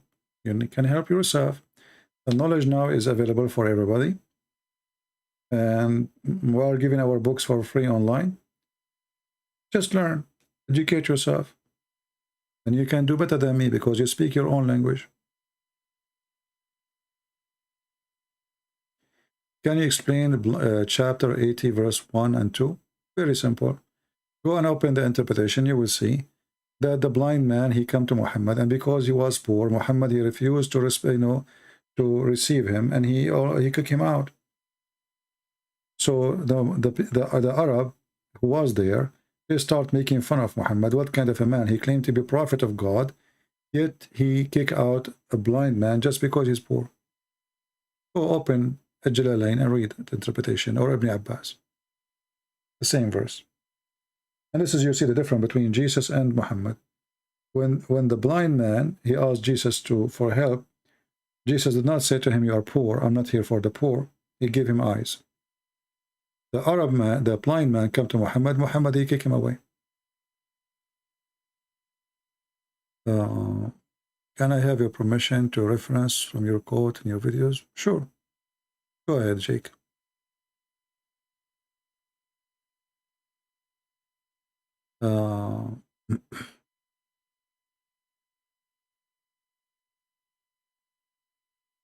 Okay.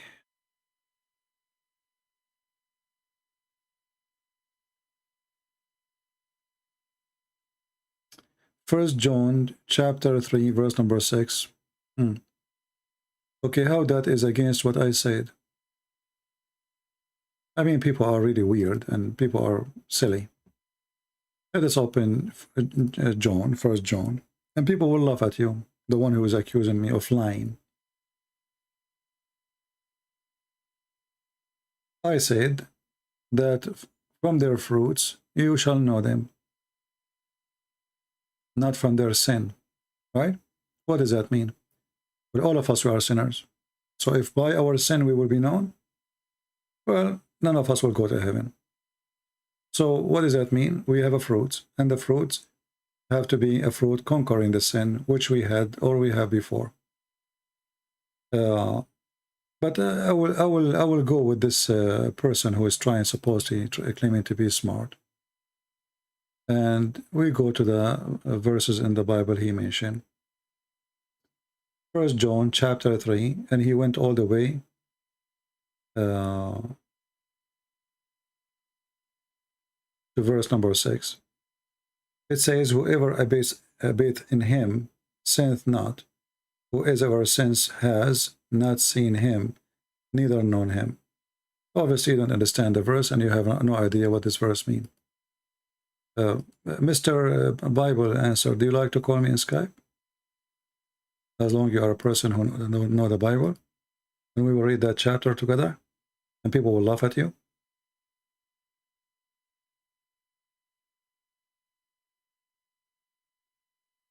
You are very stupid, because if you read verse number 4, it says that the one who do commit sin, he is breaking the command of God.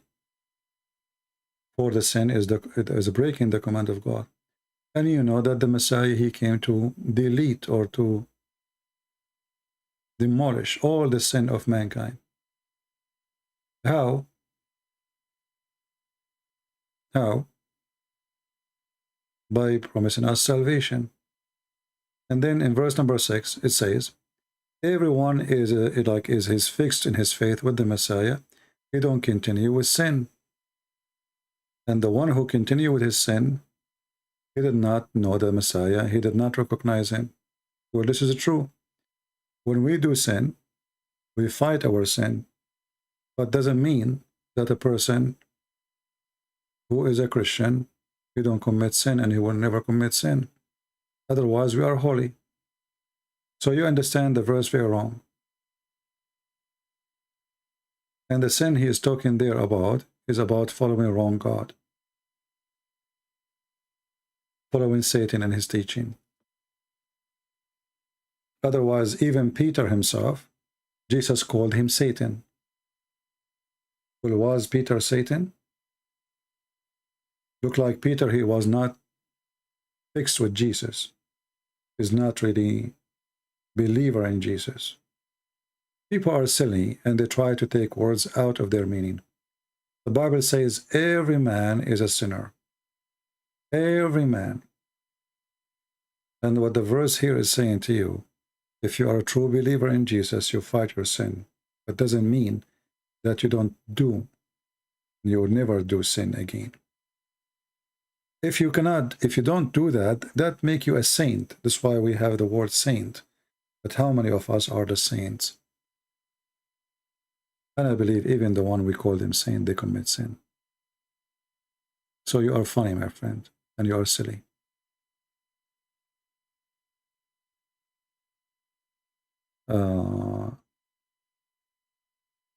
Are the Muslim right when they tell me as a Catholic Christian do not consider Catholic are Christians?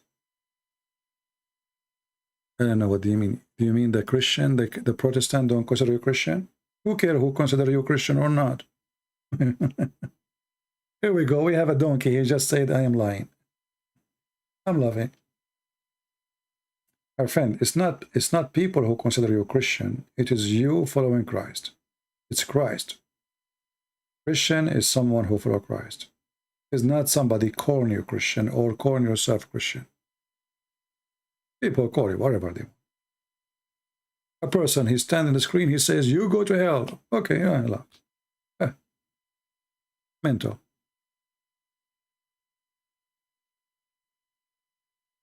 Remember one thing, there's only one judge, and that judge is the Messiah. He is the only one have the judgment or the authority over the flesh of mankind. Any human being, he try to play a judge on you, he is committing sin. He can tell you are wrong. He can tell you why you are wrong. And he can be wrong himself, because at the end of the day, he is a human like you, right? However, we go by the book and the word of Jesus, not by what the man say, not by a priest. You know, people are hypocrite. Like this guy here, he posts for me, First John. He is trying to make it look like that if a person he is a Christian, he never commits sin. That is absolutely false, and that is impossible, and is not true. Because if we don't commit sin, we are not a human no more. This is why Jesus, he said, I came for the sick, not for the healthy. If this earth is healthy, he don't come to us. He do not, you know, why he will come? For God, he loved the world. He sent his only begotten Son to save them from what? From their sin.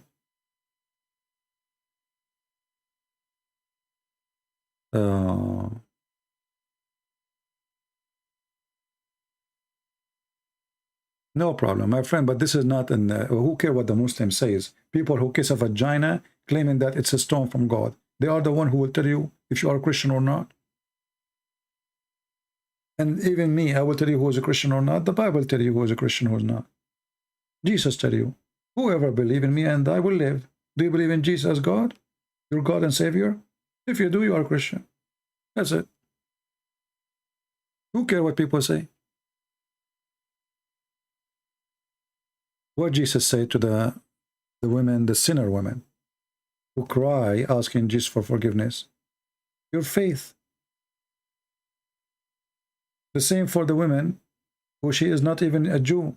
Your faith is great. She is not even a Jew. She called him Lord. She said even the dogs, they take the crumbs under their master table. What Jesus said to her? Your faith. So my friend, your faith is something you know, no one else. No one else. Not me, not anyone. For you are the only one you know what you believe in your heart.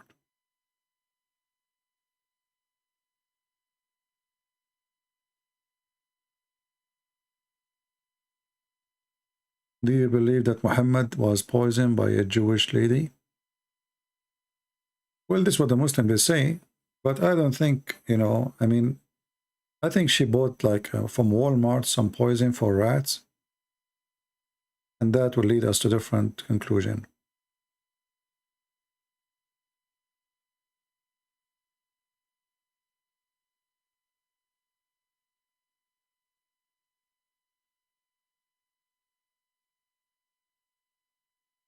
I stumbled into a video asking why no record of Jesus before 30, to your knowledge. Well, you know, the disciple of Jesus, they met him when? I mean, people, you see, there is a very weird stories. People, they come with, or you know, like wrong questions. When Peter, he met Jesus. So what Peter will know about Jesus except after he met Jesus? And obviously, what is given to us about the Messiah is the time the Messiah he start announcing himself, and this is the important thing. But before that, obviously the Messiah did not announce himself. He did not start his mission, let us say. There's a certain time where the Messiah is not starting his mission. So what the disciple will tell us, the Messiah before that age, they know nothing about him. How they will tell you, and what they will tell you. They were not his disciple. Do John, he knew him before, but we knew, as an example from the story, when Mary, she asked the Messiah in the wedding of Cana, she asked him to make the water, like she told him, they are out of wine. This is the first story we heard here. She's asking him to do something. Their wine is almost up. There is a wedding party, embarrassment. And obviously those are relative to Mary. Why Mary, she asked Jesus to do such a thing? I mean, this is not normal. Let us say I am a child of a woman, and I'm going to a wedding, and now I'm a man, you know, and mother, she said to me, listen, they are out of wine and you need to do something. But I don't own wine, I don't own manufacturer. What I will do, what exactly she's expecting. And you will notice here that Mary, she said to the servants, do as he say. So she was sure he can do miracles. So from this story we knew that obviously Jesus, his life was full of miracles. Even though we did not know about it, because it's not time. And this is what Jesus said to her. He said to her, my time is not yet. My time did not come yet. Do you understand? My time did not come yet. So because it's not his time yet, it is, I'm not going to do anything. So, and then the Messiah, he made the water wine, even though his time is not yet, which means the time of his mission. But you ask yourself, how Mary, she was so sure that he will do such a thing. You know what I mean? Obviously, she have a, you know, she have a faith, strong faith on the Messiah, that he is the one who can do the impossible. So this story here is telling us, Jesus is telling her, it's not my time yet. Yet he do what he she wish, because she is, you know, he love her, you know. And that's why the Catholic, they use this story as a proof that we can ask Mary to pray for us. Why? Because look, even if it's not time yet, he did not refuse her request. So they say, you know, pray for us, Mary, we are the sinners. So they are asking for forgiveness from the Messiah, not from Mary, but they are asking Mary to ask the Messiah.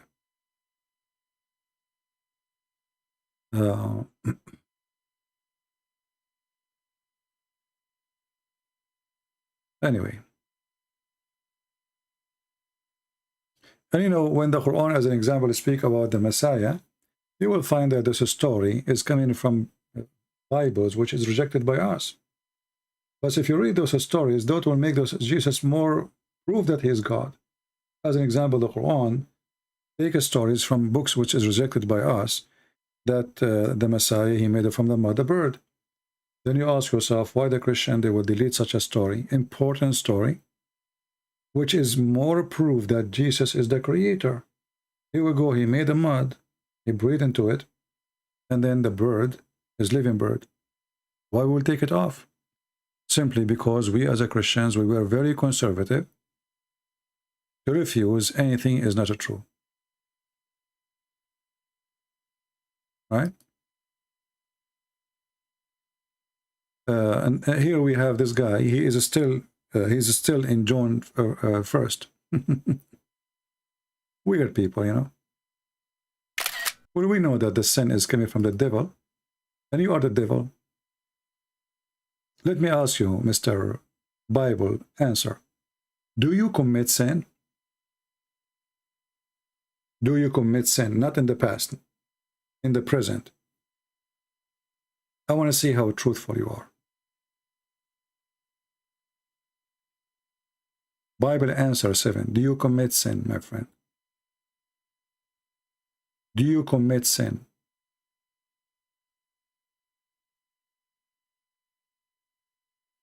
I'm waiting for your answer. Do you commit sin? Are you going to answer me?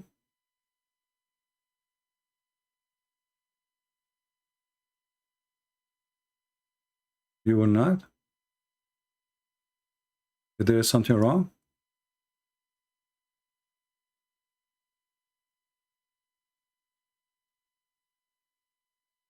I'm waiting for you.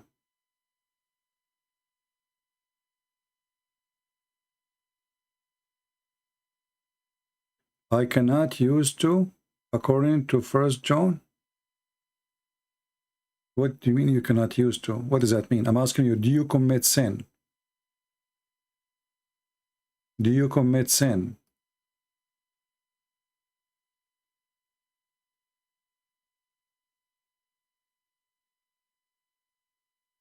Anyway, I think it's time to block you. If you go to the Bible in Romans chapter 3, it says, all have sinned and come short of the glory of God. So you are mentally ill and you are trying to play with verses from the Bible. And you are not. You are a satanic person, obviously. All have sinned. Everybody. No exception. And you are being a hypocrite. You said, I cannot sin, so you are God now. You are perfect. You are not a man no more. Get out of here. You are a hypocrite. Well, I commit sin in the past. I commit sin in the present, and you understand the Bible wrong.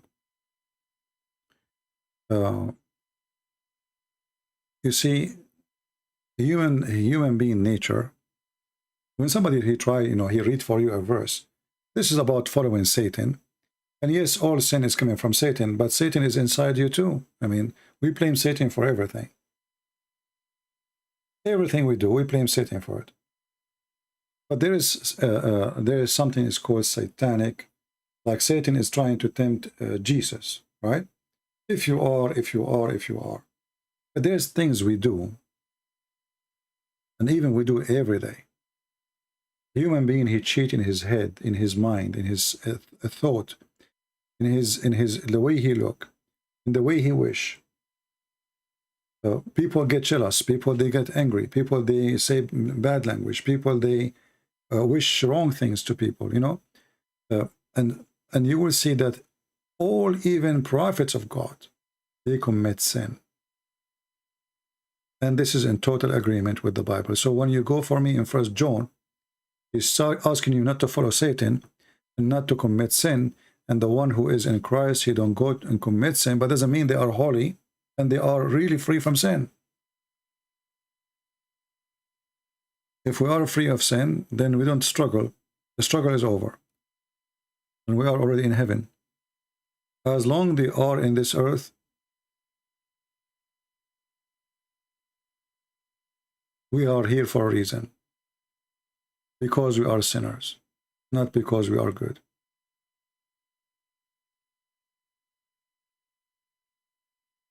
All of us, we are sinners. No exception.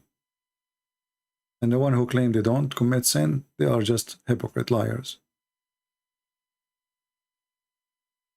And the proof actually that we commit sin, that all of us, we die. What is the wage of sin? Death. Why Adam he died? Because of sin. Right?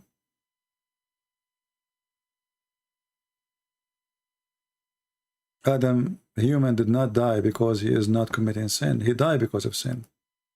And we die, all of us, we die.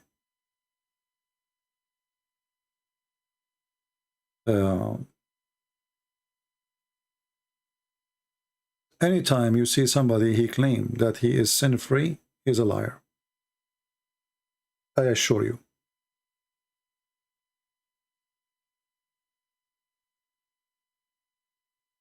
I assure you that 1,000,000,000%.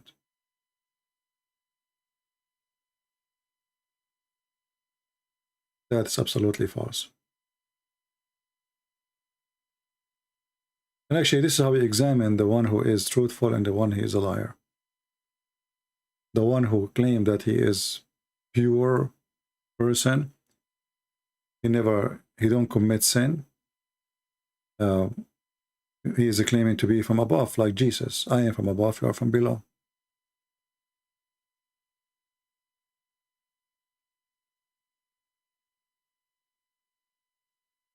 The Bible the Bible asking us to fight sin, to be against sin, but it doesn't mean that we will never do sin.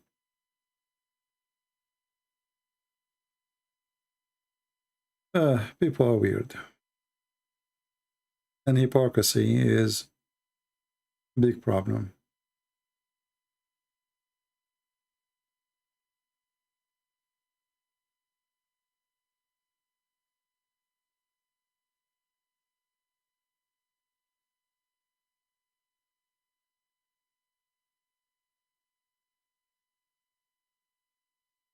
Actually, in the same 1 John, it says, the one who practices sin is of the devil, for the devil has sinned from the beginning. The Son of God appeared for this purpose, to destroy the work of the devil. To destroy the work of the devil. Is the work of the devil totally destroyed? No.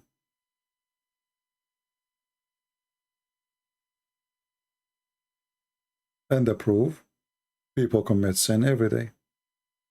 So people, they can read verses as they wish, and they try to bend the meaning of them as they wish. The truth is that this is what Jesus came for, and this is the struggle of the man against sin. And this is why the Lord, he asks us to repent. Repent is what? Repent is not a person, when somebody here repent, let us, if you go and study the disciple of Jesus, did they repent for the previous sin before they become disciples? Obviously they did. But you will notice that even when they are the disciple of Jesus, they commit sin. Is it sin to deny Jesus 3 times?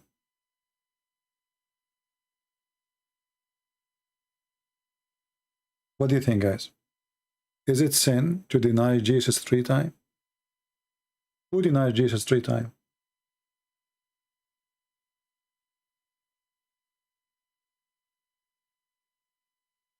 Anyone? Who denied Jesus 3 times? This is one of the most important disciples of Christ. Denying Jesus. How bigger the sin can be more than this? So based on the understanding of this fool, well, Peter was not a Christian then. Isn't it Jesus say, the one who deny me, I deny him? Yeah, repeat the same verse. You are mentally ill, preacher. Obviously, you are mentally ill. So as you see here with the proofs and evidence, the most important person in the disciple of Jesus, he denied Jesus, which is a huge, huge sin. This is way more than anything else. Can we say that Jesus did not destroy sin? No, he destroyed, but still they are sinners. He came to destroy sin, but sinners are there. Even the most close disciple, they betray Jesus. And their faith in a certain point becomes so weak.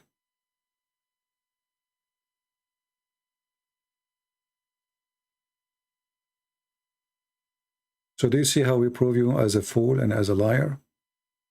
So when you claim that if you become a Christian, you are free from sin, that is a statement of hypocrisy. And this is what the Bible is trying to make us firm in faith. Sin is rejected, yes, but still we do sin. Anyone he says he don't, he is a liar.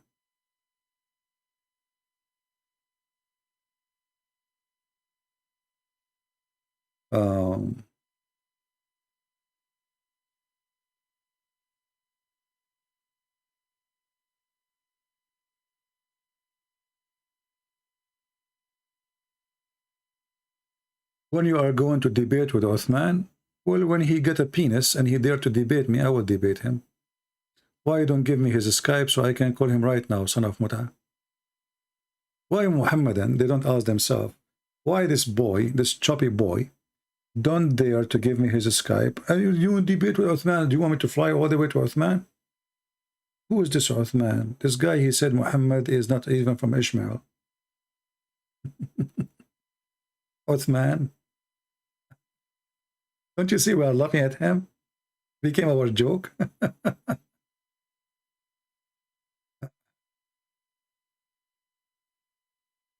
All right.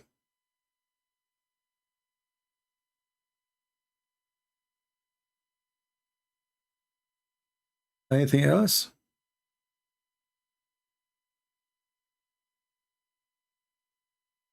Yeah, exactly, Laser. You know, we as a Christian, we are saved by the grace of the Lord, not because we are not sinners.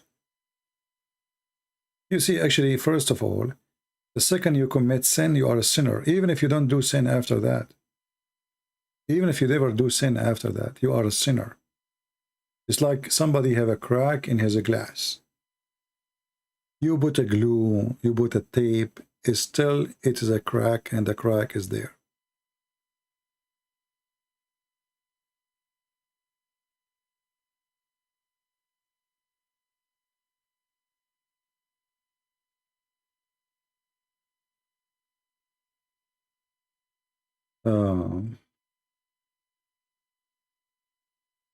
And when somebody, he come to you and he says, I don't commit sin, he's a liar. Never believe him.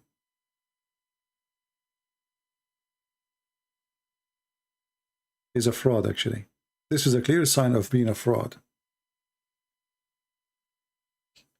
Did Elijah commit sin? Every man commits sin. Elijah is a man or not? Every man commits sin, no matter who. He can be the best of us, but he is a person who commits sin. Doesn't matter who. Even if the Bible speaks great about him, everybody commits sin. Everybody.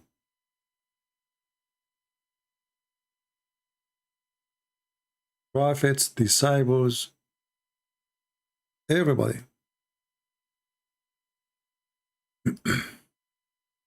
And the second you make a person, he is out of sin, you just claim that he's God.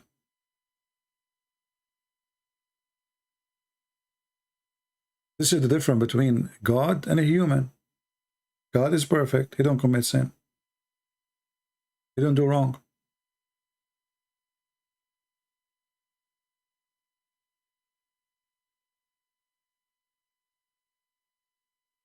Did you say Omar Suleiman wanted to smoke? I don't know. Who is Omar Suleiman anyway?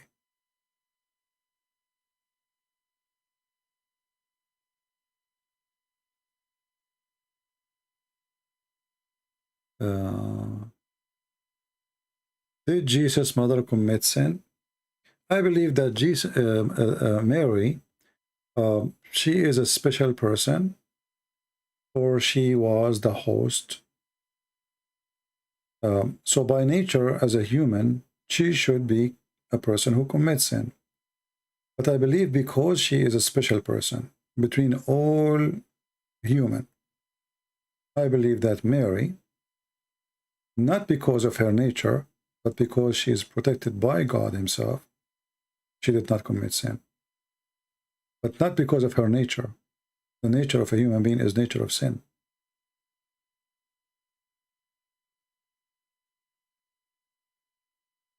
It's like, saying, when a woman, she touched the clothes of Jesus, she was healed, right? Just by touching the clothes of Jesus. So what about Mary, who is hosting the Lord for 9 months? So because he is there in her life, and she is part of the plan, I believe she was a special, but not because of her nature as a human, but because she is a very special human, protected by God.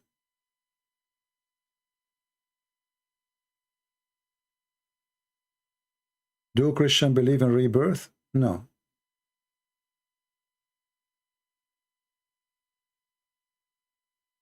If you ask my mom, she will wish she can replace me, but it doesn't work.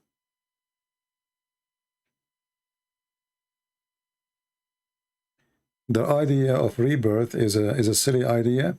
So like today you are born as a human, tomorrow you are born as a chicken. Well, good for you. At least we will make you barbecue in the future.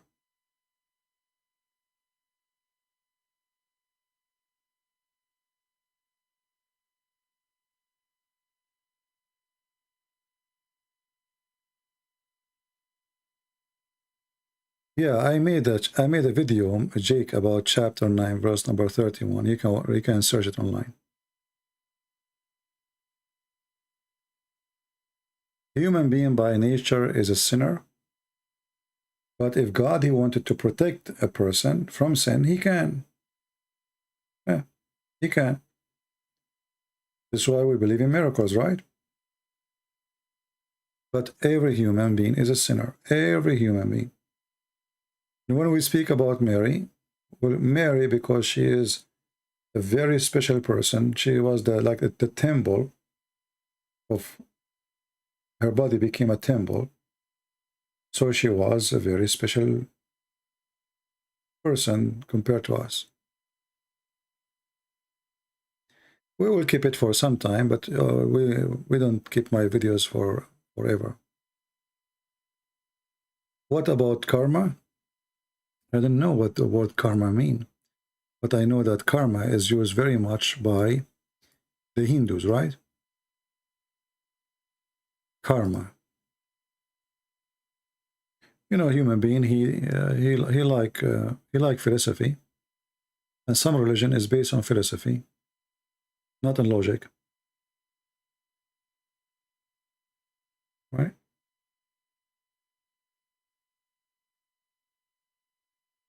With the karma, according to the Hindus, that what you do today decide what you will become tomorrow.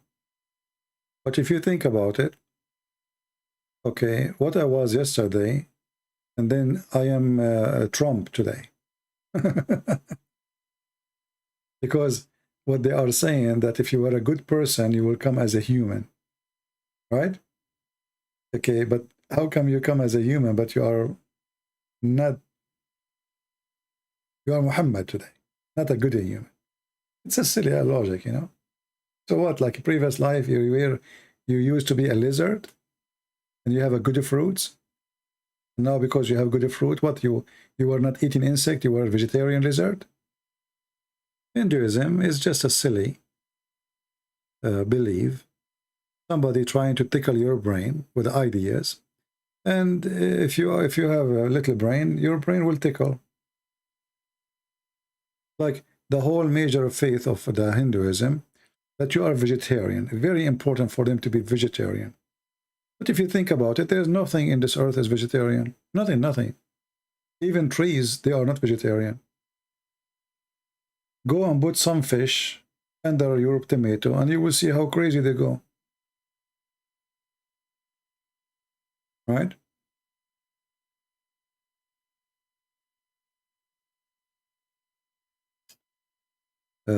Questions are flying east to east. Can you explain the rapture? No, I cannot, simply because rapture is God taking his people. How I can explain it, I don't know. This is a miracle. God will take us. Give to God what to God. God will do his job. How he do it, we don't know.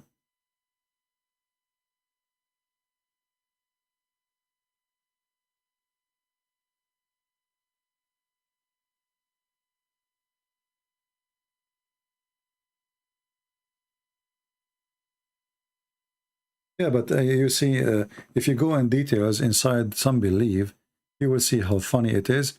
I know, I don't want to, like, you know, Hinduism is not my target as a topic, but I find Hinduism the same as Islam somehow. It's silly, you know. Suddenly the cow became something holy. What is that? I mean, the cow. And, you know, like, we treat the cow in a very nice way, but then we put the elephant in a chain. How disgusting that behavior is.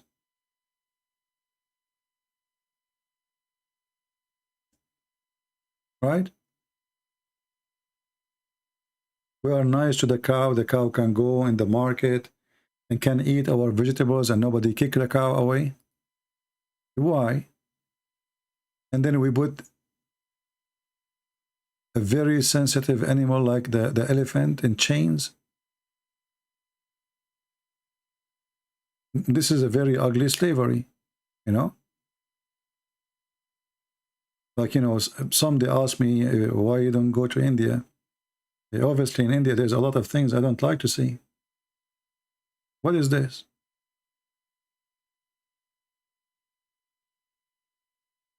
Where is the karma? Where is the vegetarian people? So we don't kill animals, we don't kill a soul, but we destroy us, you know, a life of a creature like this. Why you are doing this?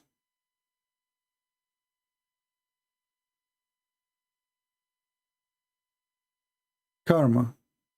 You know, talk is cheap. Reality is ugly.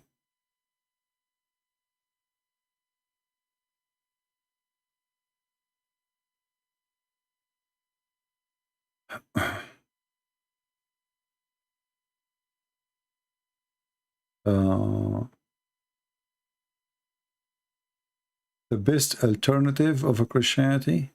I'm not sure what does that mean exactly. There's nothing called the best alternative. There's nothing called best and lowest. Christianity is a Christianity. And the best is to be with Christ.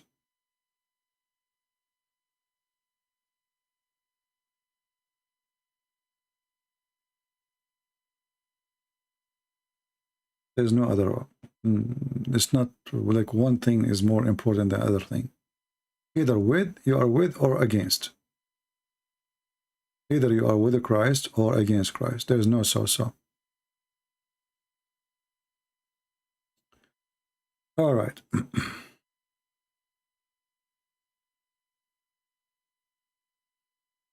Send me your number so I can destroy you. Well, my friend, I am out of a glue. All of you Muslims, you keep destroying me. I don't know what to do now. I am out of cement. I bought cement from Home Depot. They don't have no more cement. All Muslims, they destroy me. True story. Well, as long as you don't send me your wife, I'm okay. I think I will survive. But your wife, she can destroy me for sure.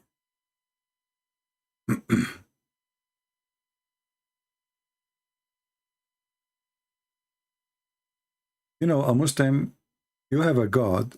You have a God. When you mention his name, Shaitan fart. And you want to destroy me. I mean, even Shaitan, he fart at your God. What kind of religion this religion is? Shaitan, he fart at Allah. Is that true?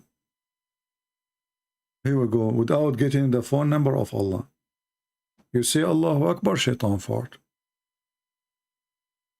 Who destroy who?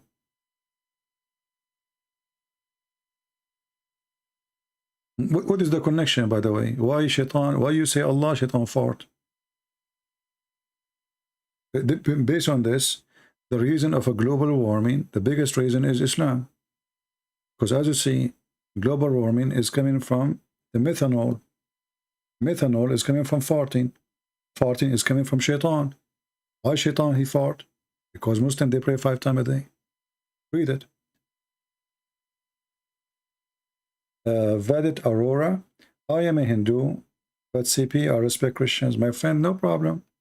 There's a huge difference between I respect Christians, doesn't mean I have to be a hypocrite to you. Do you agree? If you ask me about what I believe in Hindus, I will say to you what I believe. I'm not talking about Hindu as people. I'm talking about Hindu as a religion. Otherwise, people are people. There is good, there is bad everywhere. So don't be upset. People ask me, here we speak about what belief. And my belief, I believe that Hinduism is a false belief. Very simple. Don't be upset. I'm strong against weak Muslims. Well, I'm strong against weak Allah. Let me ask you, was Allah weak or was Allah strong? Let me prove it to you. Allah, he sent 124,000 messengers. Where are their books? The Muslims, they say Allah was so weak to protect them.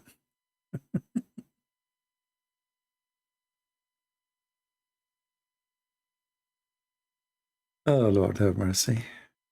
Don't make me fart, please, Mr. Abdul. I'm trying to hold it for long.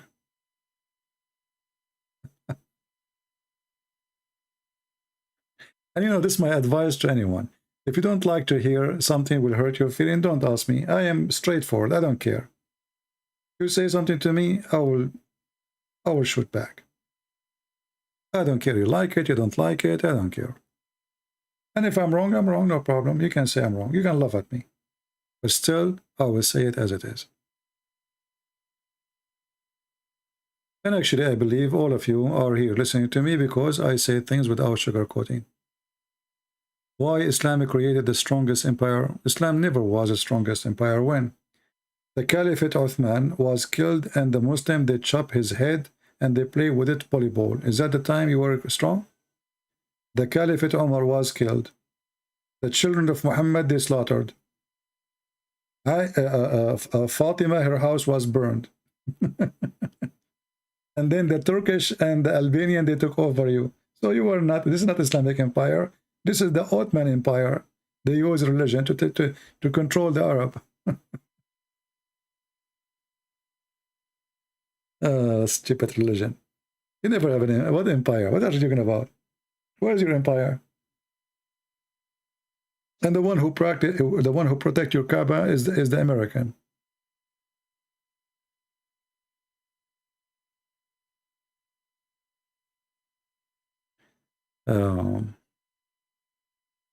Do you hear the rooster? It's morning here. What you guys did to me? I was going to stay here for a very short time. Man. For sure, Muslim invent science. As an example, as you see, this is science. This is chemical in front of our eyes. When you pray to Allah, shaitan fart. And this is telling us that inside shaitan, there's a laboratory of methanol processing. And you are talking to, for sure, science, all of the science is there. As an example, if you don't say a prayer before you have intercourse with your wife, shaitan will do your wife. This is science. The first one who created condom is the Prophet Muhammad. Shaitan is a condom. By the way, why people get AIDS if shaitan is rounding himself around their penis? What the heck? Listen carefully. If you don't say that prayer, shaitan round himself around your penis. Therefore, you should not get any sexual disease, brother, because shaitan is surrounding himself there. Science. And shaitan, he sleep in your nose, and he piss in your ears, and he jump inside your mouth and laugh at you. This is science. And why a human being he have a belly bomb? Shaitan, brother, He wanted to spit, and he spit at Adam, and then the spit fell on his stomach. Science. I have to agree with you. Islam is full of it.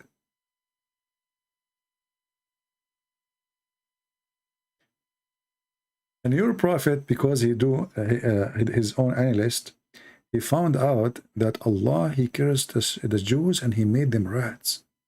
That is science too. Want to show you the reference? Just for free.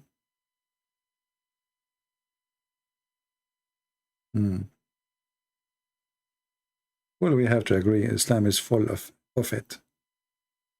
I'm not going to say what. A lot of science. Oof, oh, Lord have mercy. I'm getting sleepy now. It's 2:33 a.m. I did not even eat yet. Oh boy. This is the benefit of being single. You don't know what you eat. You surprise yourself. So now I guess I'm going to make, like, I'm going to slaughter some eggs. Whew, that's good. The fastest and the easiest. Who need a wife, man? Here we go. Break some eggs, fry them. Everything is good. Bingo. Oh boy.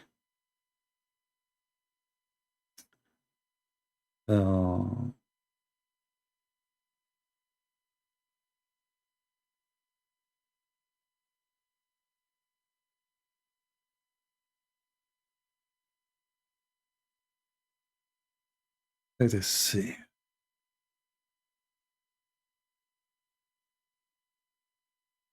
Yeah, you see here, you see those are people who they are satanic. They come here, they are mostly Muslims. And they try to spread poison between the Christians to deceive them and to make them fight. So I need always to warn you from those people, you know. And look, because look what we are talking about. And suddenly this guy is talking about Catholic and Protestant and, you know, evil people. Those are very, be careful with them. Those are satanic people. In Christianity, there's nothing called Catholic, nothing called Orthodox, nothing called Protestant. This is a Muslim trying to divide the Christians. He came here, he see, oh, they are laughing at my prophet. Let us throw a bait and see how many fools there is here. Let us make them fight. Divide and conquer. Well, we spit at you, Satan, and we step on you with our shoes. Who care about food, you idiot? We are Christians. Jesus said, "Is not what go inside your mouth, it's what come from your mouth."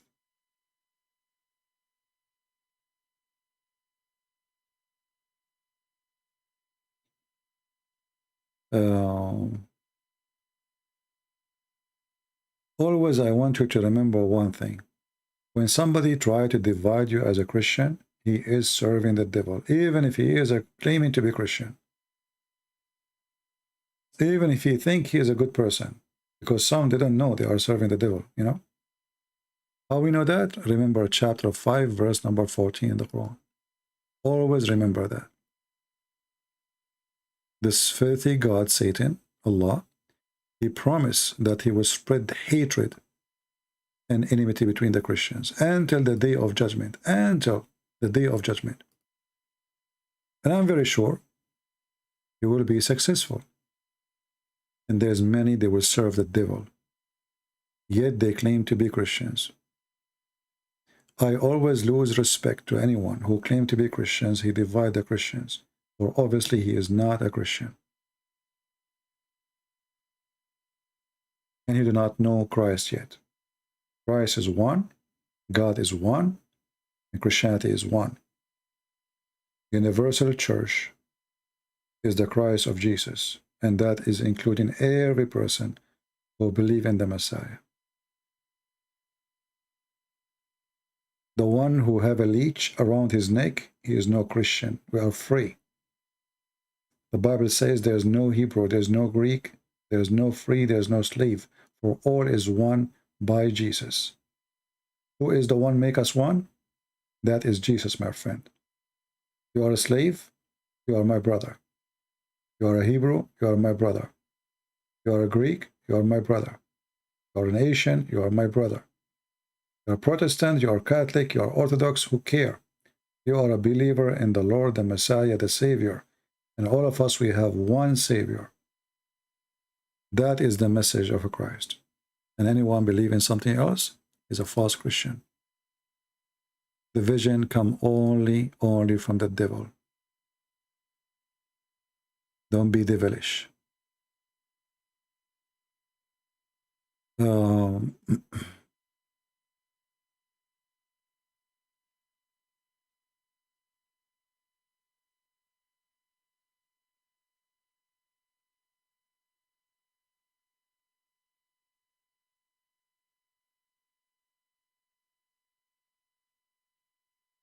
Yeah, actually, this verse in the Bible about and there's no slave, there's no free.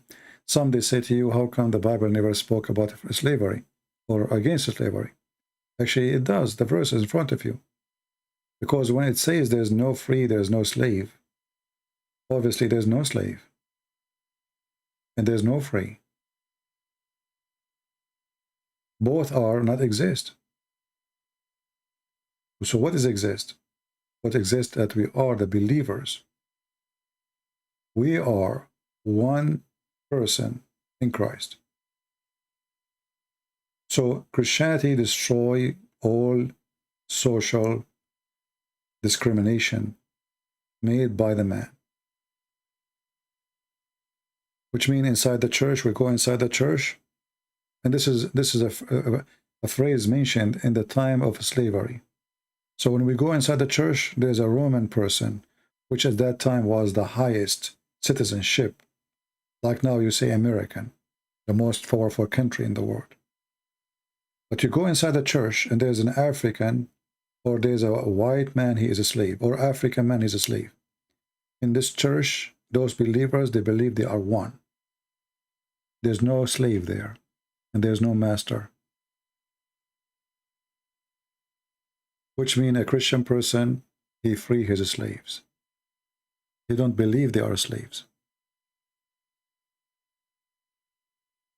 Yeah, today we have a very little number because I'm doing it in the wrong timing. Usually I go in the morning. I don't know if I should keep this video. Maybe I will keep it there for a few hours and then we delete it. So feel free to download if you like to download. Marriage is not for everyone, CP. Are you looking for a wife? I don't look for things. Because if you look for them, they never come to you. Do you know that a human being, life is funny?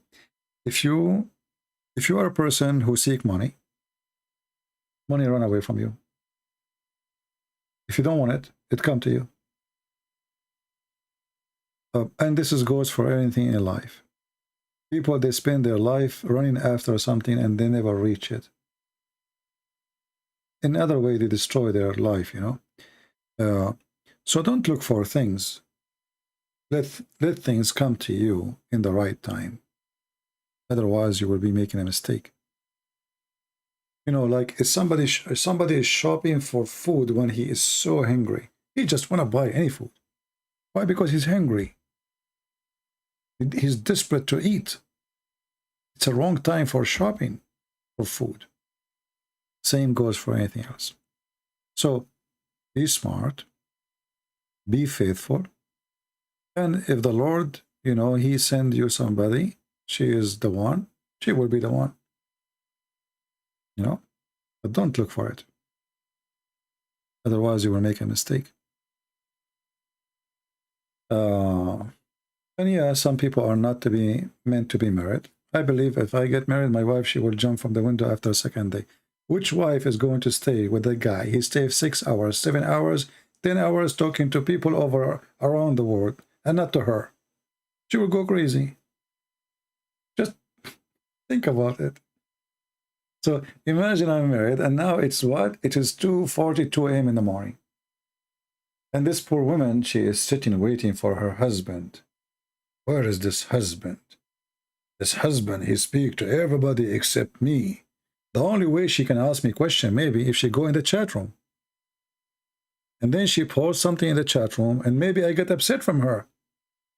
And I give her the answer which she don't like to hear. And then she come from the other room, and she have high heels from her hand. You know, women, I mean, you know the thing. Hey, Ali, you are looking for me? It took you a lot of time, Ali. Did you use GPS? All right.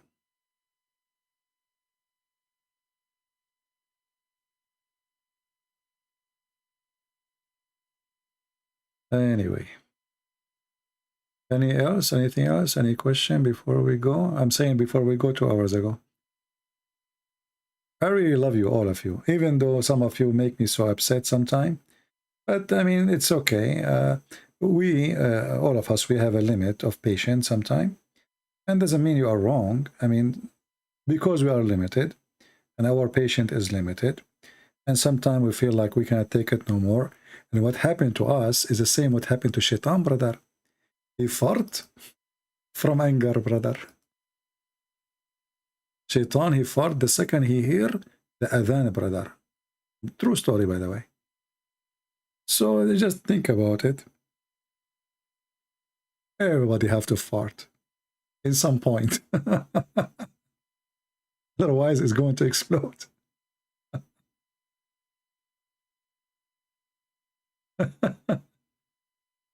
Oh boy. Too much smell will kill you.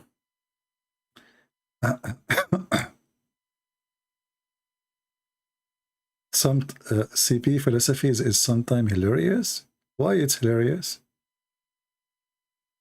Why it's hilarious? Okay, let me practice my philosophy with you. Actually, I mentioned this question before, so I'm sure many of you already know the answer. If I ask you, just to show you how people think, if I ask you, when you write down number 11, which one you type first, the one in the left or the one in the right?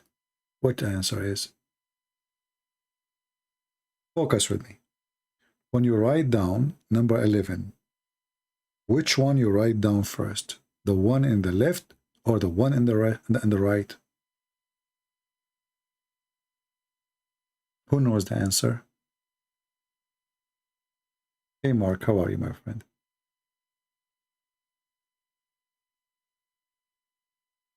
It's a crazy question, isn't it? But in fact, it's not. Who want to give me the answer? Look, nobody dare to give the answer. Look at this. Unbelievable. Yeah, because you need to think deeply, and then you will find that you have a problem here. Which one? Look, Orshid, he tried to save himself, so he said none. So this is where he will be secure. None. The one on the left. Okay, who is else? The one in the left. The one in the right.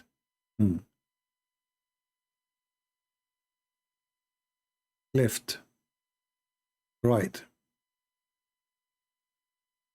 None of them. Doesn't make sense. You have to write one of them. Listen to the question carefully. Which one of them, the one in the right or the one in the left? There's no option of none. I mean, you guys, you broke the rules of physics. Okay, let me answer you. First of all, the first one you write, it's not left, it's not right.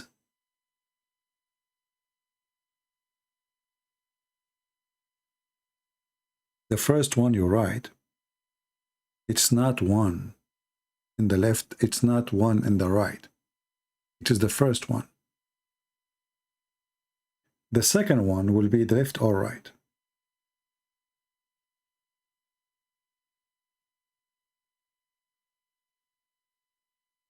Do you understand?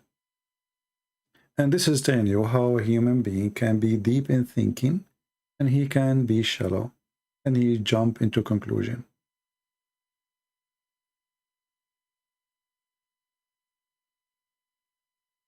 The first one is not left, it's not right. It's the first one. And then whatever numbers after that, they are going to be either in the left or in the right. But because it's number 11, it doesn't matter. So if you write it in the left or in the right, who cares? Still is number 11. So the problem is that, you know, people, they read the question and they try to generate answer from the question, not from their brain. It's somehow the question is leading you to an answer. And this is your mistake.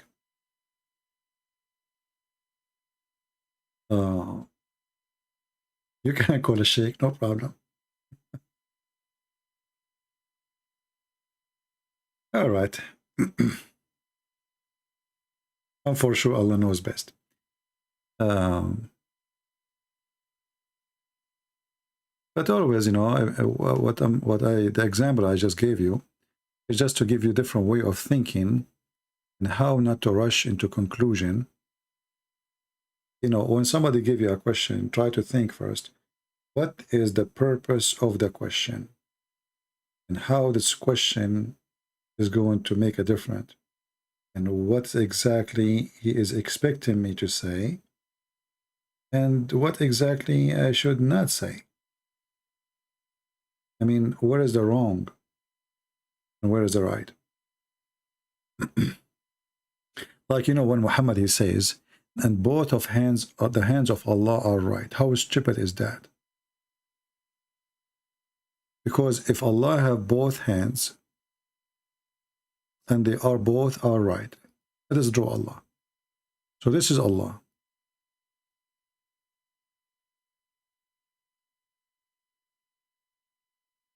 Okay? And now this is the shoulder of Allah.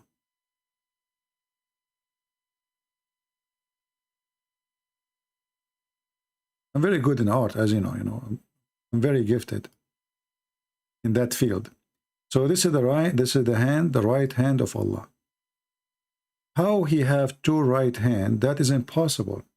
I'm not saying about how you can put two hands there, but two right hands is impossible because one of them is going to be the left with the other one. So maybe they are in the right side here of Allah, supposedly. But now, because we have one next to the other one of them is going to be left and one is going to be right again. Do you understand? So if this one is right,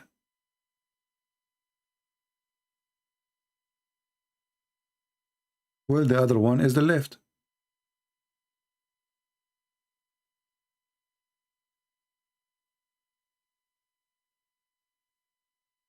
Do you understand me? And this is the way, how, I mean, this is why people, they have different way of thinking and different way of analyzing information and different way of discovering things when you read text or a book.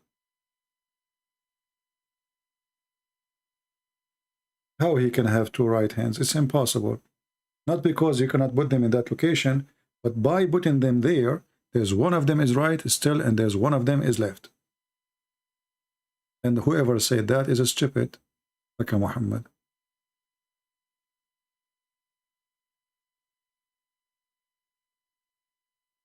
The leg is not correct? No.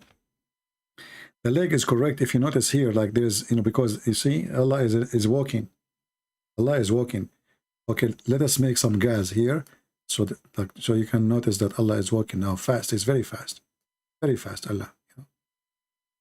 I mean, from all this horrible picture, you notice that the leg is wrong. It's like the Muslims, they try to prove me wrong. They say to me, who is Imam Murrah? So all the stupid story there, and the only problem is Imam Murrah. And this is what he did now. The leg, Christian praise, the leg is not right. Is Putin Antichrist? No, I mean, he is evil man, yeah. But Antichrist, this is a big word. He is evil man. He is a person working for his own glory. Evil. As all evil men in this earth. They don't care how many people they kill, so they can be glorified.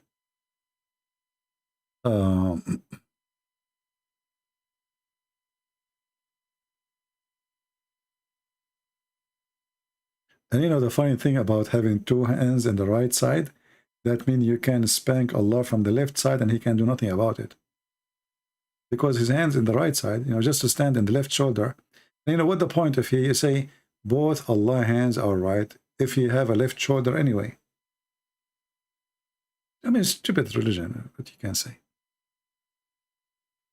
But Muhammad trying to make it look like that Allah, because he is different, and the right hand mean he is right, you know, not wrong. And they, as an example, there's a hadith that you can masturbate with the left hand, but not with the right hand, brother. What the heck? I mean, how come? Why left hand? I mean, it's a masturbation. So you can hold your penis with left hand, but you cannot. I mean, or Muhammad, he told them, you can wipe your ass with the left hand, but not with the right hand. Okay, what that will do? Aren't you going to wash after that anyway? And are you going to eat only using only your right hand all the time? So what the left hand for is made for washing your ass? Crazy religion.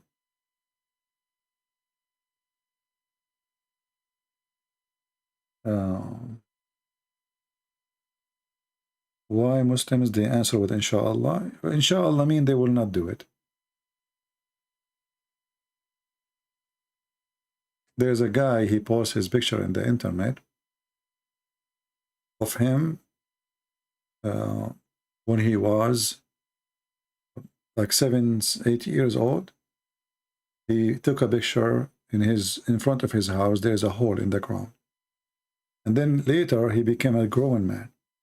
He took the picture and he is just next to the same hole. Why? Each time they call the city to fix it, they say to him, inshallah, soon we will fix it. Inshallah. This is why the Middle East is the worst place to live. For sure, there's some places, because they are not running or run by Arab, they are doing better, like Emirat. All the one who run the cities are foreigners. The whole city actually are foreigners. There's no Arab. The Arab in Emirat, they are not even 10%. This is why it's somehow different. However, it's still a very filthy city, a very filthy country. You know, human traffic, money laundering, drugs, mafia, Russian mafia, you name it. But still the country, I mean, the cities look clean, etc., because the whole country is not run by the citizen. It's run by foreigners. Not by inshallah. If you give it to the people of inshallah, nothing will be fixed.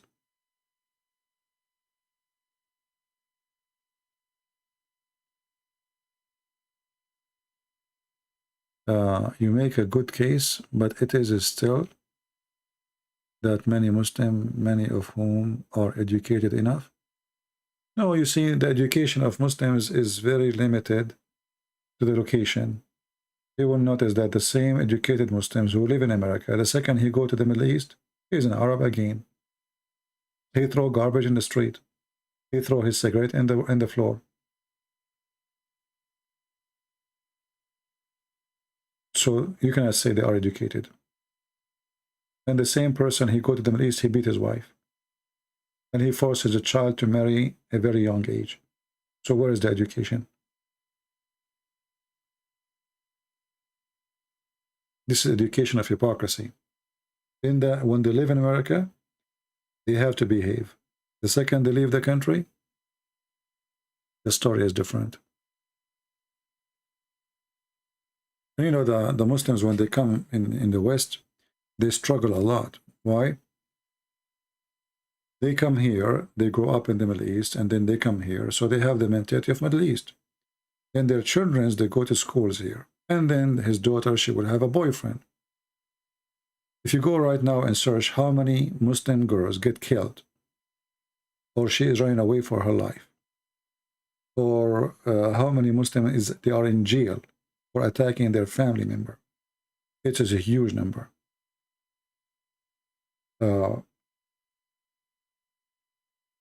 They think they can force their children to be the way they are, or the way they want them to be, if they live in the West.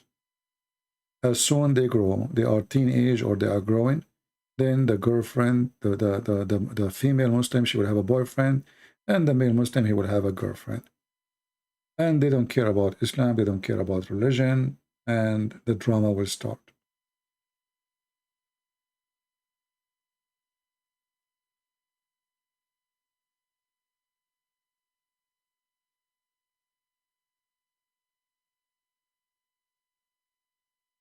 Somebody saying about a theory. There's a theory that the Quran was written in the 5th century and was corrupted by Abbasids. Could the Kalimatullah, Jesus, have been created by the Ruh Qudus? My friend, I don't go by theories. And to be honest with you, I don't care for them. Theory is a theory, and they don't affect the religion. Somebody, he might come to you and says Jesus never exists. It's a theory. If you say it to the Christians, they will laugh. So it's useless. If you are a scientist and you have a historical study and you can prove what you say, well, then it's not a theory, it's a fact. If you make it a fact, then come to me. Before that point is useless. So for me, I debate with Muslims, and I debate them about what they believe, not what I think. If I debate about what I think, I'm wasting my time.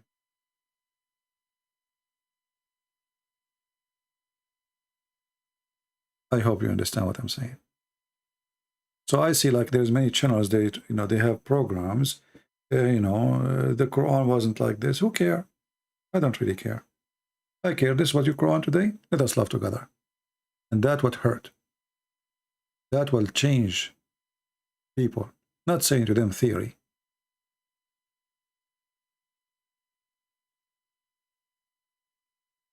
What do you think about Sikh religion? I think it's not a religion, really. It's a mix of beliefs. Those people, they are confused between they are being Hindus and they are somehow like, I mean, it's a mix of belief.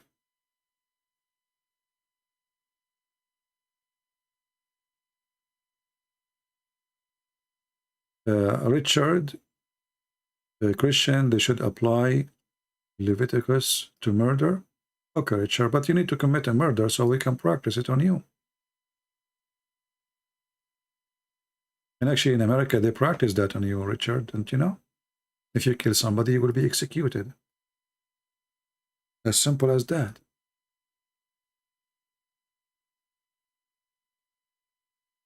I hope I made you feel better now.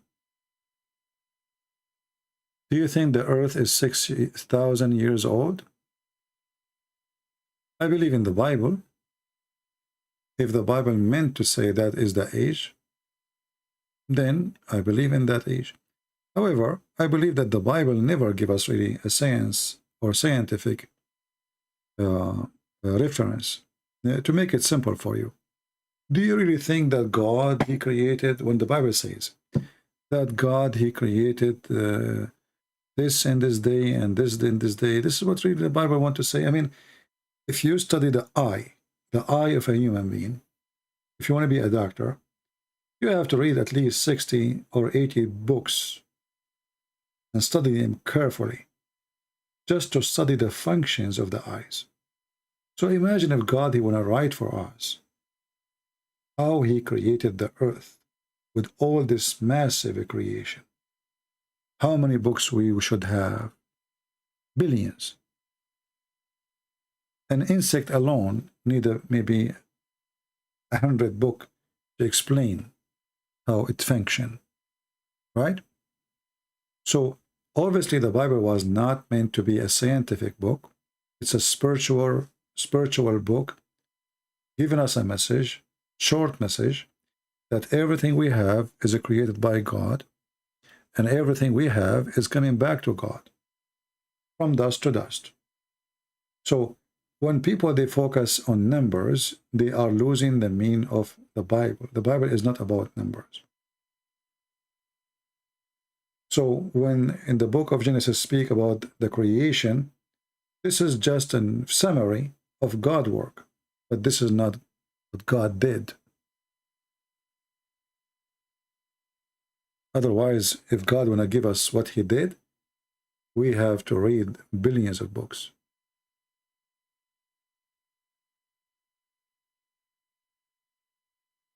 I hope I answered you.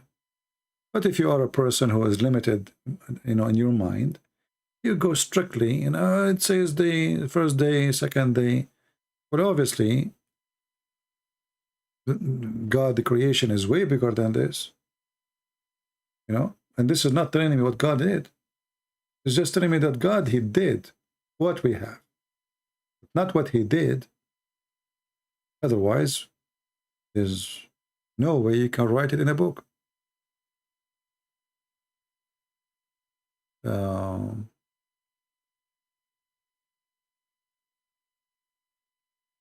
There's a scholar from USA. He wants to debate me. He's a scholar and he is from USA. He must be a scholar then. Is his name is it Trump?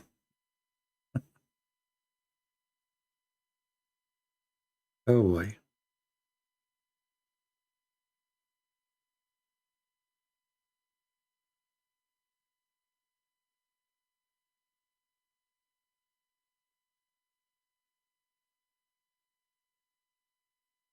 Persecution of Christians in Muslim countries.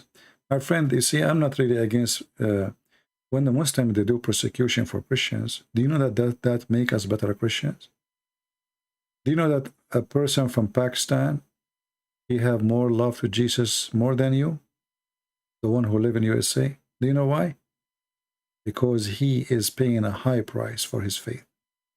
So persecution make us better Christians. It's not the opposite. For sure, we don't seek it, but it's not bad for us. Trust me, it's not bad. It's make us stronger than steel.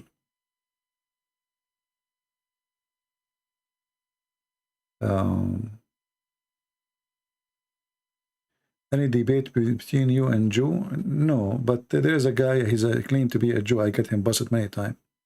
You can watch his videos about it.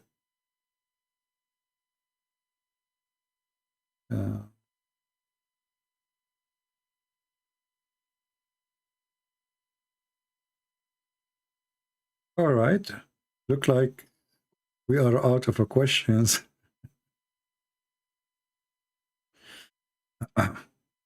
This is not only about Pakistani. I mean, this is any Christian is under discrimination because you see, this is the filter. Life have a filter. And the filter will drop the one who is not real. So the one is not real. He will say to himself, why I want to be Christian? I don't believe it anyway, So I will become a Muslim, so nobody discriminate me. And this is the point of discrimination. Muslims discriminate you to force you to convert to Islam, right? But by doing that, we will have less hypocrite between us. And we will have more real Christians. So it's good. It's positive, not negative. Everything in life can be thought about in a positive or negative way. As an example, when you get sick. Sick is not good. But have you ever heard of a person he believed in Jesus because he got sick? Many, millions. But who said sick is good? Never was good.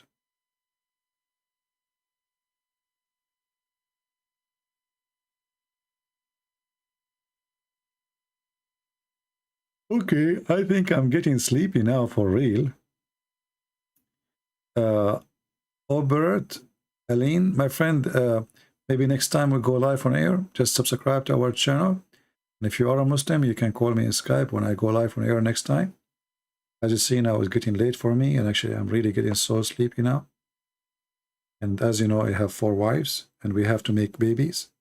I don't know how I can do that now. I'm going to invoke Allah to send me a dish of shish kebab. I will eat it, and I will get the power of 40 men. So I will go and make babies after I eat shish kebab. I come back to you, and I will have the power of 40 men to continue life for the coming 40 hours. Non-stop boom boom. Alhamdulillah.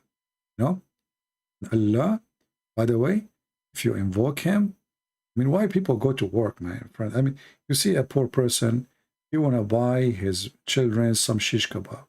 You don't need to work. Just invoke Allah. Invoke Allah. He sends you a dish of shish kebab, and you do boom boom. What a stupid religion.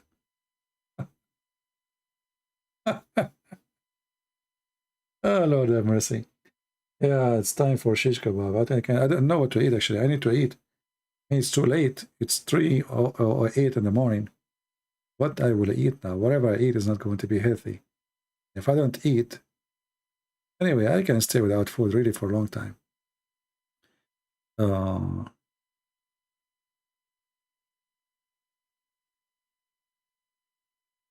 Let us see. You're welcome, Papa.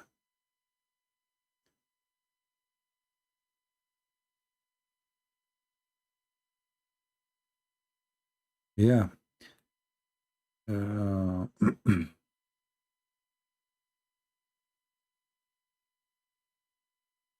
Let us see anything else. I'm trying to read. I don't see anything important in the comment.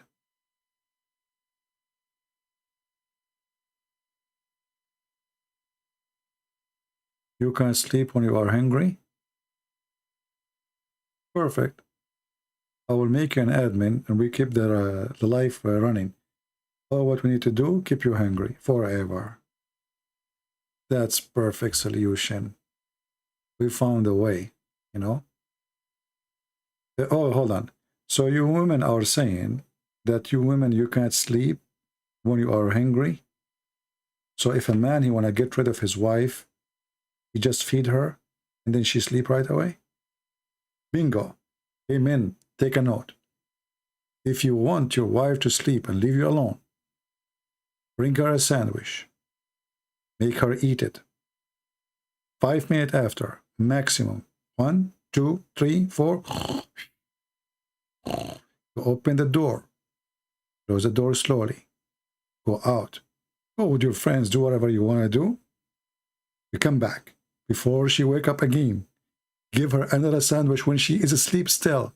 Like, you know, you open her mouth and push the sandwich, like, you know, and now she will continue sleeping. And then you go again, stay away like with your friends 2 hours, 3 hours, and then before the 3 hours pass, come back, give her another sandwich.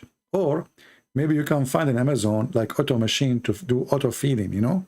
I don't know, you know the thing. What the heck? So women, they sleep if they eat? That is something. Okay. Now it's not scary to get married no more. Oof, that is a relief. Oh boy.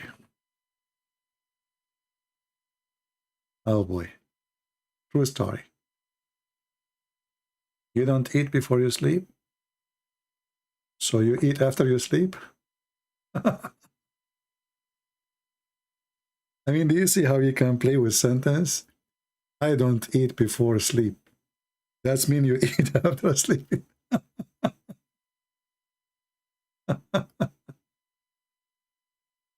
Don't be upset, I'm just joking, okay? I know what you meant. But I mean, the language is really funny sometimes. And if this is telling you, if somebody, this is why it's not easy to debate someone. This is what he do, he debate, you know, because he will beat you in whatever you say. What are you saying to me? You eat after you sleep? What the heck? Hey guys, we got a sleep eater. Not sleepwalker.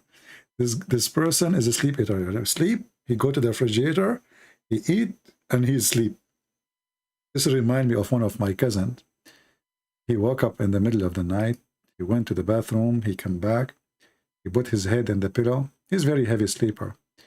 And then he remembered something. He said to his wife, honey, when we open the bathroom door, do the light come by itself? His wife, she said, no, honey, this is the refrigerator.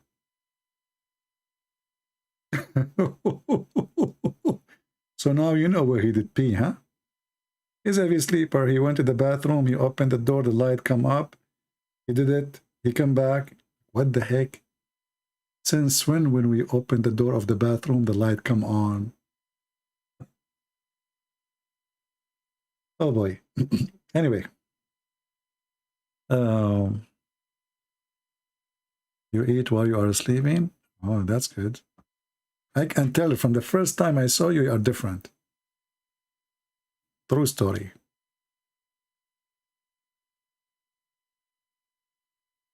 Where I can find you? Skype ID. I want to pass to my Muslim friend. Later, when I come next day, next time, he can show you. How long? Actually, I need to stop coming in line in order to proceed in my translation.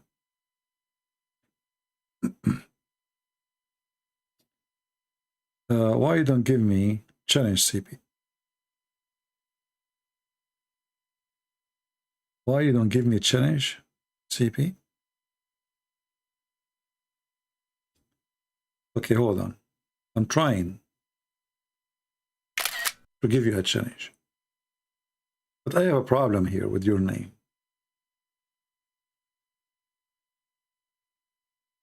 Is that a picture of a man?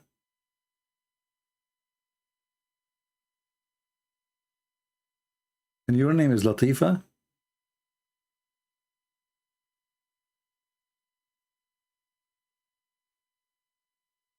Don't you know that Latifa is a female woman, a female name?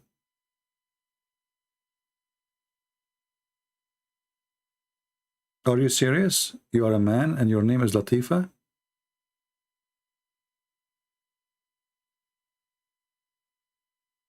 Hello? Because I'm looking at the picture here. It's a picture of a male. And your name is Latifa. How in the world your name is Latifa and you are a male?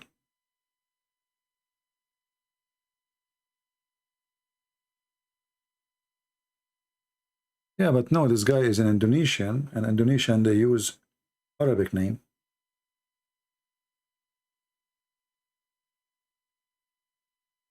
Anyway, my friend, I accept your challenge, Latifa. Okay? As long as it's not involve makeup. You want to start, Latifa?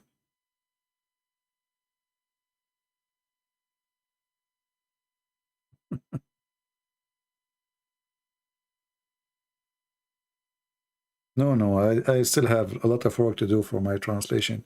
As I said, I need to stop coming online for some time so I can proceed faster.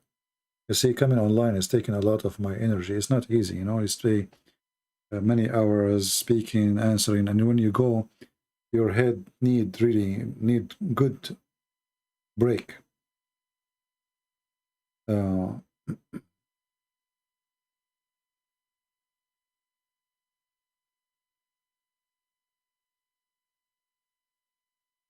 Anyway, this is the one who accused of raping children. So this guy is maybe joking, maybe. All right.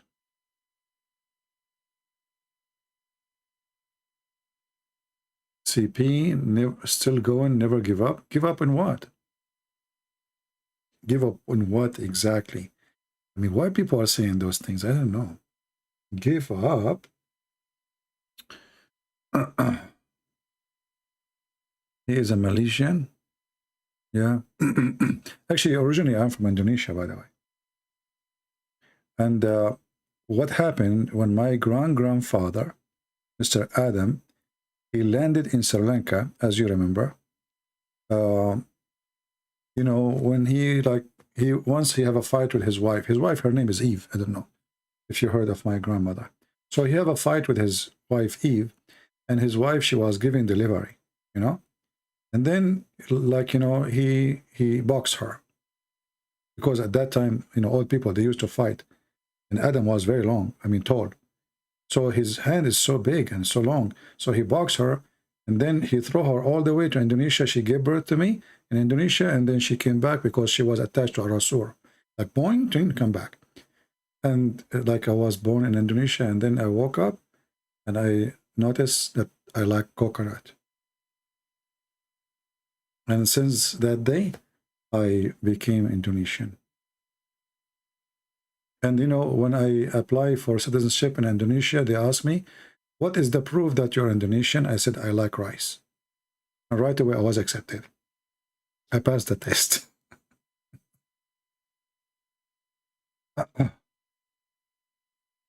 Should be to women when women file for Sharia lawsuit. Sharia lawsuit, since when does that exist? Sharia lawsuit, that's a good one. Actually, you know what? I believe that people in Indonesia, they are lucky people, you know? Honestly.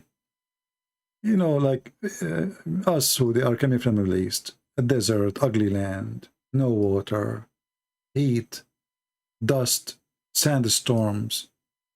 I mean, a human being really, sometimes you are born lucky. Like, I know that some Indonesians, they think that they are unlucky because they are born in a poor country or economy is not good, or. But the fact you are gifted, you have a priceless gift. You can see God every day with that beautiful nature.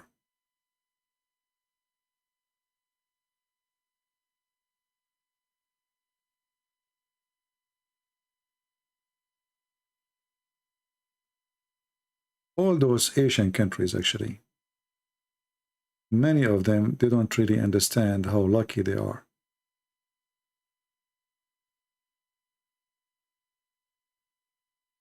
You know, the coming destruction of the Middle East is going to be water.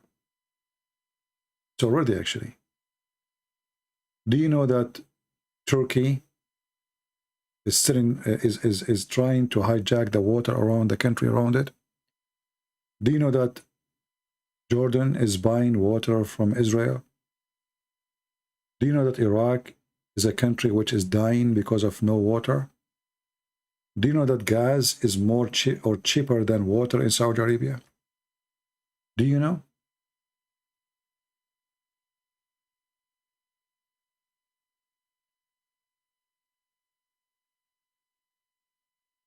But people never appreciate what they have usually until they lose it.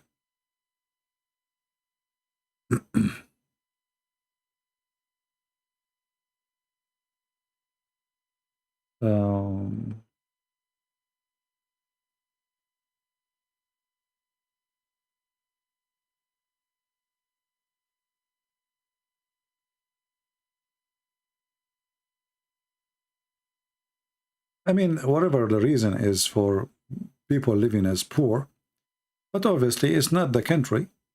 I mean, the country should be worthy because you have all the resource to make this country worthy.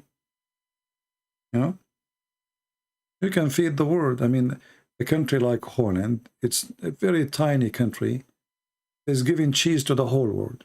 You go any store, you find cheese from Holland. Any store you want. How? You know, small tiny country is feeding the world with milk and cheese.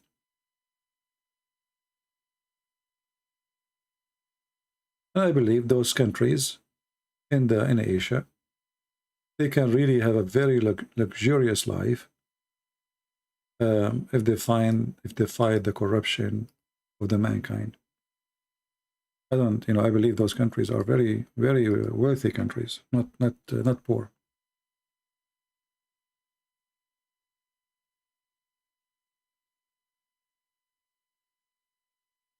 In the Middle East, if you like now that you see those Arab countries, they are used, like if you go to Emirates, they are used to air conditions, etc. What if the air conditions stop for a few hours? Those people would die because now their houses is not qualified to handle the heat. See, all days they used to build their houses from dirt, wood, even tents, which is way better than the houses they have now. The houses they have now, is really very bad for any you know, earth element. Everything is based on fake you know, conditioning. Before it was natural conditioning, so they used to survive with it, but now they cannot. And I believe that, you know, the Middle East have a very horrible end, sooner or later. It is the worst place maybe to live.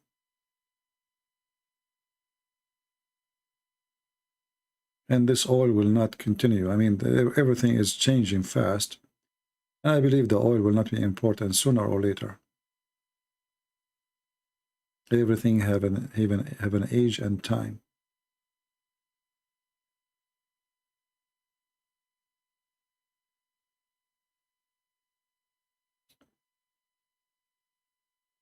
Yeah, look at this. I just searched for pictures in Indonesia.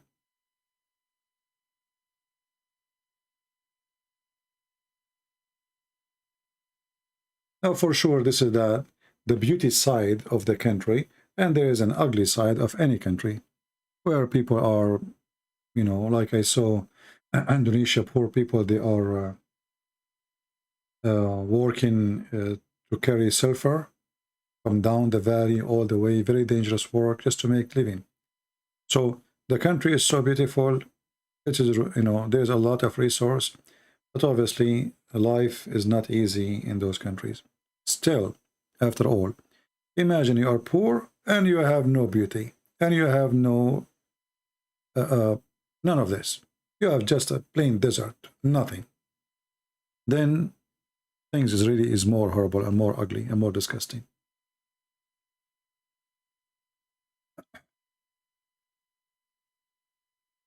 Come to Indonesia, yeah, the Muslims will be waiting for me in the airport.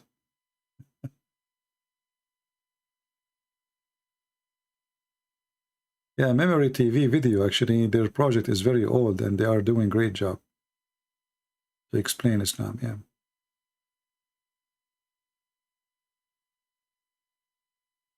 I believe the only solution for a country like Indonesia, that the Christians, they should have their own country, and this is how the way you can fix the country. As long there's a, you know, the cave time mentality, Sharia law, and people want to practice Sharia law, the country will never have a future.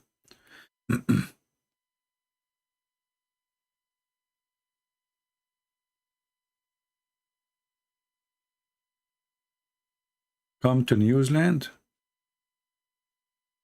I mean, I don't know why when I come to New Zealand. Is it in the news? New Zealand. I don't know why they call it New Zealand. That's a good name. Actually, I saw New Zealand. It's beautiful too. And it's a very small, I mean, it's a very huge country with very small population.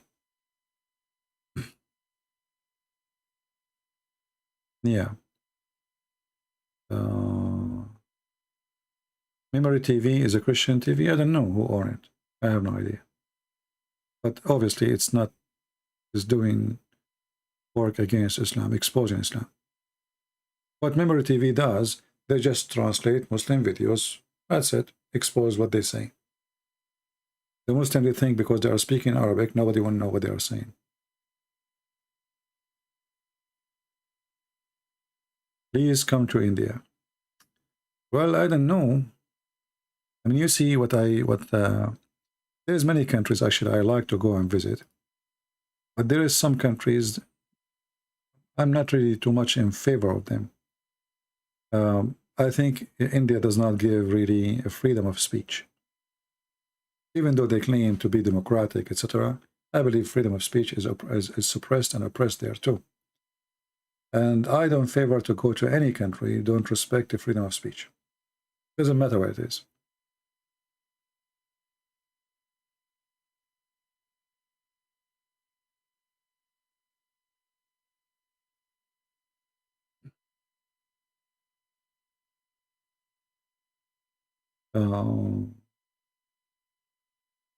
People are talking about how many hours. I'm here for 5 hours and 51 minutes. Okay. Yeah, actually, I like to come to the Tibet, and you see, I have the more you learn about this world, the more you get disgusted. But the Tibet is very beautiful land, but I was disgusted when I saw how and what they do with the dead person. It was shocking to see in the Tibet that when a person he die, they cut him pieces, like a butcher cutting a cow, and then they take him to they take him actually as a body to the top of the mountain, and then after that they cut him pieces and they feed him to the birds. Human being is very weird and sometimes very disgusting.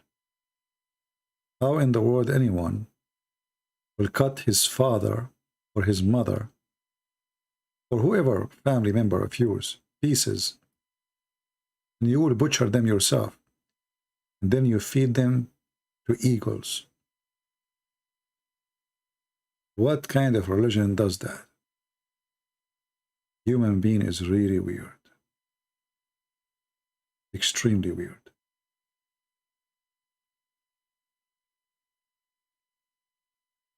This is why, because we are discussing of a human being behaviors, many of us dream one day we'll live in a small island, there's nobody there, no human there. Why? Because we are truly disgusted.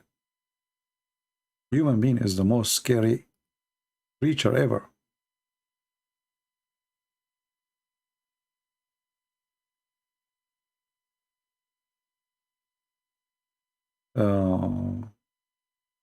Yeah, I am sleeping, but you know, I eat after I sleep.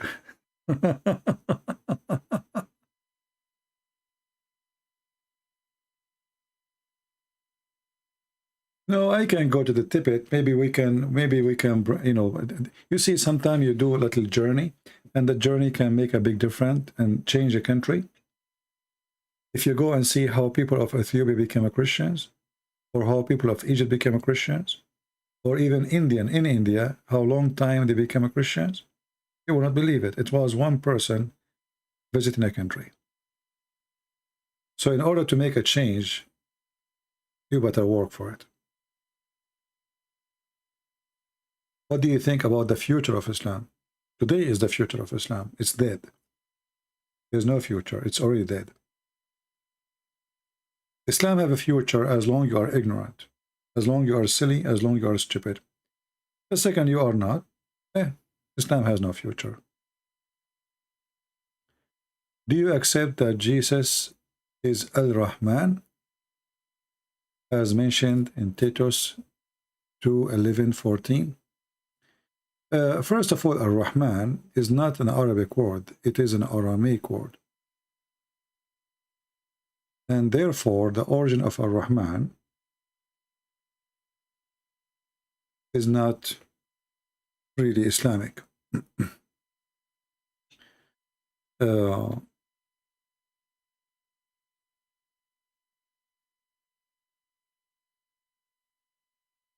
Bible never mentioned, you know, like the old Aramaic used the word Rahimo, like Nitrahamu alaykum, or Rahimo, etc.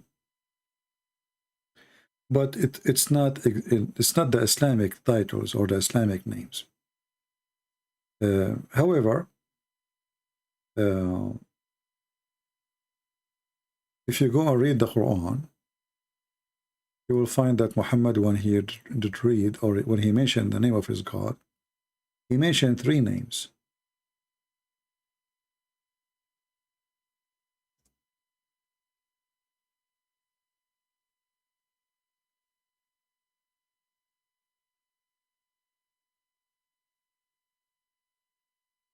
Allah,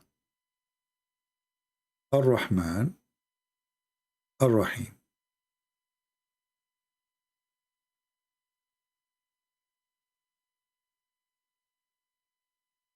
And if we now compare it to the Aramaic, we can compare it as the following: in the name of the Father, the Son, the Holy Spirit. So it is possible that Muhammad, he stole those words from the Aramaic people, and he used them as part of his religion. However, if you remember in the Quran, there is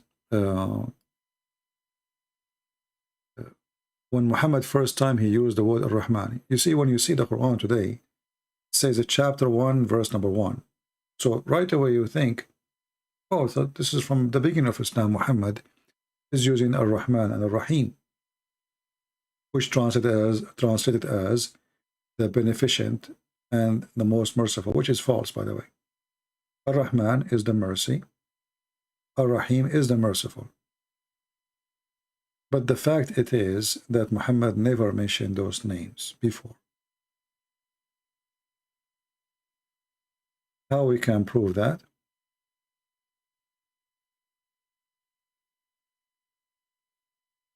In the Quran, it says,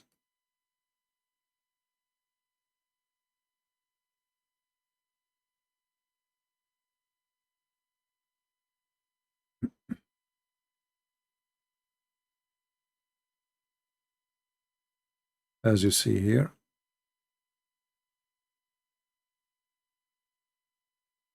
chapter 17, verse number 110. When Muhammad first time he used the word Ar-Rahman, it was at chapter 17. And chapter 17 was way long after Muhammad he claimed to be a prophet. So obviously in this point here, in the life of Muhammad, he learned the word Ar-Rahman. And then he used it. And this is why people, they are asking him, why you are calling Ar-Rahman? Who is Ar-Rahman? We thought you worship Allah. And the Arab, they said, oh, Muhammad, now he have two gods. One, his name is Allah, and the other one, his name is Ar-Rahman. So Muhammad, he answered them saying, well, I invoke upon Allah, or I invoke upon Ar-Rahman, whatever name you invoke him, all good names belong to him. And here you learn that Muhammad, he learned that name from somebody. It's not Islamic. Did I answer you?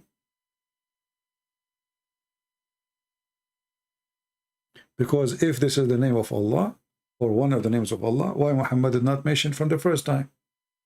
And as you see now, it's appearing everywhere in the Quran, in the name of Ar-Rahman, Ar-Rahim. But before, Muhammad never mentioned it. Did Allah forget to mention it all those years?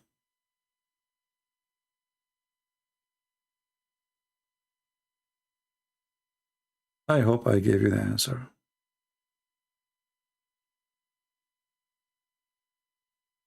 And again, there's nothing is called the most beneficent. This is a lie. Ar-Rahman is not the beneficent. It is the mercy. Sorry, Ar-Rahman can be translated as, the mercy, the merciful. If you change actually the translator, you will see how things change in this Islamic translation. Always you need to remember one thing, that everything the Muslims they have in their book is a theft of somebody else. Regardless if it is from Christians or non-Christians. Everything in the Quran, in the Hadith, it is a theft.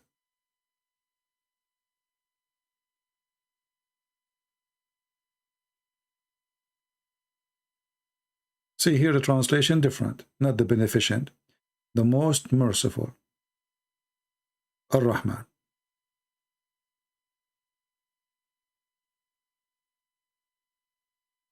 Yeah, actually Muhammad is one of the names of God because the praised one.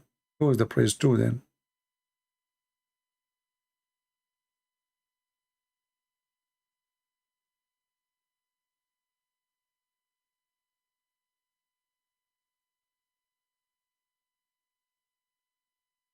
Well, I think it's better not to give me the questions now about Bible or Quran because I am out of gas. It is already 3:37 a.m.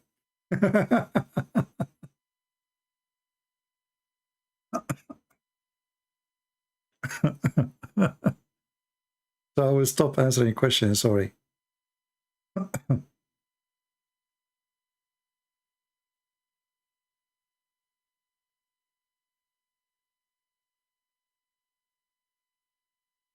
Jesus is Lord, my friend. I'm sure the Lord, he will give you a gift of what to share and what not to share in the right time. Like, remember, when you want to teach in a classroom, if you are a teacher, you don't start teaching kids like 9x9 is 82. You start with 1x1. You start step by step. So you know, you have always to think carefully. The one you talk to, how much he knew, how much he is educated, how much smart he is, how much slow he is. At the same time, you yourself, what is your qualification to share? If you think you have a good qualification, then that good qualification will tell you what is best to share at the time. All right?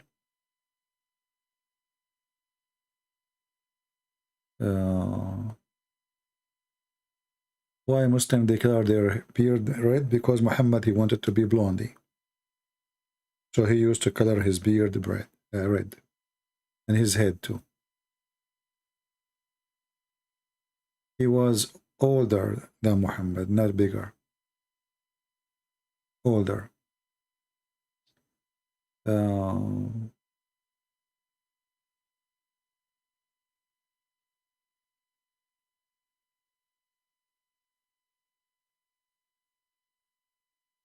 Who is my most Hollywood actor? Muhammad. What a question. What is the most interesting Hollywood actor? Muhammad, don't you see what's wrong with you? He's the best man ever. He's the best in sex. He's the best in everything. Are you kidding me? I mean, shouldn't you know the answer right away? Who is the best in everything? He is the best in dancing. He is the best in the music. He is the best in effing. He is the best in lying. He is the best in stealing. He is the best of the mafia. He is the best. He is the best. What's wrong with people? I mean, come on. What's wrong with people? You don't even need to think. This is even an insult to the Prophet, brother. I mean, come on. We have the best of mankind in everything. You know, what the heck? Be careful, brother. Al-Qaeda, they will hear you. What's wrong with people? Don't you see? Are you blind? Don't ask such a question again, please. This is sensitive. You are hurting our feeling. Was Muhammad black or white? My friend, Arab are white people, not black. Arab are white people. They are white people. They are not black people. So when you say, was he black or white? Well, isn't he an Arab? Well, Arab are white people. The black who exist in the Arabian Peninsula, they are either Ethiopian, you know, usually captured slaves, like Bilal.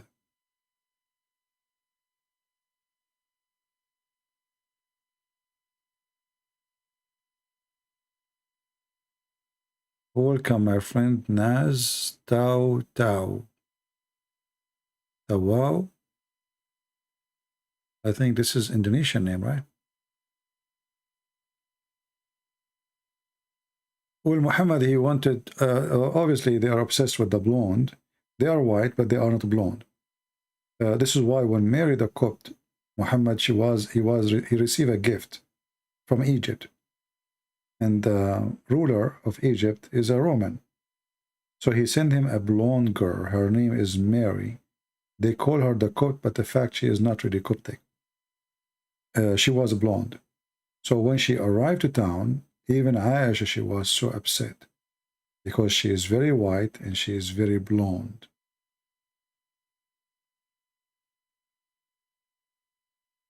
And, you know, until now, Arab people are obsessed with I mean, even though they are white, but they have obsession with the whiter. So the more white you are, the more your market is in the boom. You know? That's why you see Muslim women, they use a certain kind of whitening for the face.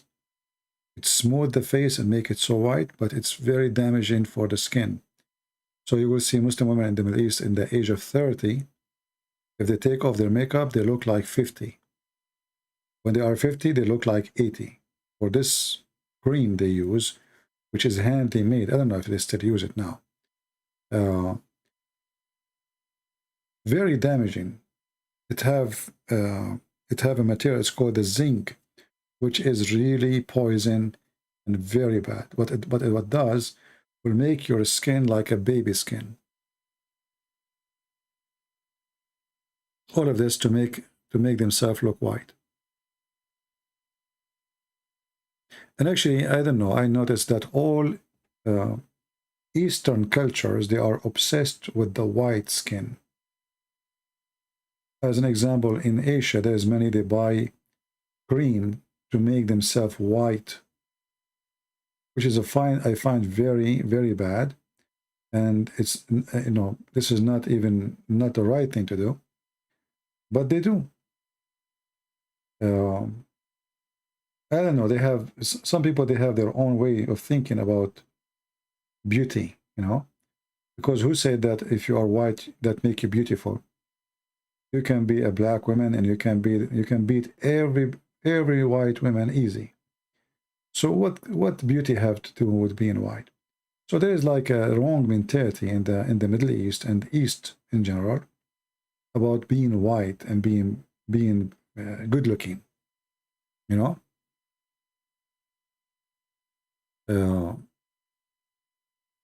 I find that this is very deceiving of a beauty.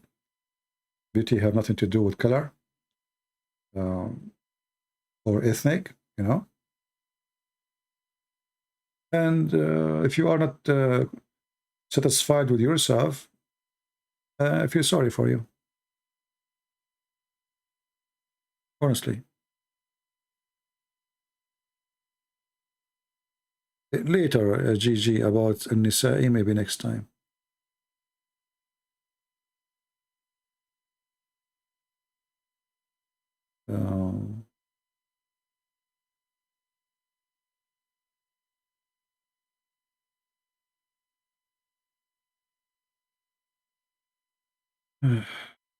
Yeah, in New York.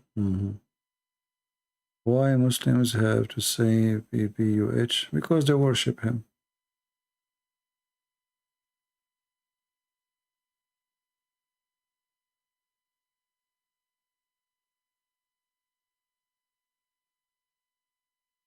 Are you a white guy, CP? My friend, I'm black, blonde, African American from Japan. Who care about colors? You see, you see your color only if you think about color. If you think about yourself as a human, I don't see a color. Depends how you think of yourself and how you think about others.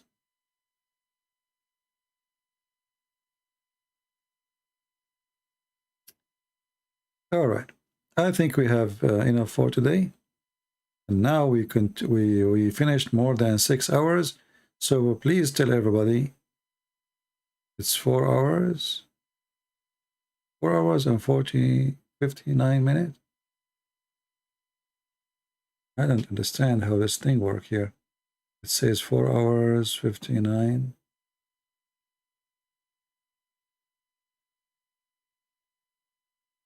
Huh. If you go here, yeah. All right. I will keep this video for a day, maybe until tomorrow or day after. I don't know if you can download all of it. Maybe I should not keep it. I don't know because it's so long. But you can cut it pieces if you wish, as you wish. I want to say thank you all for being here. I wish I can stay ready. It's already 3:47 a.m. in the morning. And I better go. Otherwise, this will be endless. And people never stop giving questions. Always remember one thing. That there's many people, they are trying to share the truth with you. And there's many people, they are trying to deceive you. And the Bible says, always you have to examine the spirit. Examine the spirit. And the spirit which is coming from God never will promise you heaven of sex and child abuse. The God of Islam, he promised you women who they are created just for your sexual pleasure. And this is against justice, because a human are a human, and women are a human. And if this God, he don't care how this a human feel, and he decide to make her, create her just to be sex toy, what kind of God this God is? This is not justice. Why the God don't create for the women 72 men to sleep with her?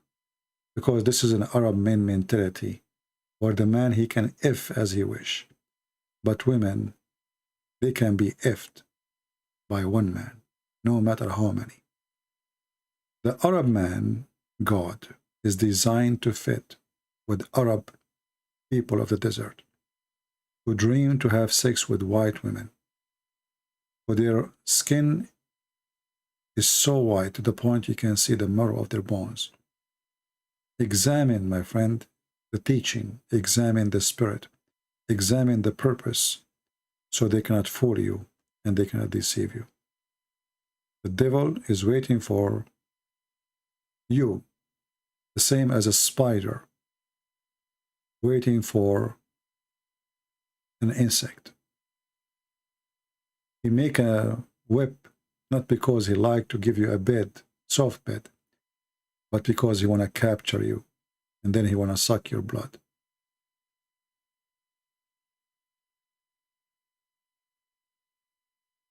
As you notice,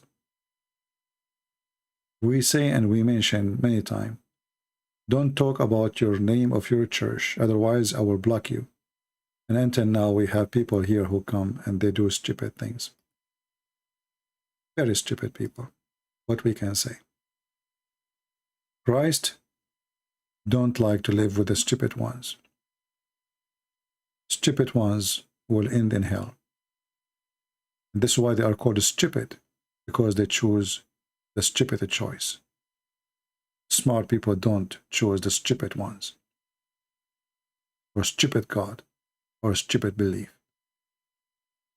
So you choose who you are smart or stupid. Thank you all for being here. May the Lord bless you. Until we see you soon again. Christ is Lord, Islam is false. And thank you.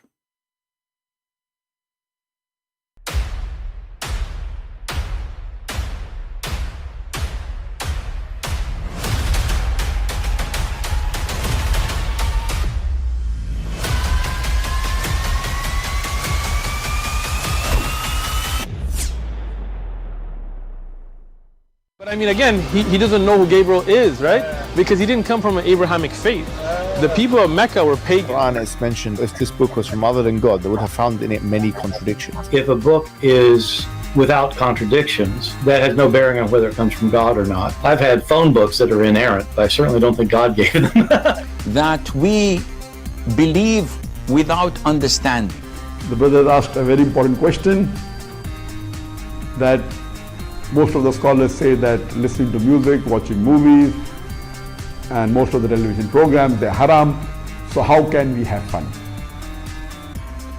Let me tell you, brother, at the outset, that having fun is permitted in Islam as long as the fun is halal fun. That the standard narrative has holes in it. The Prophet tells us because Satan or the devil sleeps over our nostrils. Those who oversleep and not pray Fajr on time, Satan urinates in their ears. I really do think Jesus was crucified and that he really was dead and buried. He thought that he was a son of God in the sense that he was specially chosen by God. I think Jesus really did think he was going to be the Messiah, the future king of Israel. I mean, that is, after all, why they crucified him.